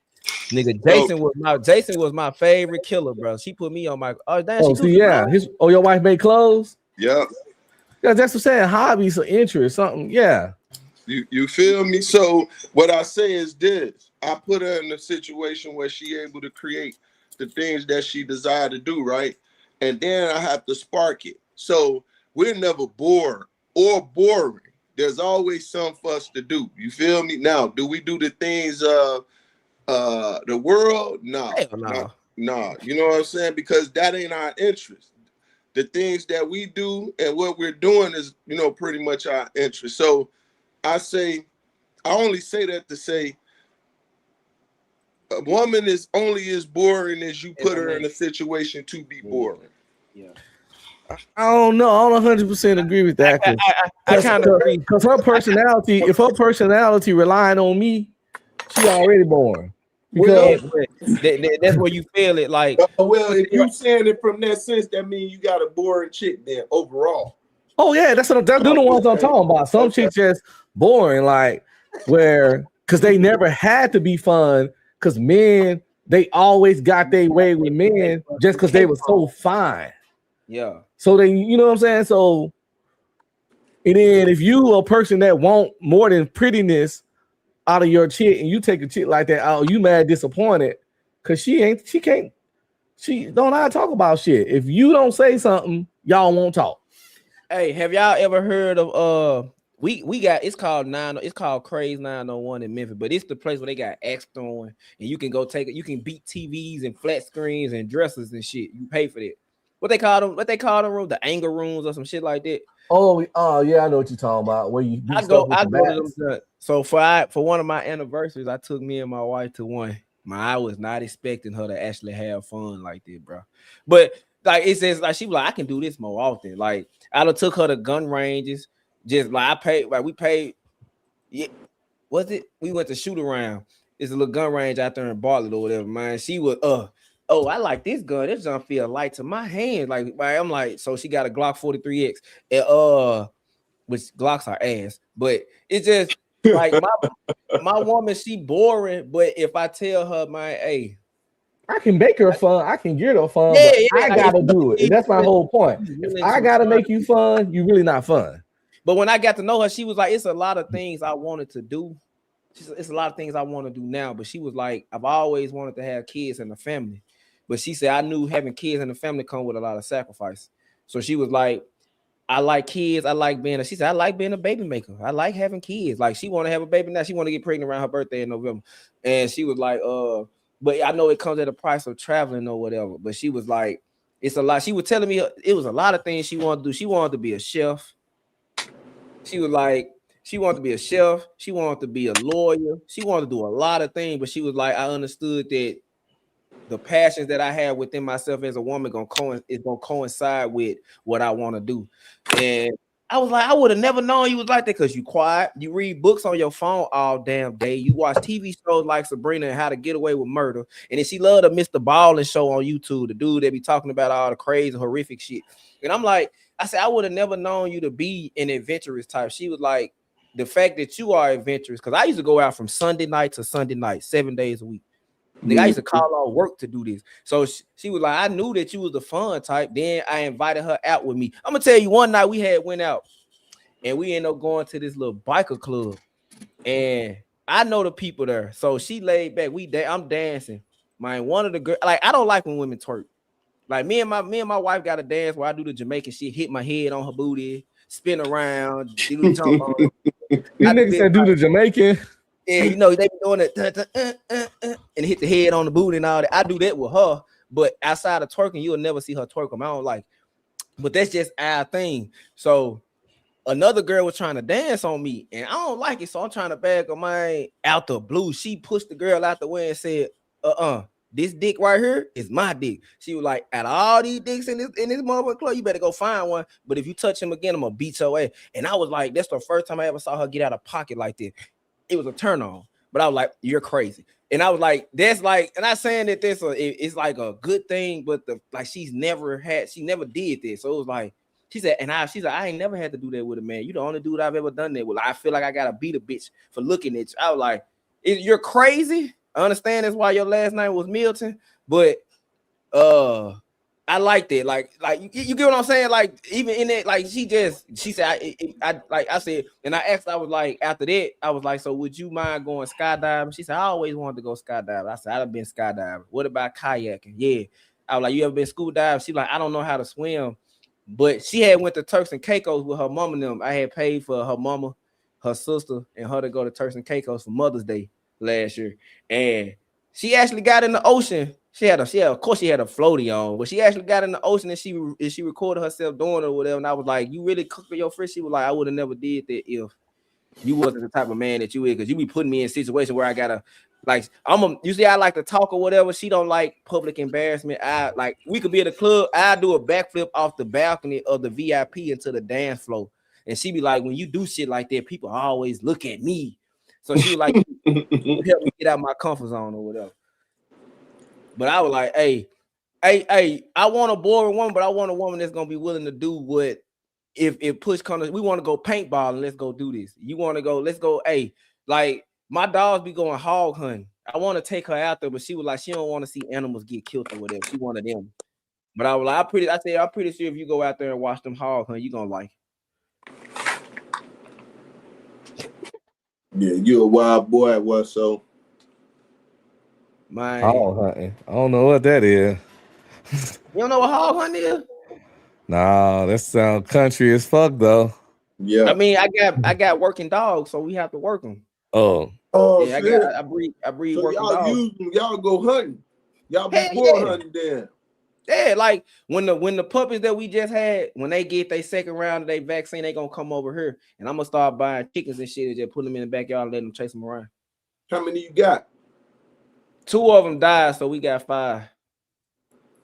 How many? And then we finna have a Corso lit on the ground. She big as a motherfucker now. Yeah. So yeah, but I got the bubbles in my house, so I'm just trying to wait till she come in heat. I typically wait till they 18 months or 2 years to breed the female. Yeah, like I want them mature enough to where they won't eat the damn puppies over there. And I want to see how they are when they come to I want to know like how many times they go in heat. She went in heat 4 times last year, so I had to keep her in the pen every damn. I had to keep her in the dog kennel at least 8 months out the year last year. Like she couldn't free roam because she went in heat 4 times. Like I was like, that's crazy.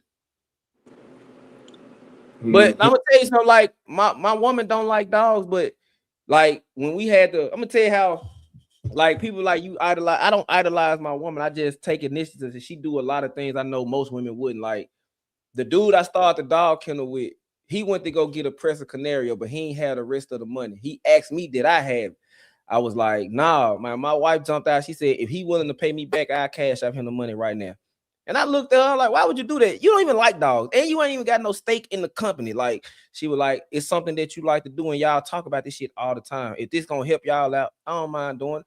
He paid her back or whatever, and I was like, a lot of women would not do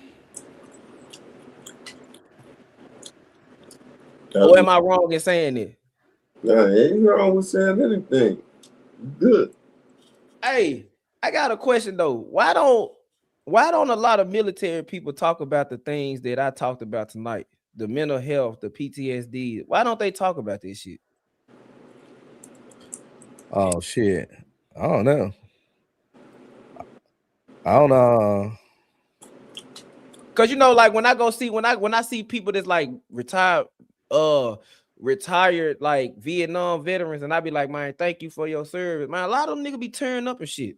You know why? Because bro, what we've seen and a lot of us didn't see, bro, is unnatural, and that's the best way to put it. I'm not gonna even lie to you. Everything that I learned from the military, I forgot it. When I left in 2013, I left everything. I was just talking to one of my mentors the other day. He's a master sergeant, and we was talking, and I say, I'm not gonna even lie to you. I don't have these conversations unless people bring them up, and the people around me don't know shit about them, so therefore they're not there. And I purposely don't put them there because I wouldn't be able to sleep. So that's the thing about it. You know what I'm saying? It's a relief, but at the same time, it never goes away. And I don't give a fuck how much you talk about it, it's there. So I'd rather for it not to be there. And that's a discipline I'm grateful for God to have, that I can block that shit out.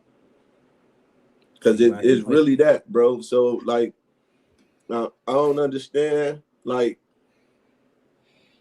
yeah. It's just one of those things. Because a lot of women, like you see how they try to they always bring it up to, like I say that when I debate people, they're gonna always try to attack me and not attack the argument. So that's why I had to go and let it be known with her, like why she cheated. Yeah, now, I don't give her a pass on it, but I'm just saying, like a lot of men go through a lot in general. They don't talk about it. I'll be like, nigga be saying I over talk. No, because I over talk because a lot of men don't talk. Yeah. A lot of men ain't got these spaces where we can be open. A lot of niggas can't even have barbershop talk at the barbershop because the niggas at the barbershop be judging them. I don't know. I be asking a lot of military people, they just never want to talk about it. Yeah. And I get why you don't want to talk about it, but I think, not me personally, well, when you put it like that, Peace Murphy, you talking about it means you got to relive it. Exactly. And I don't forgot it. So if you don't ask me a particular, like it kind of fucked me up just a minute ago, because a lot of my guys came out the woodwork and they're talking about having a reunion. So, you know what I'm saying? I'm just seeing the reaction of a lot of the guys and a lot of guys. Yeah. So with that being said, it's just best shit not to think about that shit. Now, how many years you doing the military? I did 12. And you did 14. Now you did 15. Nigga, I gotta, for me to go active duty, bro, I gotta pass my psych eval, which means I have to go to therapy. You going back in? They recruiting the 42 now. Yeah, I know. I'm saying I'm reserved now, but I'm saying in order for me to go active, bro. What? How many? So you in the reserve? How long you been in the reserve? You know you stop loss, right? What you mean? They can call you up at any time. I know. You stop loss. So until you get off that reserve, your exit date to the military is 99999. Go and look it up. Is it like that for active duty? It's for everybody that's armed services. All the armed services right now, when they declare war, y'all went automatically into a stop loss. So if you're on reserve, they can call you up right now. Yeah, but because of, it don't matter. Well, that's what they were saying. They were telling me. I don't know. They may not let you through processing. May not let you. Yeah, that's what they said. They said they might. She was like, until you go and until you get a no-go, and you know that. Till you get a no-go. That's what you get. You get a go or a no-go. So until you get a no-go, you on. But you know what? I want to go back active duty because I mean I probably been institutionalized with the military. I want to go back active duty. Working a 9 to 5 ain't it, man. I hate this shit. I hate dealing with people because people think they know every fucking thing, but they told me I gotta pass my psych valves, like, and I also gotta take my meds. Nigga, I get like I'm on sertraline, PTSD, mild anxiety, depression, and I take sleeping pills. Nigga, I get like 16, 17 hours of sleep a week. Yeah, me too. That's why I be up with y'all at. And like I'm like, they was telling me, and like I got into it with somebody at work, and I called my captain. He was like, man, it's the second time you done got into it with a civilian in about 2 months. Have you talked to Teresa? No. Go talk to Teresa, bro. God damn. So, man, and then like now I said, bro, I want to go back active. She was like, well, you know, you got to pass your clinicals. She was like, you got to come to therapy. You got to, so they can check and make sure that you're not going to have a breakdown when you go back out there. I was like, damn, I ain't been over there. I ain't been active in there in 2 years. She was like, it don't matter because that mental shit lasts a lifetime. But you still active. Yeah. You just don't have orders. You still active. You just don't have orders. They can call you know what I mean. Now, you got to go in. You know what I'm. You know what I mean by active. You know, it's a difference with active duty and reserve. Yeah, you just not on orders. Yeah. Mm-hmm. So on orders, like, it's over. Mm-hmm. Yeah. But I mean, y'all retired. Y'all ain't got to deal with this shit. I'm too old. Hold on. I think my contract up in June. You still don't stop. No, you don't stop loss. Huh? It's an active war going on. You don't stop loss. You don't even know it. So they will. You won't have to report. See these keywords I'm using. You won't have to report. But if they call you, you got to report. Hey, I ain't in the position to pull a Muhammad Ali, man. I don't even want to sit in jail though. Like, man, god damn. But yeah, you know, they show stuff. Hey, but you know what's crazy? Hey, you in the army? You was in the army, piece man. What branch you was in? What branch you was in? I was in the army. Yeah, I'm in the Navy, nigga. I'm a CB. I'm part of the construction battalion. I'm a construction electrician. I would have never thought we would have saw warfare, nigga. I would have never thought that we would have seen that shit, bro. Yeah. But I tell niggas all the time, I be telling these young niggas, y'all be on the block 100 deep with 1,000,000 guns. Why don't y'all go to the military? They'll pay y'all to kill. Man, I ain't trying to die. What the fuck you doing over here then? I know, right? Yeah, I be saying, like, man, it's like I tell people all the time, man, these niggas that's going to jail, like my granddaddy got his citizenship. He just passed away. Allah rest his soul. He got his citizenship by joining the Navy. And then when he be telling people, he was like, man, the way he said when we was going up, if you had real time in jail, they either gave you you want to do your time in the military, you want to spend your time in jail. He was like, man, you'll be surprised. Them niggas that say they killers out here on the streets, take them to the war. They gonna ball up and cry, ready to piss their shit they goddamn draw. Makes sense. But I know it's awkward. It's awkward to talk about, but I just want to know, like, damn, how the fuck the people that did this before me be so damn stoic about the shit? And I know they done witnessed way worse than what I fucking went through. That's when you hear the terminology of a man's man or the men, that's why they always told you to cut your emotions off. They don't matter. You feel me? Right. And it's due to those things of that nature. Because you remember we talking about a couple of generations ago, they drafted their ass. They had to go. Vietnam War and the Cold War. Yeah, they had to go. And the Vietnam War was the stupidest war I've ever even documented and read upon. Like, I don't understand the point of it. I don't even understand the point of the Iran shit. It's stupid, but it is. Hey, that's what happens when you put certain people in power. Mm-hmm. But I be trying to tell my homie them I be on the game. I be like, man, y'all don't care about what's going on because you think you got control over your household. I was like, but relationships and the dynamic of the household, the male and woman dynamic in relationships, the marriage rates, the nuclear family, the single, all of that shit play into politics. So it starts at the fucking house. And he be like, man, y'all be on them panels arguing. I was like, because a lot of people be getting their worldview challenged. A lot of people have walked through life thinking what they thought is the norm and it's 100%. So when you deal with people that's challenging your logic, now you got to defend what you think you know. And that's where the arguments come in there. And I think it should be had because a lot of people think what they know is right and it ain't nothing else around it. So I tell people all the time, I love it because you get a different perspective of how people think. Now, when you get degrading and calling motherfuckers like the bullshit that go on, then it's a problem. But if you can't have a harsh conversation, bro, you'll never have a good one, bro.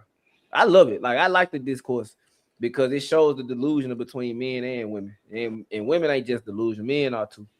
These niggas out here crazy, bro. I don't think they delusional. It's a lack of understanding. It's a lack of information, right?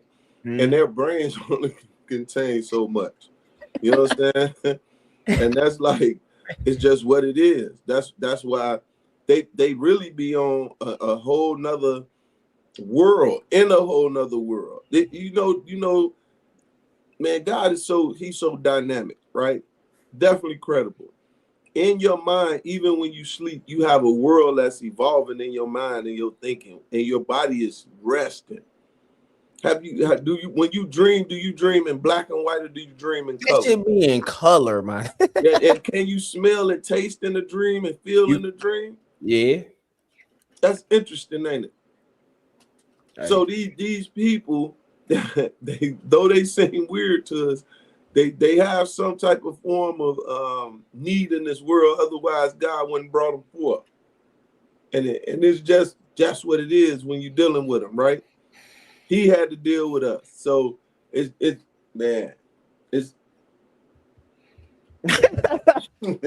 hey, but I tell people the conversation need to be had because I get that, sir. Like it's just amazing to me how during slavery, not slavery, during segregation, when black people got treated less than dog shit, black people did better in every damn thing.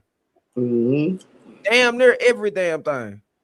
Almost everything. Black people did better, and now black people are the most freely liberated people ever. Well, the ever we've ever been. It's all much as they're gonna allow us, but dude, we're the most like I can go anywhere in the world and make as much money as I want to. And I never can understand why black people are down there at the bottom of every fucking totem pole.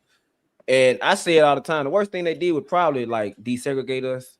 That's an argument that people are not gonna, to the most people, they're gonna be at my neck for. But I tell people, look at what happened before desegregation and what happened after.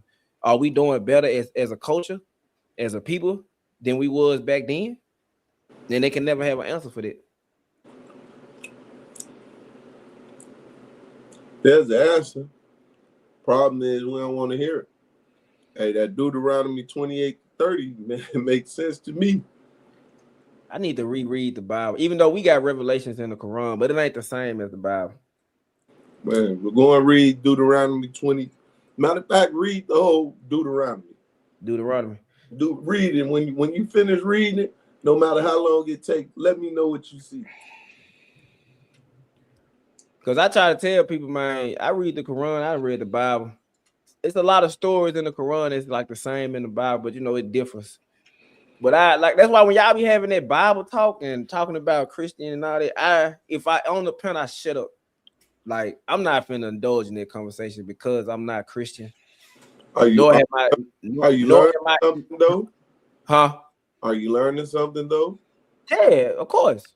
Okay. I also learned that most people are religious when it benefit them.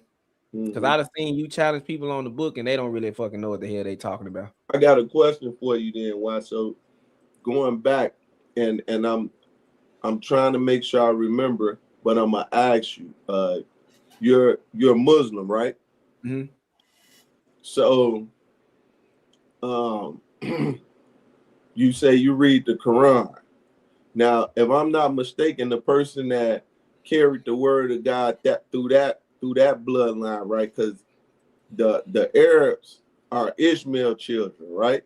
Ishmaelite. So they're Ishmaelites. So yeah, as a Muslim, would you consider yourself an Ishmaelite, or would you consider yourself one that does the religion of the Ishmaelites? I ain't never thought about that. Damn, that's I don't even give you an answer because I ain't never really thought about it. But think about it. Do I consider myself an Ishmaelite? Think about it. And watch this. With that being said, you probably understand it, but do you hear a lot of times when the guys say, Peace Murphy, you're a Hebrew Israelite, and I'll be like, that's a bloodline? Yeah, I know that's a bloodline. That part? Okay. So then Ishmael would be the uncle to Israel, right? Yeah. Okay. I know you're intelligent. I'm just asking because I try to tell people all the time, like if the way I look at it is, a lot of people, Abraham had Ishmael first, then he had Isaac. Yep. Ishmael was picking up. He was doing what brothers do: pick on their fucking brother. He was picking on his brother. He got banished. When he got banished, angel came down and told him he's gonna be. But who banished him? Abraham's wife. Abraham's wife did, but why? How did she get the right to banish her son? Because that was her son, right? I thought that was the maid's son. Yeah, no. Who owns the maid back in those times? Okay, so when you put it like so that, okay. She was a surrogate, right? Yeah, she was a surrogate. So why was she? Damn, she was the first surrogate. That's crazy. That's documented. Okay. You see what so I'm I know that happened. He got banished, and then when he left, after him and his mama was wandering, the angel came to them and said he's gonna be a great man. He ended up marrying an Egyptian princess and had 12 princes. Yep. And then later on in his life, he went to Mecca and put that stone down. Well, modern day Mecca. It's not Mecca. It wasn't Mecca back then. He put the stone down in modern day Mecca. And that's where that's where people go to have their rite of pillage. Right. So it would make sense why y'all only got the Quran as Muslims, but as Ishmaelites also, that's their story, right? Because that'll be their perception of the story coming from Abraham, which is their father, which is our father. Yeah. So damn, now you finna make me don't make me go redo reading the Quran. I want you to redo and read it. Because God pricking your spirit right now, because that's something you need to understand and know. That's why I'm able to stand on what I'm talking about, because I know who I am. Most guys try to assume who I am. You can't tell me who I am. You can't even tell me who you are. But I can tell you clearly who you are, and I can tell you who I am, and I can tell you what other. I met a Persian one day, and it fucked him up. And like we started talking. And once again, look just like us. You know, I was gonna say that. Hey, be streaming. No bullshit. I swear to God, they look. Hey, Persians look like Ali. I don't know if you ever met Ikan Ali. No, not Palestinian. He was Persian, and when I told him his whole history, it fucked him up. Bro. He like, hold on, American black people know my history. I say, not American black people. Yo, the oracles of the world. You feel me? Which is God Priestley people. We know your history. Because God showed us your history for purpose so we can know who you are and what you're capable of. You feel me? See, now you finna make me go back. And then now I gotta talk to my great grandma. Because when she came down here, bro, like she understood what we were saying in French, London. I didn't understand what the fuck she was talking about. And me and Harvard had that conversation on Instagram, and he was like, he wanted to talk to my grandma. My family was like, she's speaking our native tongue, which is my great grandma. We part of the Kenzie tribe, and my baby brother, his middle name was finna be Kenzie. So, like, it make you really want to do history. Like when me and Harvard be talking about it, he be sending me down rabbit holes. I got to stop talking to him, bro. So I got a question. When you say the Kenzie tribe, is that their modern day name, or is it or is it ancient name? It's ancient. Well, it supersedes my great grandma, and put it like that. So remember I just said Ishmaelites, right? Are they the children of Shem, or are they the children of Ham? I think they said it started with a S. I think it's Shem. Okay. Why you say that? So once again, Nigeria was one of those places before we went into Atlantic, the slave trade, where the people of Israel, the original tribe of Judah, they sent them through that way to go through the Atlantic slave trade. So some of our people are amongst those regions. I've never heard of the Kenzie tribe. So when I'm asking you questions, I'm asking you to see how I can connect it. That's why I asked, is that name ancient? Put it to you like this. Modern. Let me give you history, like I try to tell people. Okay, Sudan used to be bigger than what it is. So you know you got Sudan, you got Sudan and South Sudan. All of Sudan got colonized by the British. You know how they got colonized. But South Sudan, which is South Sudan now, they drew a line. You can colonize them, but y'all ain't finna colonize us, right? So my people South Sudan getting bombed right now. South Sudan bombing them. It happens. People don't they know it's a political thing. They really bombing South Sudan because for hundreds of years South Sudan has fought back. Now, what people don't know is Saudi Arabia helped us. Saudi Arabia helped us without actually helping us. It's just that the British was trying to use their ships to come in, and you know, Saudi Arabia just a hop and a skip from Sudan through the water. You're not finna board on our side and think we gonna let you do this, so they bombed them. We got help from Liberia, we got help from Chad, we got help from Uganda. Uganda helped us the most. And from what my family was saying when my grandmother was talking, that our tribe consists of Chad, Liberians.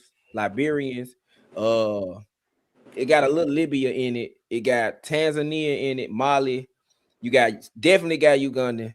And then you got other people, and it's like it combined with that because you know how it go when the people come over there, they helping us out, they gonna start procreating with the women. You know how that shit is. What they did back in World War II when they was in Japan and shit. They was knocking them China, they was knocking the Asian women up. So and that's how the tribe got. And she was like, so she was saying that, and Harwin confirmed that she was like, a lot of people that got most of the transatlantic trade happened in West Africa. Okay. But a lot of people migrated, like they was naturally migrating over there and then got caught up in the trade. So what you saying, like I believe it. Like a lot of people went through Nigeria. She was like, cause trying to go down the Cape, because Madagascar used to be connected to Africa.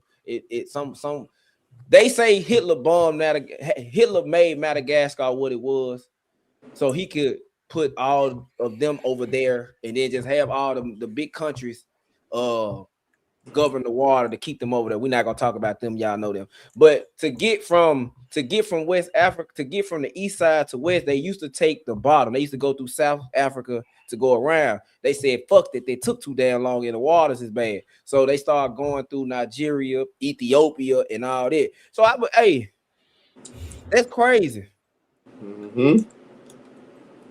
But I ain't never looked into the Hebrew Ishmael. I used to always ask my folks, why the fuck y'all name me that? I really hated that name growing up. Ishmael. Yeah. That's my name. I hated that name. My real name is Ishmael. I hated that name because, like, in my last job, it was mostly Africans in there. Ishmael. They'll come talk to me in Arabic. Ismi Ismail. My name is Ishmael in Arabic. So they'll be like, oh, you Muslim? Yeah. Where you from? My mom Sudanese, my dad Ugandan. Oh, you very powerful, man. Oh, you know Ishmael. I'm like, bro. And I used to ask why y'all give me this name? Oh, yeah, because you got now. I'm like, come on, man. Like everywhere I go, it's like I don't even like the attention they give me. But now that I'm older, I understand. And now that I ain't never really looked.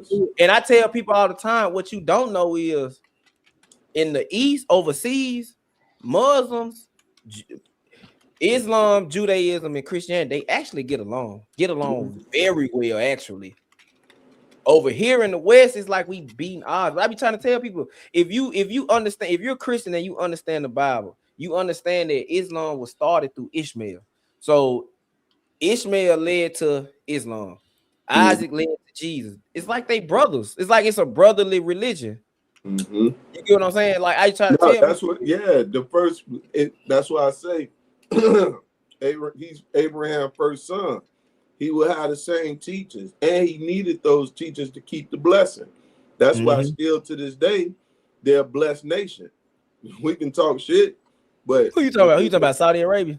No, I'm talking about the Arab, the Ishmaelites, the natural born Ishmaelites. Oh yeah, the Arab, they powerful. Yeah. But see now you want me you maybe want to go. So how do you feel about them dudes that be in the purple and black and gold that be out on the streets and calling themselves Hebrews? So once again, they are the Pharisees and the Sadducees, right? Remember, they was back in Jesus' days. They did the same thing back in Jesus' days. Remember, Jesus walked. Who did he get into it with? He got into it with one of them, right? So I think it was one of them, right? Yeah, so they never changed. They still the same people. You know what I'm saying? Like, think about it. I've been trying to tell people, if you read the Quran, I ain't never read the Judaic text. But I still consider Judaism, Catholicism, Christianity, and Islam is an Abrahamic religion. I don't give a damn about none of that. Not Catholicism and not Ishmael, yes. Judaism, no. Judaism is a copy of pretty much our culture, right? Because Esau and Jacob were they was two different type of people, right? Even the Bible, the Bible even predicted that they would be over the money. Yeah, it said that. It said that in the Quran too. And then watch this. So if the Bible say they'll be under the money, they Esau. If everybody else war with Ishmael, then that's Ishmael. And then if the one people that's at the bottom and not at the top, there go Jacob. There go Israel right there. Yeah, you know what's crazy? It said that in the Bible. Not the Bible. It said that in the Quran. They didn't call them by name, but they explained how they move. And I tell people all the time, bro. Back home, them boys is not respected nowhere. Mm-hmm. But it make me now. You make me, because like my granddaddy died. Like I try to tell people, my granddaddy used to get ostracized from the family, and I thought it was me growing up. I thought it was because he was a drug addict. Okay. But when we had his Fanazah funeral, a traditional Muslim funeral, the Nation of Islam was there. And you know, I don't mess with the nation like that. I'm not saying I ain't gonna sit here and say I ain't never listened to Farrakhan talk. I'd have been to one of his meetings before when he was talking out in Indianapolis. I'd have met him, and I ain't met him hand to hand handshake, but I'd have, you know, when you speaking wisdom, I don't give a damn who you is. I'm gonna listen. Mm-hmm. But my family they more Sunni, so they don't deal with the nation like that. And when he died, the Nation of Islam was there. They was presiding over his funeral. That's when I came to, and I saw how my family had an attitude about it. That's what y'all ostracized him for. He took a stance. Like I found out my granddaddy pioneered all the mosques and masjids down in Memphis, Alabama, Arkansas, Georgia, the South. Him and a few other people, he didn't do it by himself, but him and a few other people helped pioneer. Like they helped pioneer. So he got ostracized for being with the Nation of Islam. Now I really want to understand why my family don't like the nation. You really don't understand why, or now you understand why? Even now I don't understand why. So because when you think about it, is once again, if you're Ishmael, right, and your father, now this the people on your mama's side or your dad's side? Nigga, it's both sides. On people. It's my Ugandan dad's side, and it's my So think about that.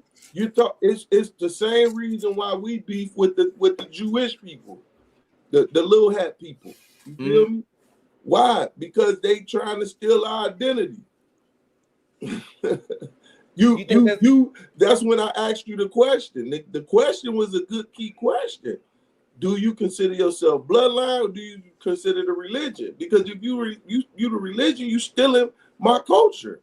I'm I more feel bloodline some type though. of way about that. If okay, when you put it like that, I think we more bloodline though, because we tied in. Like I could really at my family reunion last year, I found out we related to Mansa Musa, not Mansa Musa, we related to Silas, I can't even think his name, the emperor. Matter of fact, it's in my phone.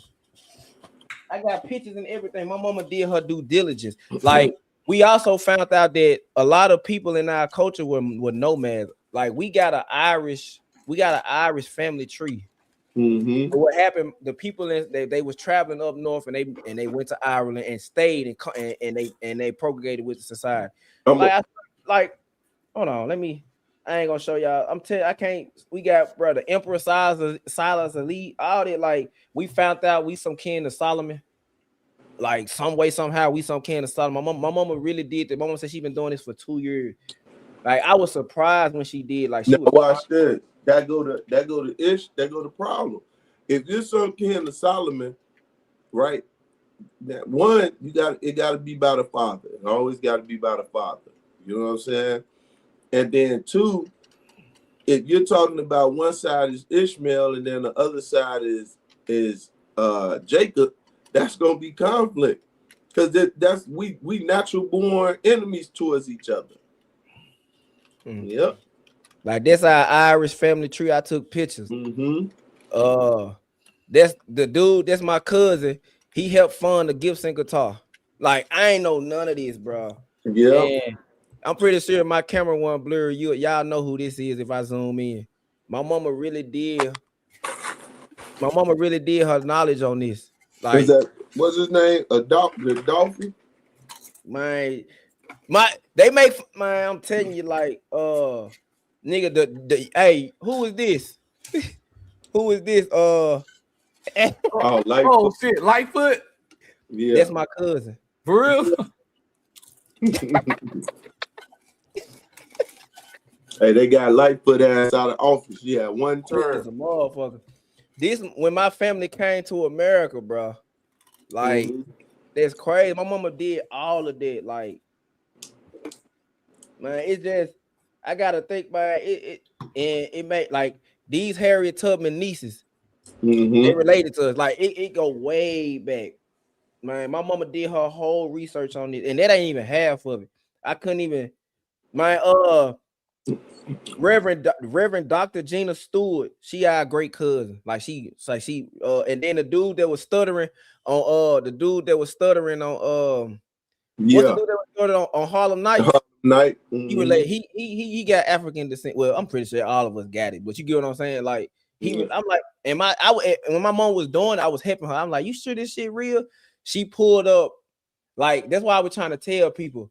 I take pride in my culture because I can backtrack everything. My great grandma, her daddy, I got his birth certificate, and I be trying to tell people, black people birth certificate back then didn't have a last name. That shit was nigga. Like they had their first name and their last name was nigga. I got my great grandma birth certificate. It said the same thing, and I was just like, it just. And I be trying to tell people, I brag about it. It may come off as boastful, but I take pride in the fact that I can backtrack everything. A lot, like you said, a lot of people don't know where they come from. So when you asking these questions, it makes me wonder, man.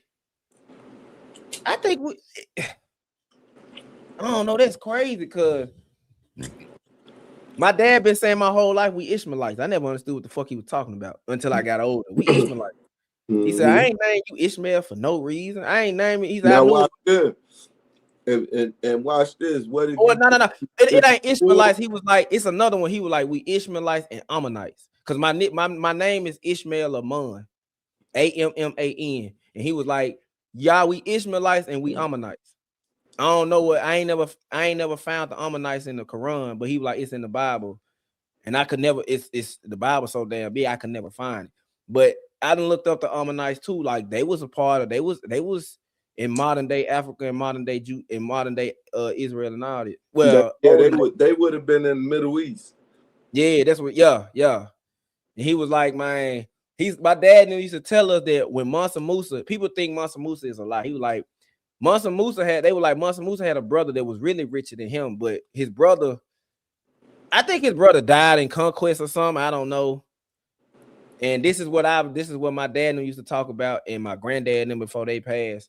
And when Mansa Musa did his whatever he did when he was traveling, the people that was with him, they was fucking while they was sneaking around having sex with the women what they was at. And a lot of our bloodlines transcended to Asia. That's why you can see a dark-skinned Asian man. When I was in Japan, nigga, I saw a dark-skinned man with Chinese eyes. Now you know how Hachimura look on the Lakers, but he was my color and looked like an Asian. He was like, that happened because of what Mansa Musa did. And everywhere, like he said, you can go anywhere in the world and find a black person. But when it comes to what y'all be talking about, like I never can understand. That's why I always look at religion as a cultural thing, because I could never look at it as a lifestyle like people make it seem, because the same type of concept in the Bible is the same concept in the Quran. The only difference is Jesus. I tell people all the time, Islam, the Muslim people really love Jesus. Don't get it twisted and think that we hate Jesus. We don't. We love him, but we just look at him as the most powerful prophet ever. You speak on Jesus in front of us in a bad way, you probably gonna get your ass knocked the fuck out or killed.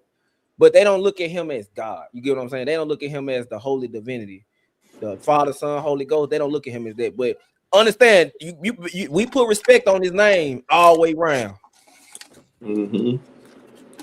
But I ain't as in it as I tell people all the time, man. Growing up, I got picked on a lot. My brother, well, my sister and them under me got picked on a lot. So trying to fit in with my friends, I kind of denounced my faith. I stopped going to the mall. I stopped praying 5 times a day because I was 16, 17 trying to fit. I got tired of fighting these folks I'm on the block with. So, I kind of went away from it to fit in. And then I got back in it once I started having kids. And I ain't as in it as, trust me, I'm telling you like this, you go to my mama's house, it's a Quran in every goddamn room. The kitchen, the bathroom, the living room, and she gonna make you touch the Quran when you come in. I ain't never understand it, but this is how she do it. My dad allow it. I get it. I understand it. But you make me want to go back, and now I'm finna start asking my older people questions. Yeah, especially while you got them. I can't ask my granddad. I can't ask my granddad what made him side with the nation. And I can't ask my granddad. The family ostracized him. He never spoke out on it. He never was cussing them out. I said, I want to ask him, why did you allow it? Why didn't you speak up? Why did you accept the hate from the family? But I can't ask. Yeah, no matter what, he probably didn't see a win in it. And at certain times, you got to forsake all others.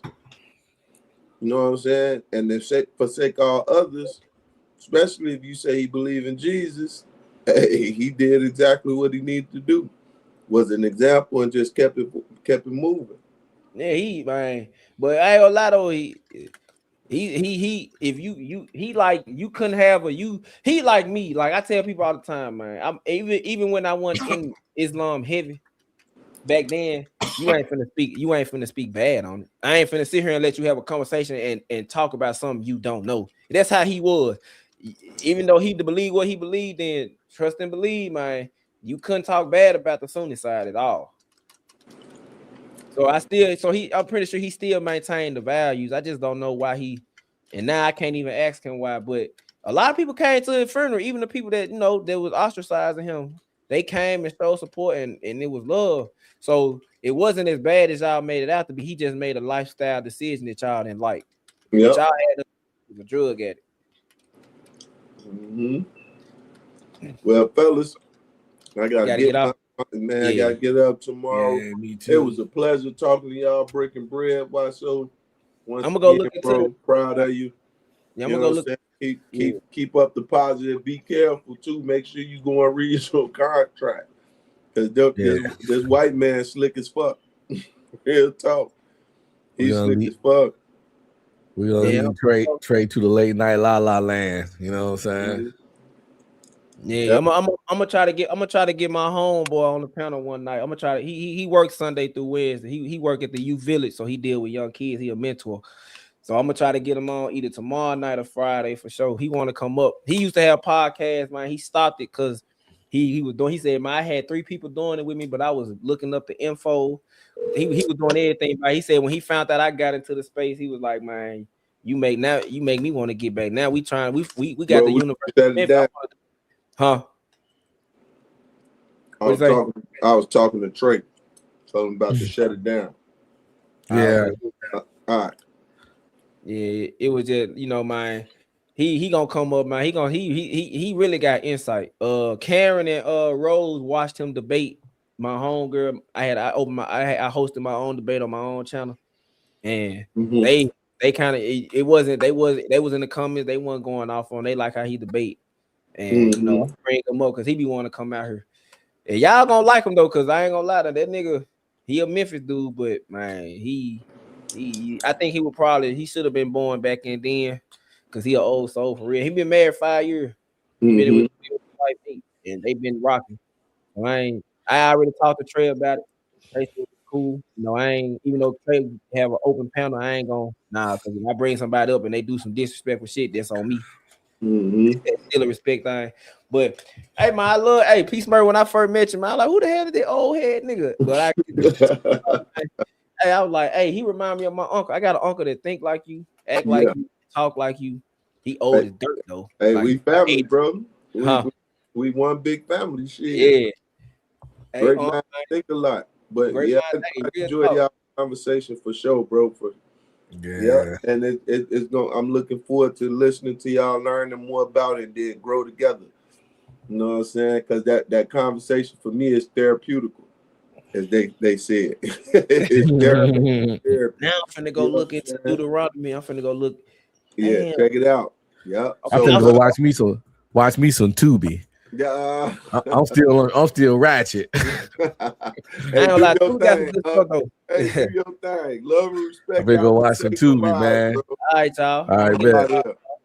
What? Some Tubi.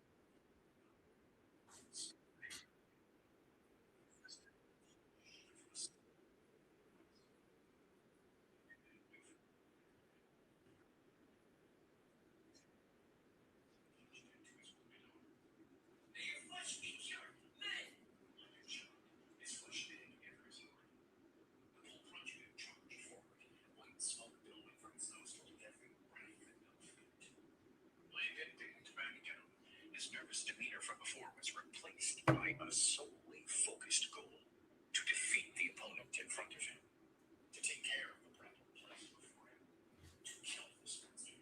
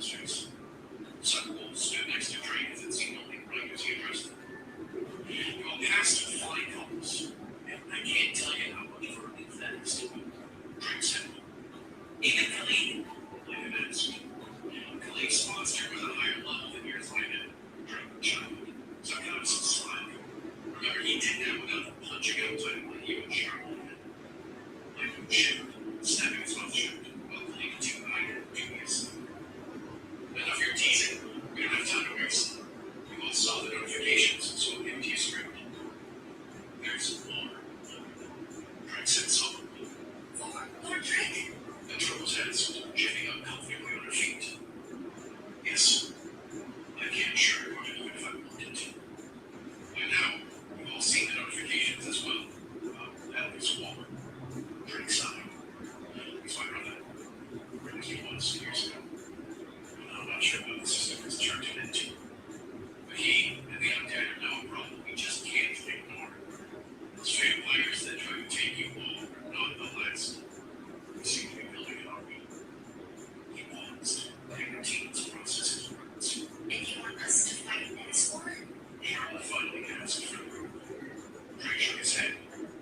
Yes, at least in a way, or some capacity. I won't lie to you and say I'm going to, or can shield you from this unpredictable monsters, the Undead.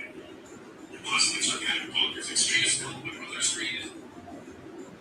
If you mind, well, be a part of it. It was one of those that I had to train the way I have. I don't know how long we have or how strong the other groups are, so we simply need to be stronger. I paused again, taking out 4 shining scale stones. The trouble was a club that both had their main classes. Should have finished their class courses as well. And seeing that no one has had anything pop up in a shining light, I'm assuming that you haven't been sent to them. Keep the rest of them unfinished for now. And I want you to gain experience before you rank up. These, Drake explained, hitting up the stones, are your main class stones that I have. Each of them is an epic rarity. Better than both of my classes. Drake smiled as the team took all of the stones in their hands. The crystalline stones were shown in different colors. One were yellow, another green, one silver, and the last golden. It seems the system is harsh even to the tutorialists in the world. We gain titles that you will receive through fighting for the death. While you youngsters get to reap the rewards and paths we from. Drake scoffed. You sound like an old man. I interrupted. Yeah. You know how happy I would have been to just hand out epic rarity classes that are only for one. You each get to choose your classes. Drake sighed, breathing his hands to dismiss the tension. Before you, Drake sighed as he saw the two shine brilliant. The team had consumed the stone before we had a chance to explain the lesson about the heroes of the powerful force of energy in every stone.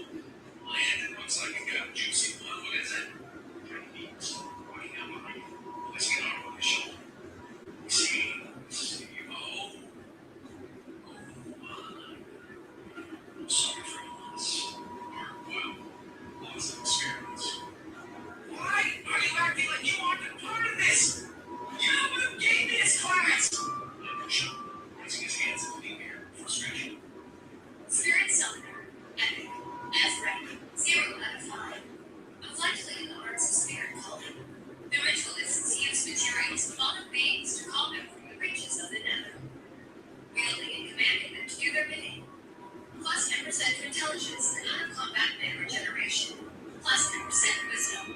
Actives, summon, P1, 0%. Stat transference, P1, 0%.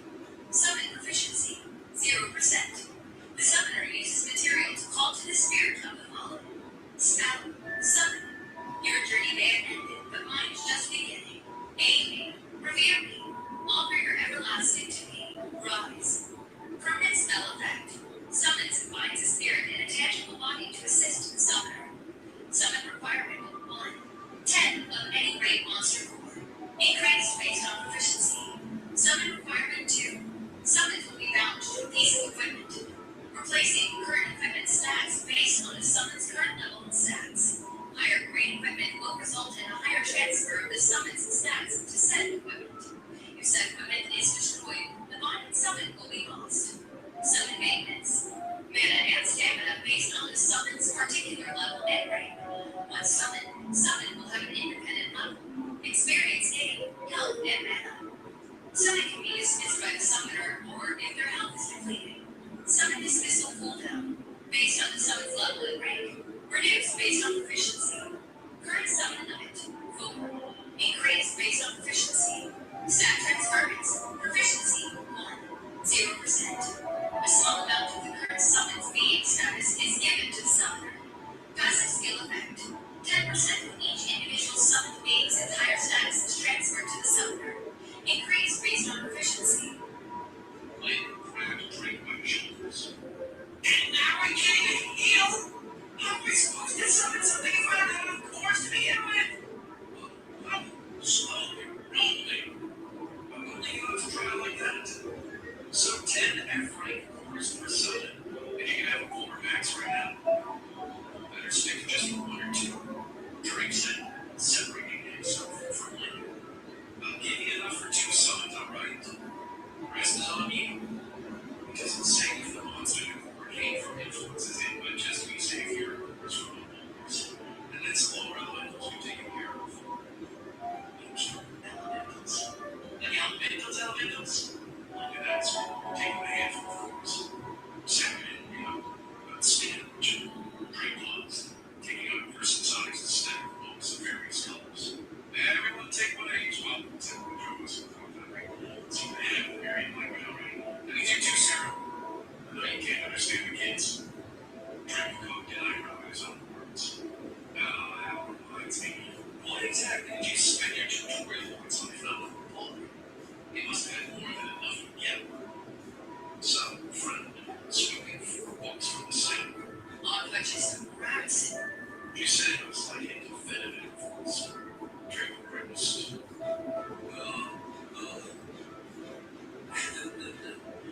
Sorry about that. He chuckled nervously. He turned to the rest of the teams. Okay, let's see the rest of. Are you still happy with words? Words first troopers giving a deeper power to it. She summoned. Wake up. F-rank, 0 out of 5. An element lane flying range weapon specialist. A sophisticated user range weapon, able to boost their projectiles with wind affinity mana. Passives, plus 10% to dexterity and out-of-combat stamina regeneration. Plus 10% stamina. Actives, Outlaw Deadeye, P1, 0%. Charge Gale, P1, 0%.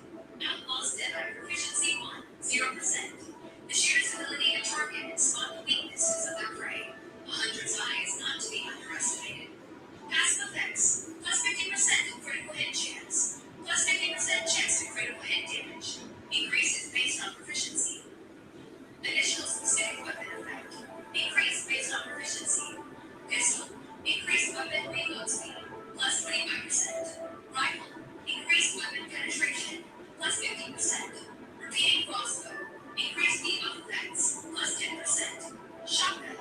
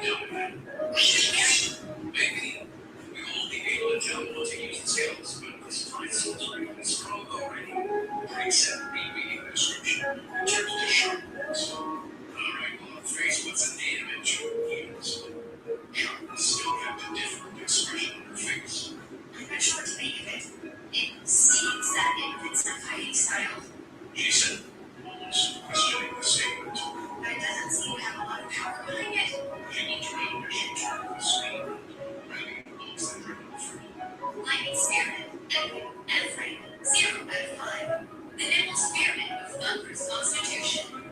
The spearmint wields a deft and nimble command of the spear, using lightning affinity to enhance both their speed and power. Passes, plus 10% to dexterity and non-combat stamina regeneration, plus 10% to stamina. Actives, counter deflection, P1 0%. Folklore Galeage, P1 0%. Counter deflection, proficiency 1 0%. The spear user embodies dexterity and mastery with their weapon. Passive effect. Dexterity is converted into a 2-to-1 parry and counterattack chance. Increased based on proficiency. Additional effect. After a successful dodge, parry, or counterattack, the spear user is granted a snapping buff of counter deflection, increasing their dexterity by 10% per step. Stacks diminish after 30 seconds of no combat, and max 5 stacks. Increase based on proficiency. Folklore Galeage. Proficiency 1, 0%. The spear user calls upon the gun for its sword to enhance their killing blow. Skill, Folklore Galeage. The thunderous roar of your neck this night. Folklore Galeage. Excellent skill. Enhances the finishing blow of the user with lightning affinity magic. Deals plus 150 piercing damage and plus 300 lightning damage. Increases based on proficiency. Additional effects. Additional execute damage based on 5 to 1 intelligence, plus dexterity. Base execute damage. 100% to targets under 30% health. 200% to targets under 15% health. Cost, large amount of stamina, and moderate amount of mana. Cooldown, 3 hours. Decreases based on proficiency. Draxonics worked under Charlotte's class description. I can see how the first part so this doesn't seem that as the first glance, but this is insanely good. It's not. And a counterattack such that remember Beast Codes of Viewer, he has a legendary automated defense, although I've never seen his description. Charlotte got excited for Drake's explanation. Really? He made it work. He doesn't. Yeah. They'll probably be like Bluebirds and have at least 3 stats if he's splitting your free stats into. We can probably mitigate that with equipment and let it go with clover. Go around this is the ring step. Charlotte filled with the tips of her over here. Good. That's good. Drake finally turned to the last remaining member of the group, unable to ignore his shocker to pain or expression negative. Alright, what do you think? Look like someone kicked your dog. Only 2 run. Words are powerful. Or had any of the growth they usually had. I've been betrayed. Forsaken. The great gods have forsaken me. I was meant to be a great hunter, the best. Now I want to protect the child, so like this. Will you just hold on and show me it can be that bad? Putting his hand on the boy's shoulder. So holding moved over as well. He tries to edge to his target. Key user, F-rank, 0 out of 5. A tempered fighter whose command over their inner energy allows them to use devastating strikes to great effect. Passives, plus 10% to strength and non-combat stamina regeneration, plus 10% stamina. Actives, Lions 360 loss of rotation, P1 0%. Inner key cannon, P1 0%. Lions 360 loss of rotation. Proficiency 1 0%. The defensive technique of the Great Key Master, Lion Trove Sealguard, utilizes internal key to form a protective 360-degree barrier. Skill, 360 loss of rotation. Tranquility finds all. Loss of rotation. Forms a key spirit influence that allows the user to counterattack any given hostile attack within range. Dexterity and strength are converted at a 1-to-1 to parry and counterattack chance during skill duration. Counterattack returns 50% of base attack damage with plus 20 for bad strike. Increase based on proficiency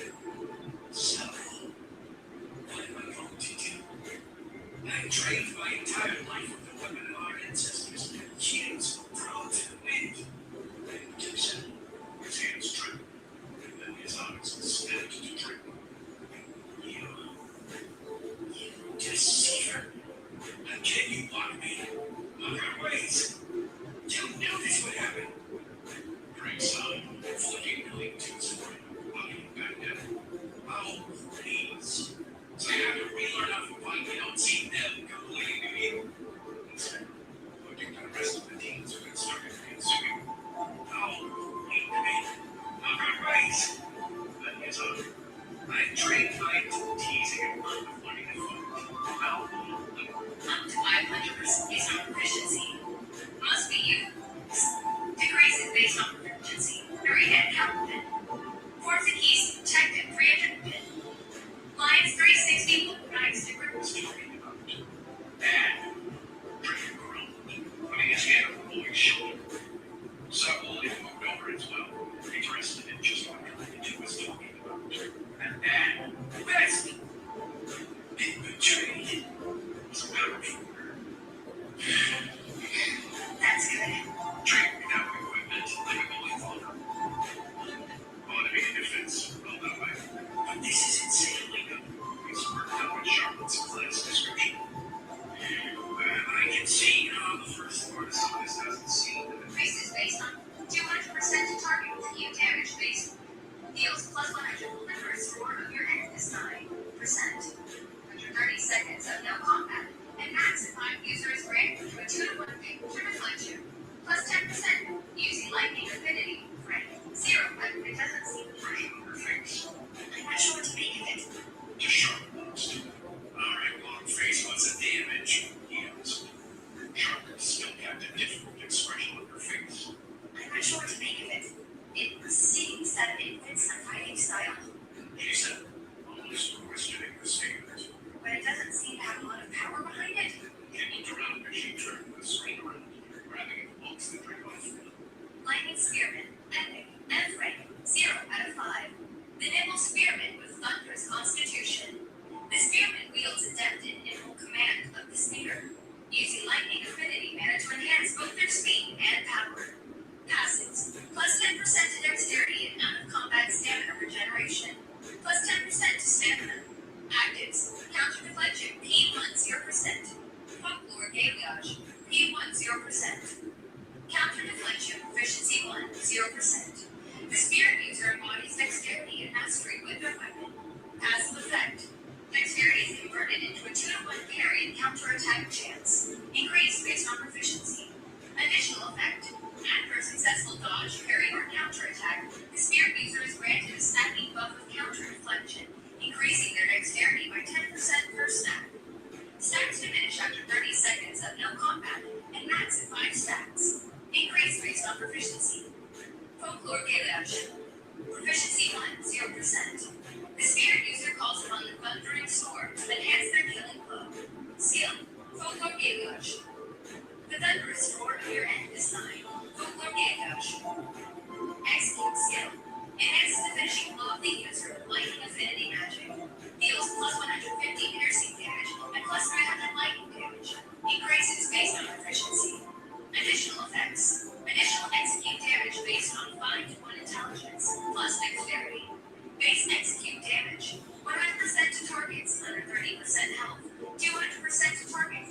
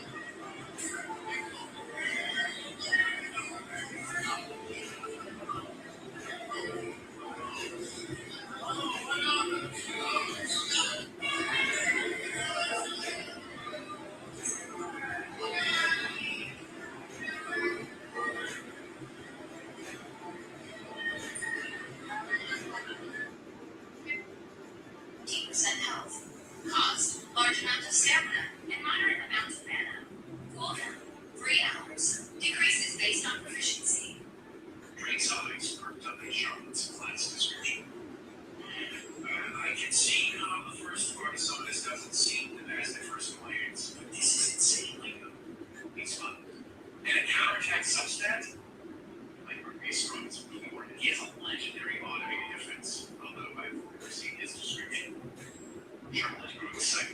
explanation. Killing? The probability blower says you have at least 3 stats and he's splitting your free stats into. We can probably mitigate that with equipment and maybe what we call them. Going on, this is the great stuff. Sharp fin, the tips are over here. Good. That's good. Drinking finally turns to the last remaining member of the group, unable to ignore his shock to the anal expression any longer. Alright, why you? Unlike something kicked your dog. Not too drunk. Too powerful. Or had any of the growth that you really had. I've been betrayed. Forsaken. The great gods have forsaken me. I was meant to be a great hunter, the best. Now I protect the child through like this. Will you just hold and show me you can't be that bad? Putting his hand on the boy's shoulder. Some will like ignore his way. He tries to push his way to his own. Team user, F-rank 0.5. A tempered fighter whose command over their inner energy allows them to use devastating strikes to great effect. Passives, plus 10% to strength and out-of-combat stamina regeneration, plus 10% stamina. Actives, Lions 360 blossom rotation, P1 0%. Inner key cannon, P1 0%. Lions 360 blossom rotation. Proficiency 1 0%. The defensive technique of the Great Key Master, Lion Trove Zero, utilizes internal key to form a protected 360-degree barrier. Skill, 360 blossom rotation. Tranquility finds all. Blossom rotation. Forms a key spirit influence that allows the user to counterattack any given hostile attack within range. Dexterity and strength are converted at a 1-to-1 to parry and counterattack chance during skill duration. Counterattack returns 50% of base attack damage with plus 20 for mana strike. Increase based on proficiency. Must be used while equipped with a fist-type weapon or unarmed. Cost, moderate stamina. Cooldown, 5 minutes. Decreases based on proficiency. Inner key cannon, proficiency 1, 0%. The ability for the user to coalesce their key into physical form. Skill, Shock Raho. Deals pure mana strike damage based on strength and stamina at 5-to-1. Increase based on proficiency. Must be used while equipped with a fist-type weapon or unarmed. Cost, small amount of stamina. Cooldown, 30 seconds. Decreases based on proficiency. Additional effect can be charged for increased damage and substantial stamina cost. 50% damage for every 5 seconds, up to 500%. Drink some. Wow. That doesn't seem so bad there, illegal buddy, old friend of a pal. It's to be like it's a little bit of justice. I mean, it is wrong. We can help you a ton before we get fucked.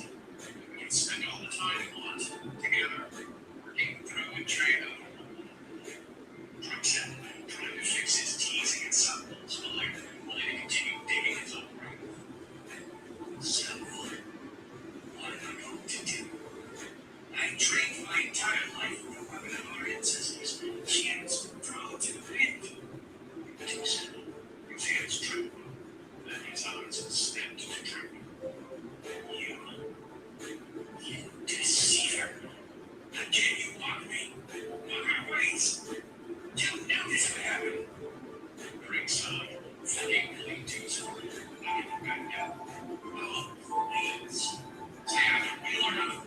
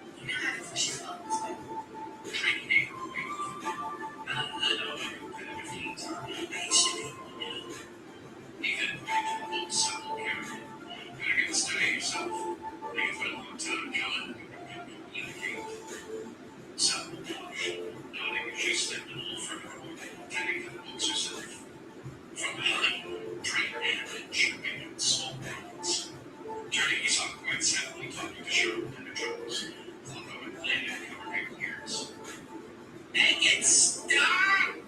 She talks so much. Can you go back to when she just sang songs? And who talks in the third person?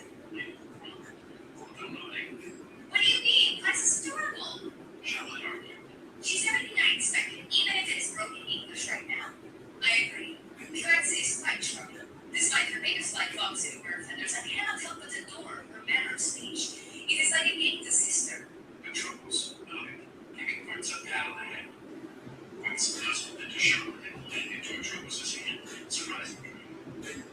I can assure you being touched. Maybe she just brought that close to everyone. He said under his breath, smile. Yeah. Did you finally hear what Billy is actually saying to insult us? Lyndon said, turning to the old team. You are a disappointment. A lazy pile of human garbage that will never amount to the greatness that is the rock tribe. You two spit it. I take it back. I like it better when you only looked at me so that we are dead. Drinking to life. When he had that fruit. I love this dynamic. You kids are great. Everyone's worse than their lips, and the boys rumbled as they shot through daggers at each other. This feels like a family. Drake said, nodding to himself. Family usually insults each other. Samuel said, looking out to finally down for him, since speaking for the first time. I got a spot for the show. We love each other. It just shows how important everyone is to each other. Being able to joke around about that. Drake smiled. It's kind of weird being able to understand Sarah now. Just the broken English thing get better. Like an ass staring up at me. And notice your body, whatever it is, adjusted that way it is. Drake nodded. This not the picture of great. It is not strong and a terrible person.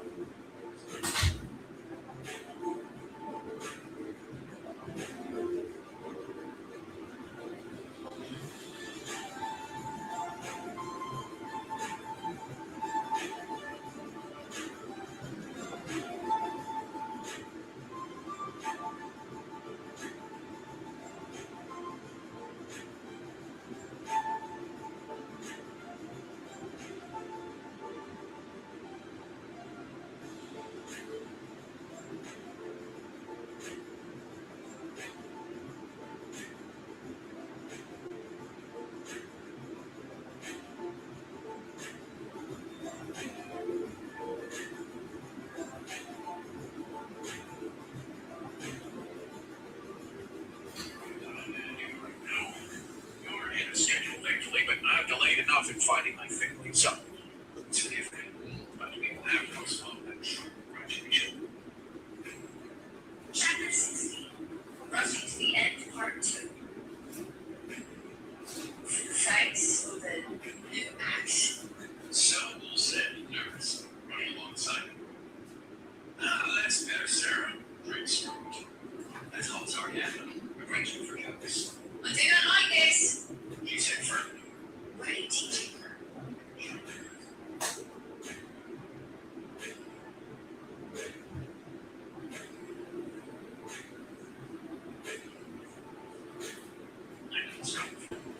Fairy said she loved Pittsburgh. And laughed at the way of the sun.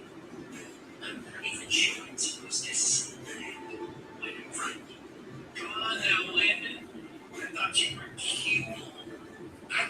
I am cool. Lex doesn't like it when Drake confuses her.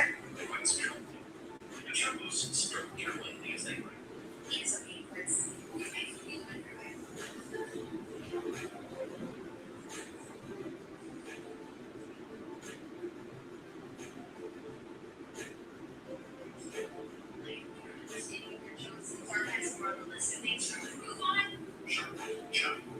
No!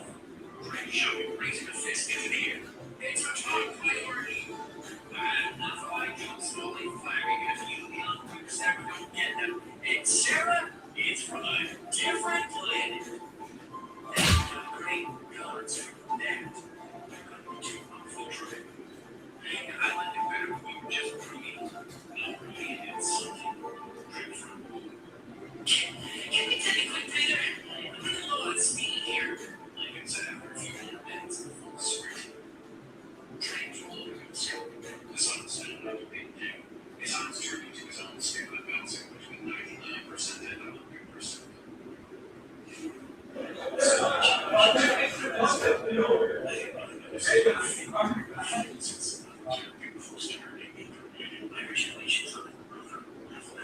things changed.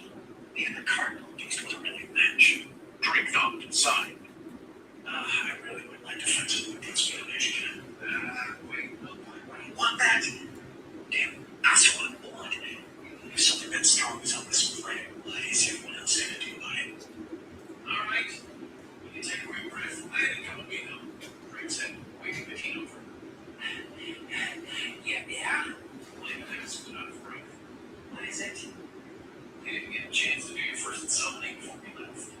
Maybe we should do it since we're going to be defenseless around now. Drake said, scratching the side of his chin.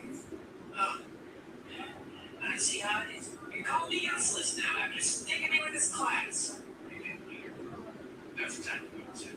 Drake smirked. And I want you to think how much I hate you at this moment. Multiple times. As long as you I'm controlled, pulling a handful of meth-free cords from his inventory.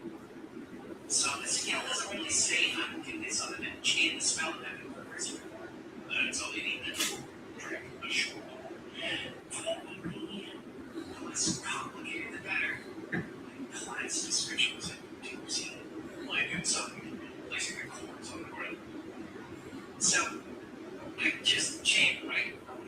But it's good for either equipment too. He said, nervously confirmed. I am. Drake asked. After a moment of rifling through his inventory, he pulled the lightning storm and food that he had been holding on to, tossing it to him. I use this and not beginning using it, so you just use this. Drake said. Lightning caught the small one. It was clear. With a regular bolt of rifling, lightning was snapping away before things up. A crude stopper at the top containing the energetic bolt. You got something. Please don't be so disgusting, creature.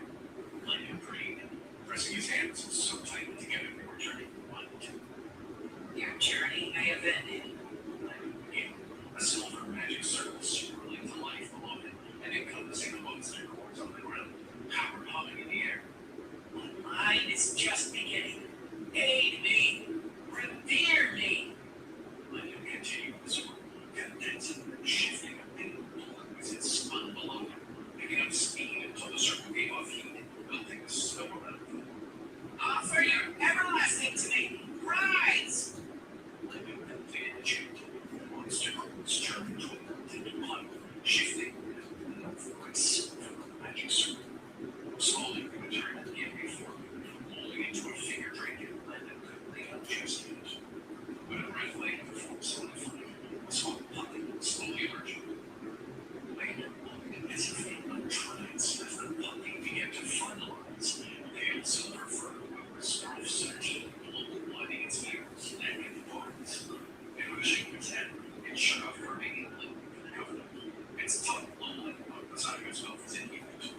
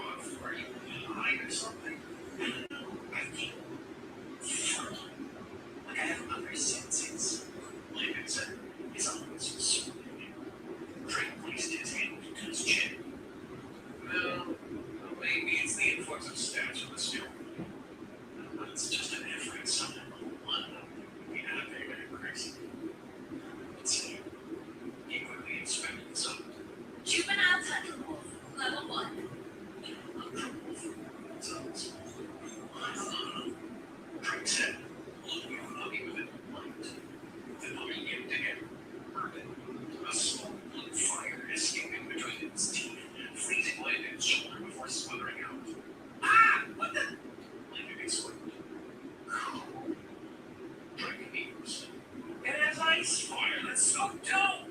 It's a level 1 and has an elemental affinity. Oh, I've never run into a monster low F rank that has something like that. Summons are amazing. Drink me. I don't care. That's like his chest that drinks excitement. Hey, you're scaring him. Forgetting that the puppy just frozen his shoulder. So it's better. I've got the perfect name. Everything. Drink from. Go on the final fantasy route. But as a fire type, I can do what I want. It's my son. Like it's sparkle. And I know I'm having that because it's an ice fire. And I know you to know me.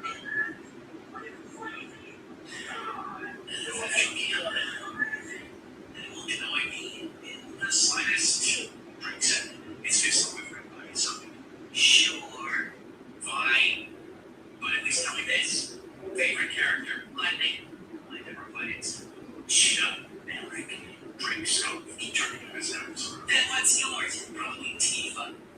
Sarah might as well be Tifa with proportions. Like I know. You say something? Landed. Drink scope. No. I have an answer. Stroking your feet's better than comforting himself more than his new body. And I'll have you know it's a tie. Hey, Riku, Matrix. Etc. You're one of those. Instead of turning away, walking back to it. What? Elena was already back there. Squeals and shouts announcing his return. What's wrong with my choices? I encompass all three grades, non-girlfriend, cheering positivity, and big mama energy. Trying to call moving back to it. Oh my, he's so adorable. The trouble said. He reminds me of Gozo when he was younger. Although gave her a confused look. Where did you get him?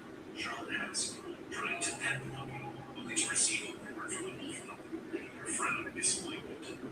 He's my first summon. Do you know what he did this night? Lincoln said, motioning to his hand where he had glanced into the water.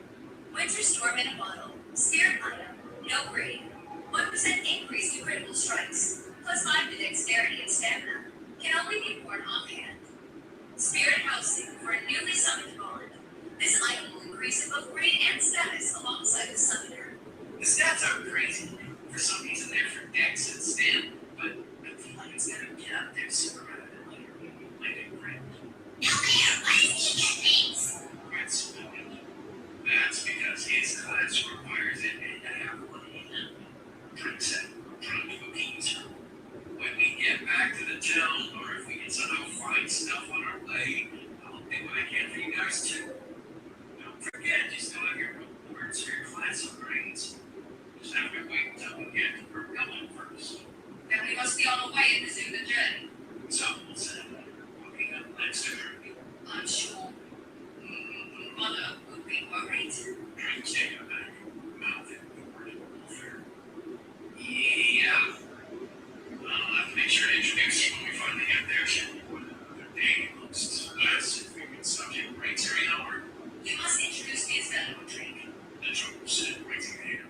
Me too.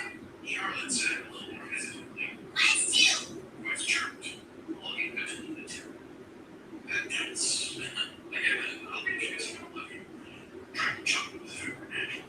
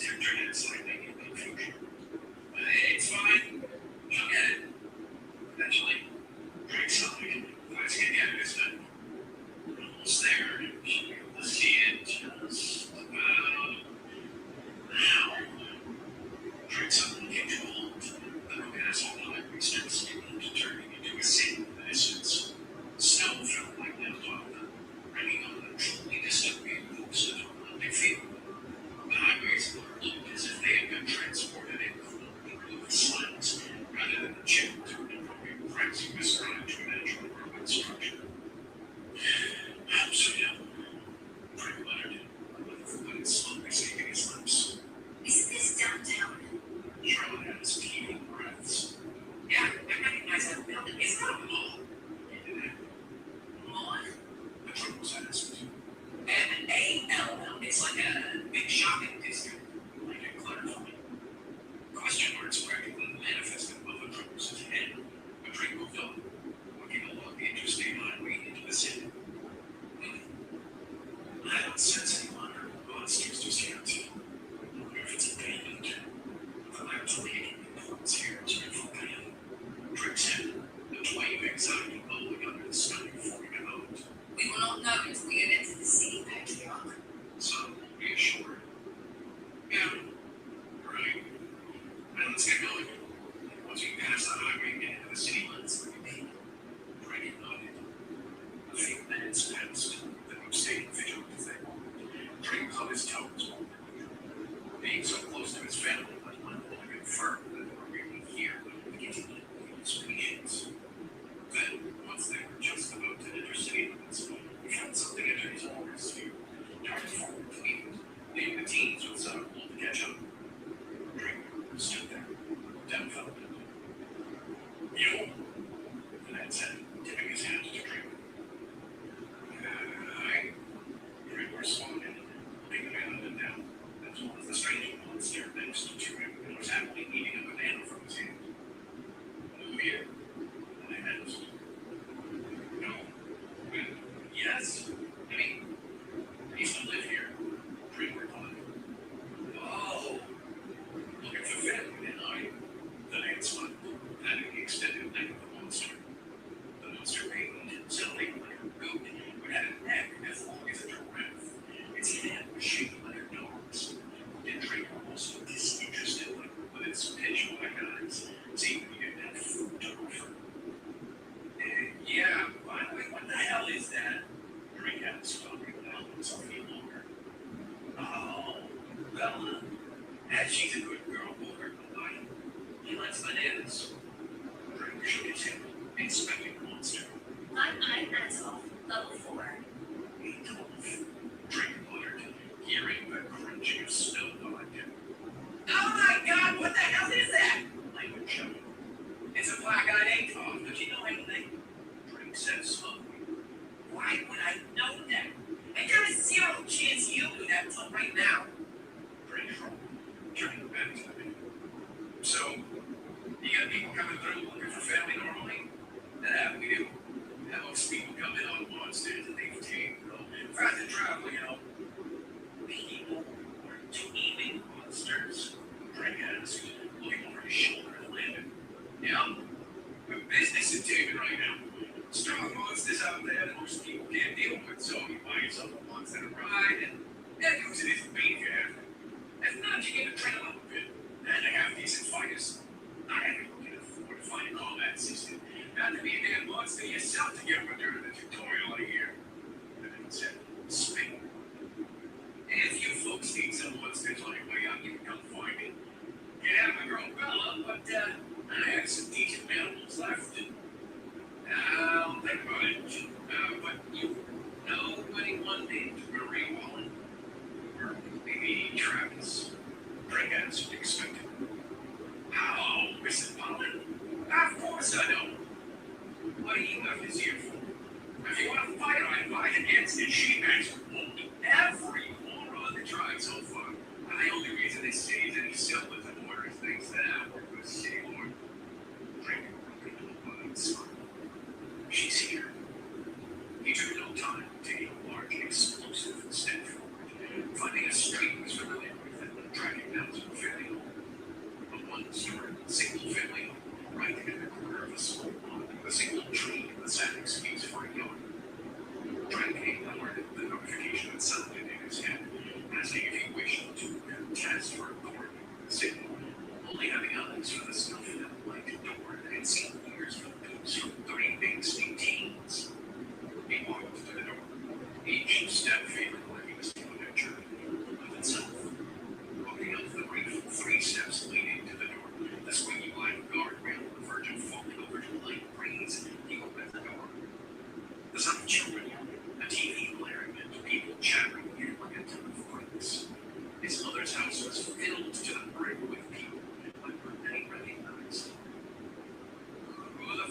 you?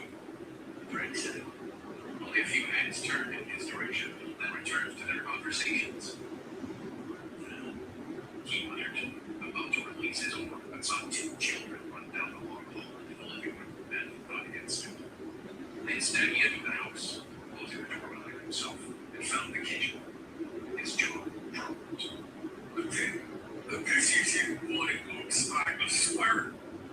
In front of him was Lamar in the cyclone, wearing a shirt far too small for him that definitely belonged to Drake, since it had a BS forward on the front with red accent lettering and red for devilish. Next to Lamar was a fully redheaded giant of a man wearing a chassé worded only a little. No, it's exactly what it looks like uncooked. Man, bro. Bjorn? Talaga, who is loco puñeta yelling in my house? What bills are you paying to be shouting? A female voice screamed from the Shit. Drake grimaced as a deathly cold shiver ran down his spine. Chapter 61. Nabuhay. I just remembered I left something someone outside. I'll be right back. Drake said, shaking, turning for the door. Where are you going, Drake? A man just as tall as him said, blocking the front door. Travis! You rat let me up. You know I'm about to do it. Drake shouted. Oh, I know. That's why I brought that hanger. Travis smiled, raising a crooked and bent metal clothing. Clearly. She hasn't even asked for it. You dick. Rick wanted it, that you? A voice from behind the answered. Drake's hand turned and looked at him on the stove instantly, creaking as it remained to look at the person. Mom, I didn't mean to yell. Drake said nervously. It was just so surprised. His mother held out a hand. Drake's brother Travis placing a metal anchor toward him. Oh, please, I'm 27. And I'm old. The fuck you say to me? See, you could be one foot in the grave, but you are still my son. She yelled, sending the hanger into his left thumb. I raised you. She yelled again, hitting his other son. CK, you don't call, you don't write. I know that you are still alive from a system message, CK. Drake waited, looking around at an house, trying his best to guard his rear to the prevail. His mother's chuckle of too strong. I tried to get here. There are things I had to do. Drake pleaded as he ran circles around the couch. The people and children on the couches watching with interest. I'm a town lord. I can't just go where I want. There's an order to things. I'll show you, Buddha. She yelled back, leaping over the hedge. Too busy for your mother. Tallega. Drake scrambled for the door again, but Travis stood there smiling at him. Travis, I swear to God, just you wait. Drake growled, then took off for the kitchen in a hurry.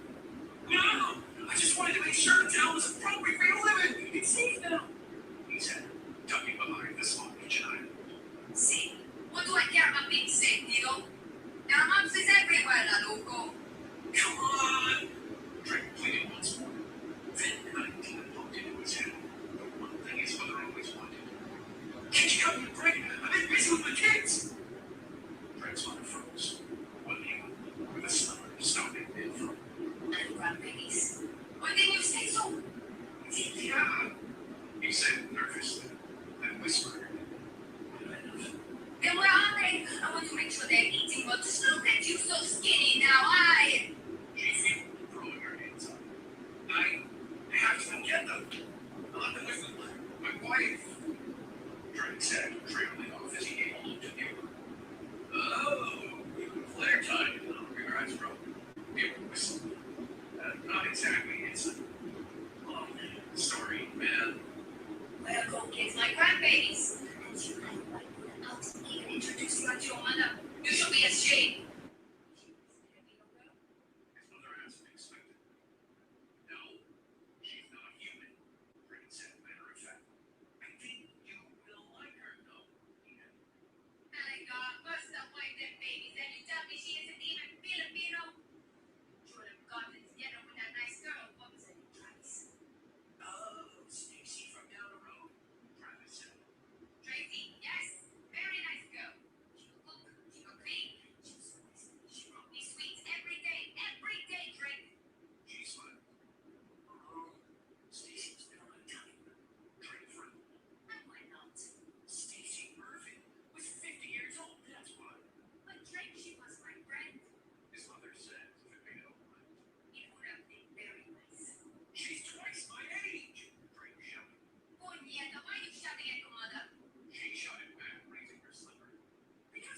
Shorter than me. I'm not chatting. This is my normal voice. Brent raised his hands in defeat. Fine. You get them. Where's Dylan anyway? He answered. Travis thumbs to the bathroom down the hall. Hey, he's in your old room. It's like the tutorials never happened. He's just mixing music still. Good. Brent smiled. He doesn't have to deal with everything for the war.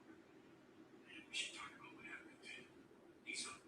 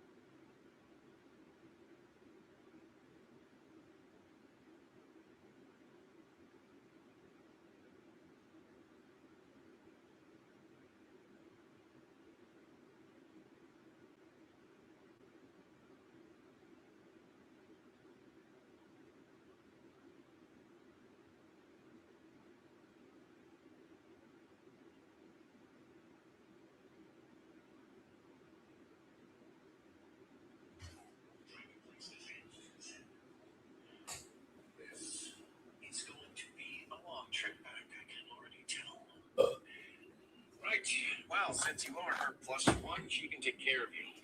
What's your base class, kid? I am but a humble but noble candidate. Glenn announced, giving a blinding smile. Drake frowned. I can feel myself aging in real time.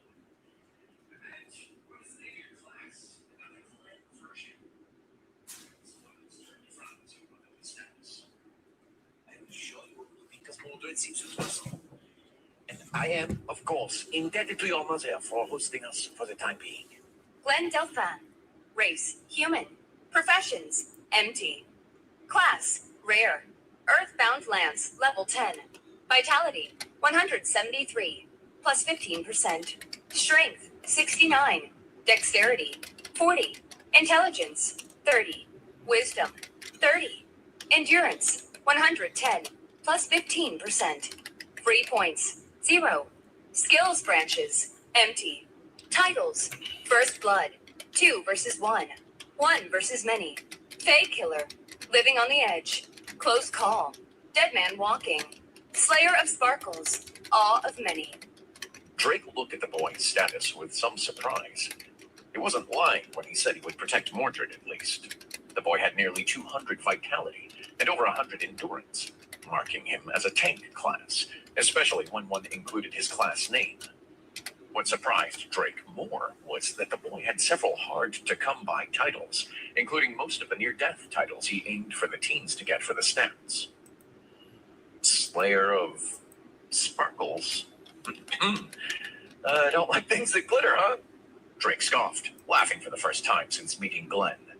Fairies, little cretins.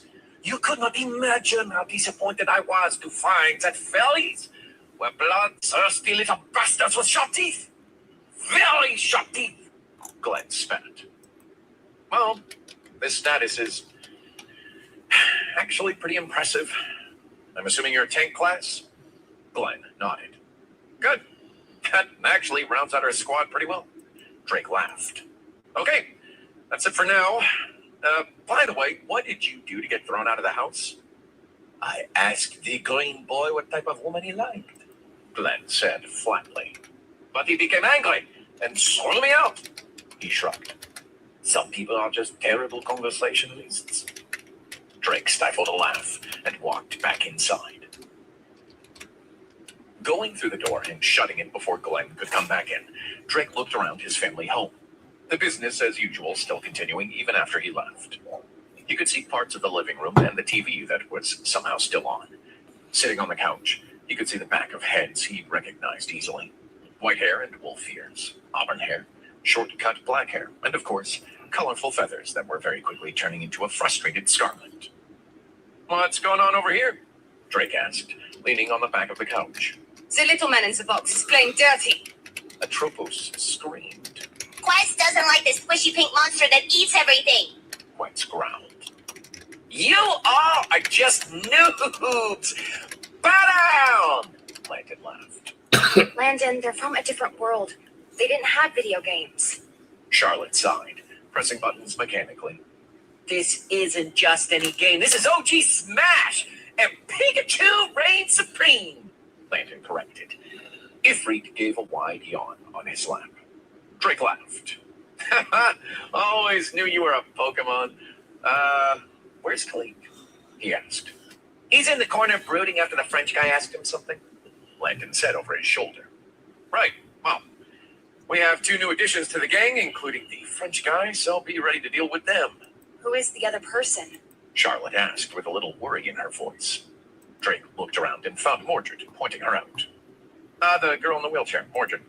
Technically her helper as well, but we'll count them as one.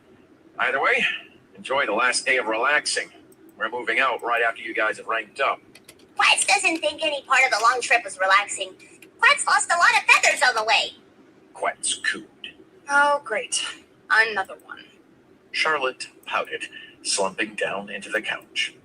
Drake chuckled and let them continue playing, noticing some of the younger children who shared the house were staring up at the Beastkin and Avian girls with wonder in their eyes, making him smirk. I know it's my reality, but it's still funny how quickly kids adapt, he muttered while going to the kitchen. There he found his brother Travis, the elf girl, as well as his mother and Saul. Lamar and Bjorn were also there, stirring something at the stove. Pretty packed in here, isn't it? Drake asked, announcing himself. Yeah, if only someone didn't come into the kitchen to make it more packed. Travis grinned. I just thought I'd grace you with my presence. Drake sneered back. Patriarch, Saul said, noticing him. I made this. Would you like to try it? Saul held out a spoon filled with piping hot liquid that had a very acidic tang to it that Drake knew well. Sinigang? Drake asked, looking at his mom. We still have powder? His mother nodded, smiling at Saul. Saul urged the spoon forward, her ears reddening. Drake smiled and took a sip from the spoon, tasting the tamarind, meat juices, and spice, filling his mouth with blissful nostalgia for the dish. That is just amazing. It tastes great, Sarah. You learned to do this when I was outside? It was only a half hour at most. I wanted to learn about your favorite foods to make later. Drake felt his stomach twist, seeing the usually stoic and fierce Saul act so demure, her simple statement somehow bringing a grin to his face. And also the fact that his brother was motioning to puke at him helped as well. Is that right? Well, we'll have to find ingredients to replace the stuff in the powder then, won't we? Drake said. I've already begun looking. Some of these tastes I can match with food from the village, but others, I fear it will be difficult. Saul answered back, turning somewhat crestfallen. I'm sure we can figure it out. Drake nodded back, then turned serious for a moment. Mom, Travis, I think we should talk, sooner rather than later. The previous casual and comfortable air in the kitchen suddenly turned dour. I know you've both seen the notifications, but I don't know how much you both know about what is going on. Bjorn turned around, nudging Lamar, who was bent over a pot on the stove. The huge Cyclops shuffled around an extra-large spoon in his mouth with a confused look before he took in the surroundings, looking at Bjorn and nodding. Then we'll excuse ourselves, bro. Seems like something you want just between the three of you, Bjorn said, making for the kitchen entry. Lamar not far behind, with Saul and the elf girl Drake hadn't gotten the name of just yet, reluctantly following. Saul had a more dejected look on her face, but Drake gave her a smile to try to comfort her as she joined the rest in the living room. Thanks, Bjorn. I'll catch you two up on the way back, Drake thanked, giving the two huge mountains of men slaps on the arm. On what way back? Where do you think we are going, Drake? We are already home. You are home. And I'll bring back your wife. You can start a family here, finally, and have my grandbabies. His mother insisted, with a tinge of confusion in her voice. Drake shook his head. We can't stay here, Mom. Everyone in this house and anyone else willing to come from this city can return with us to reunite. My city is being built up right now to protect everyone. Protect you, Travis,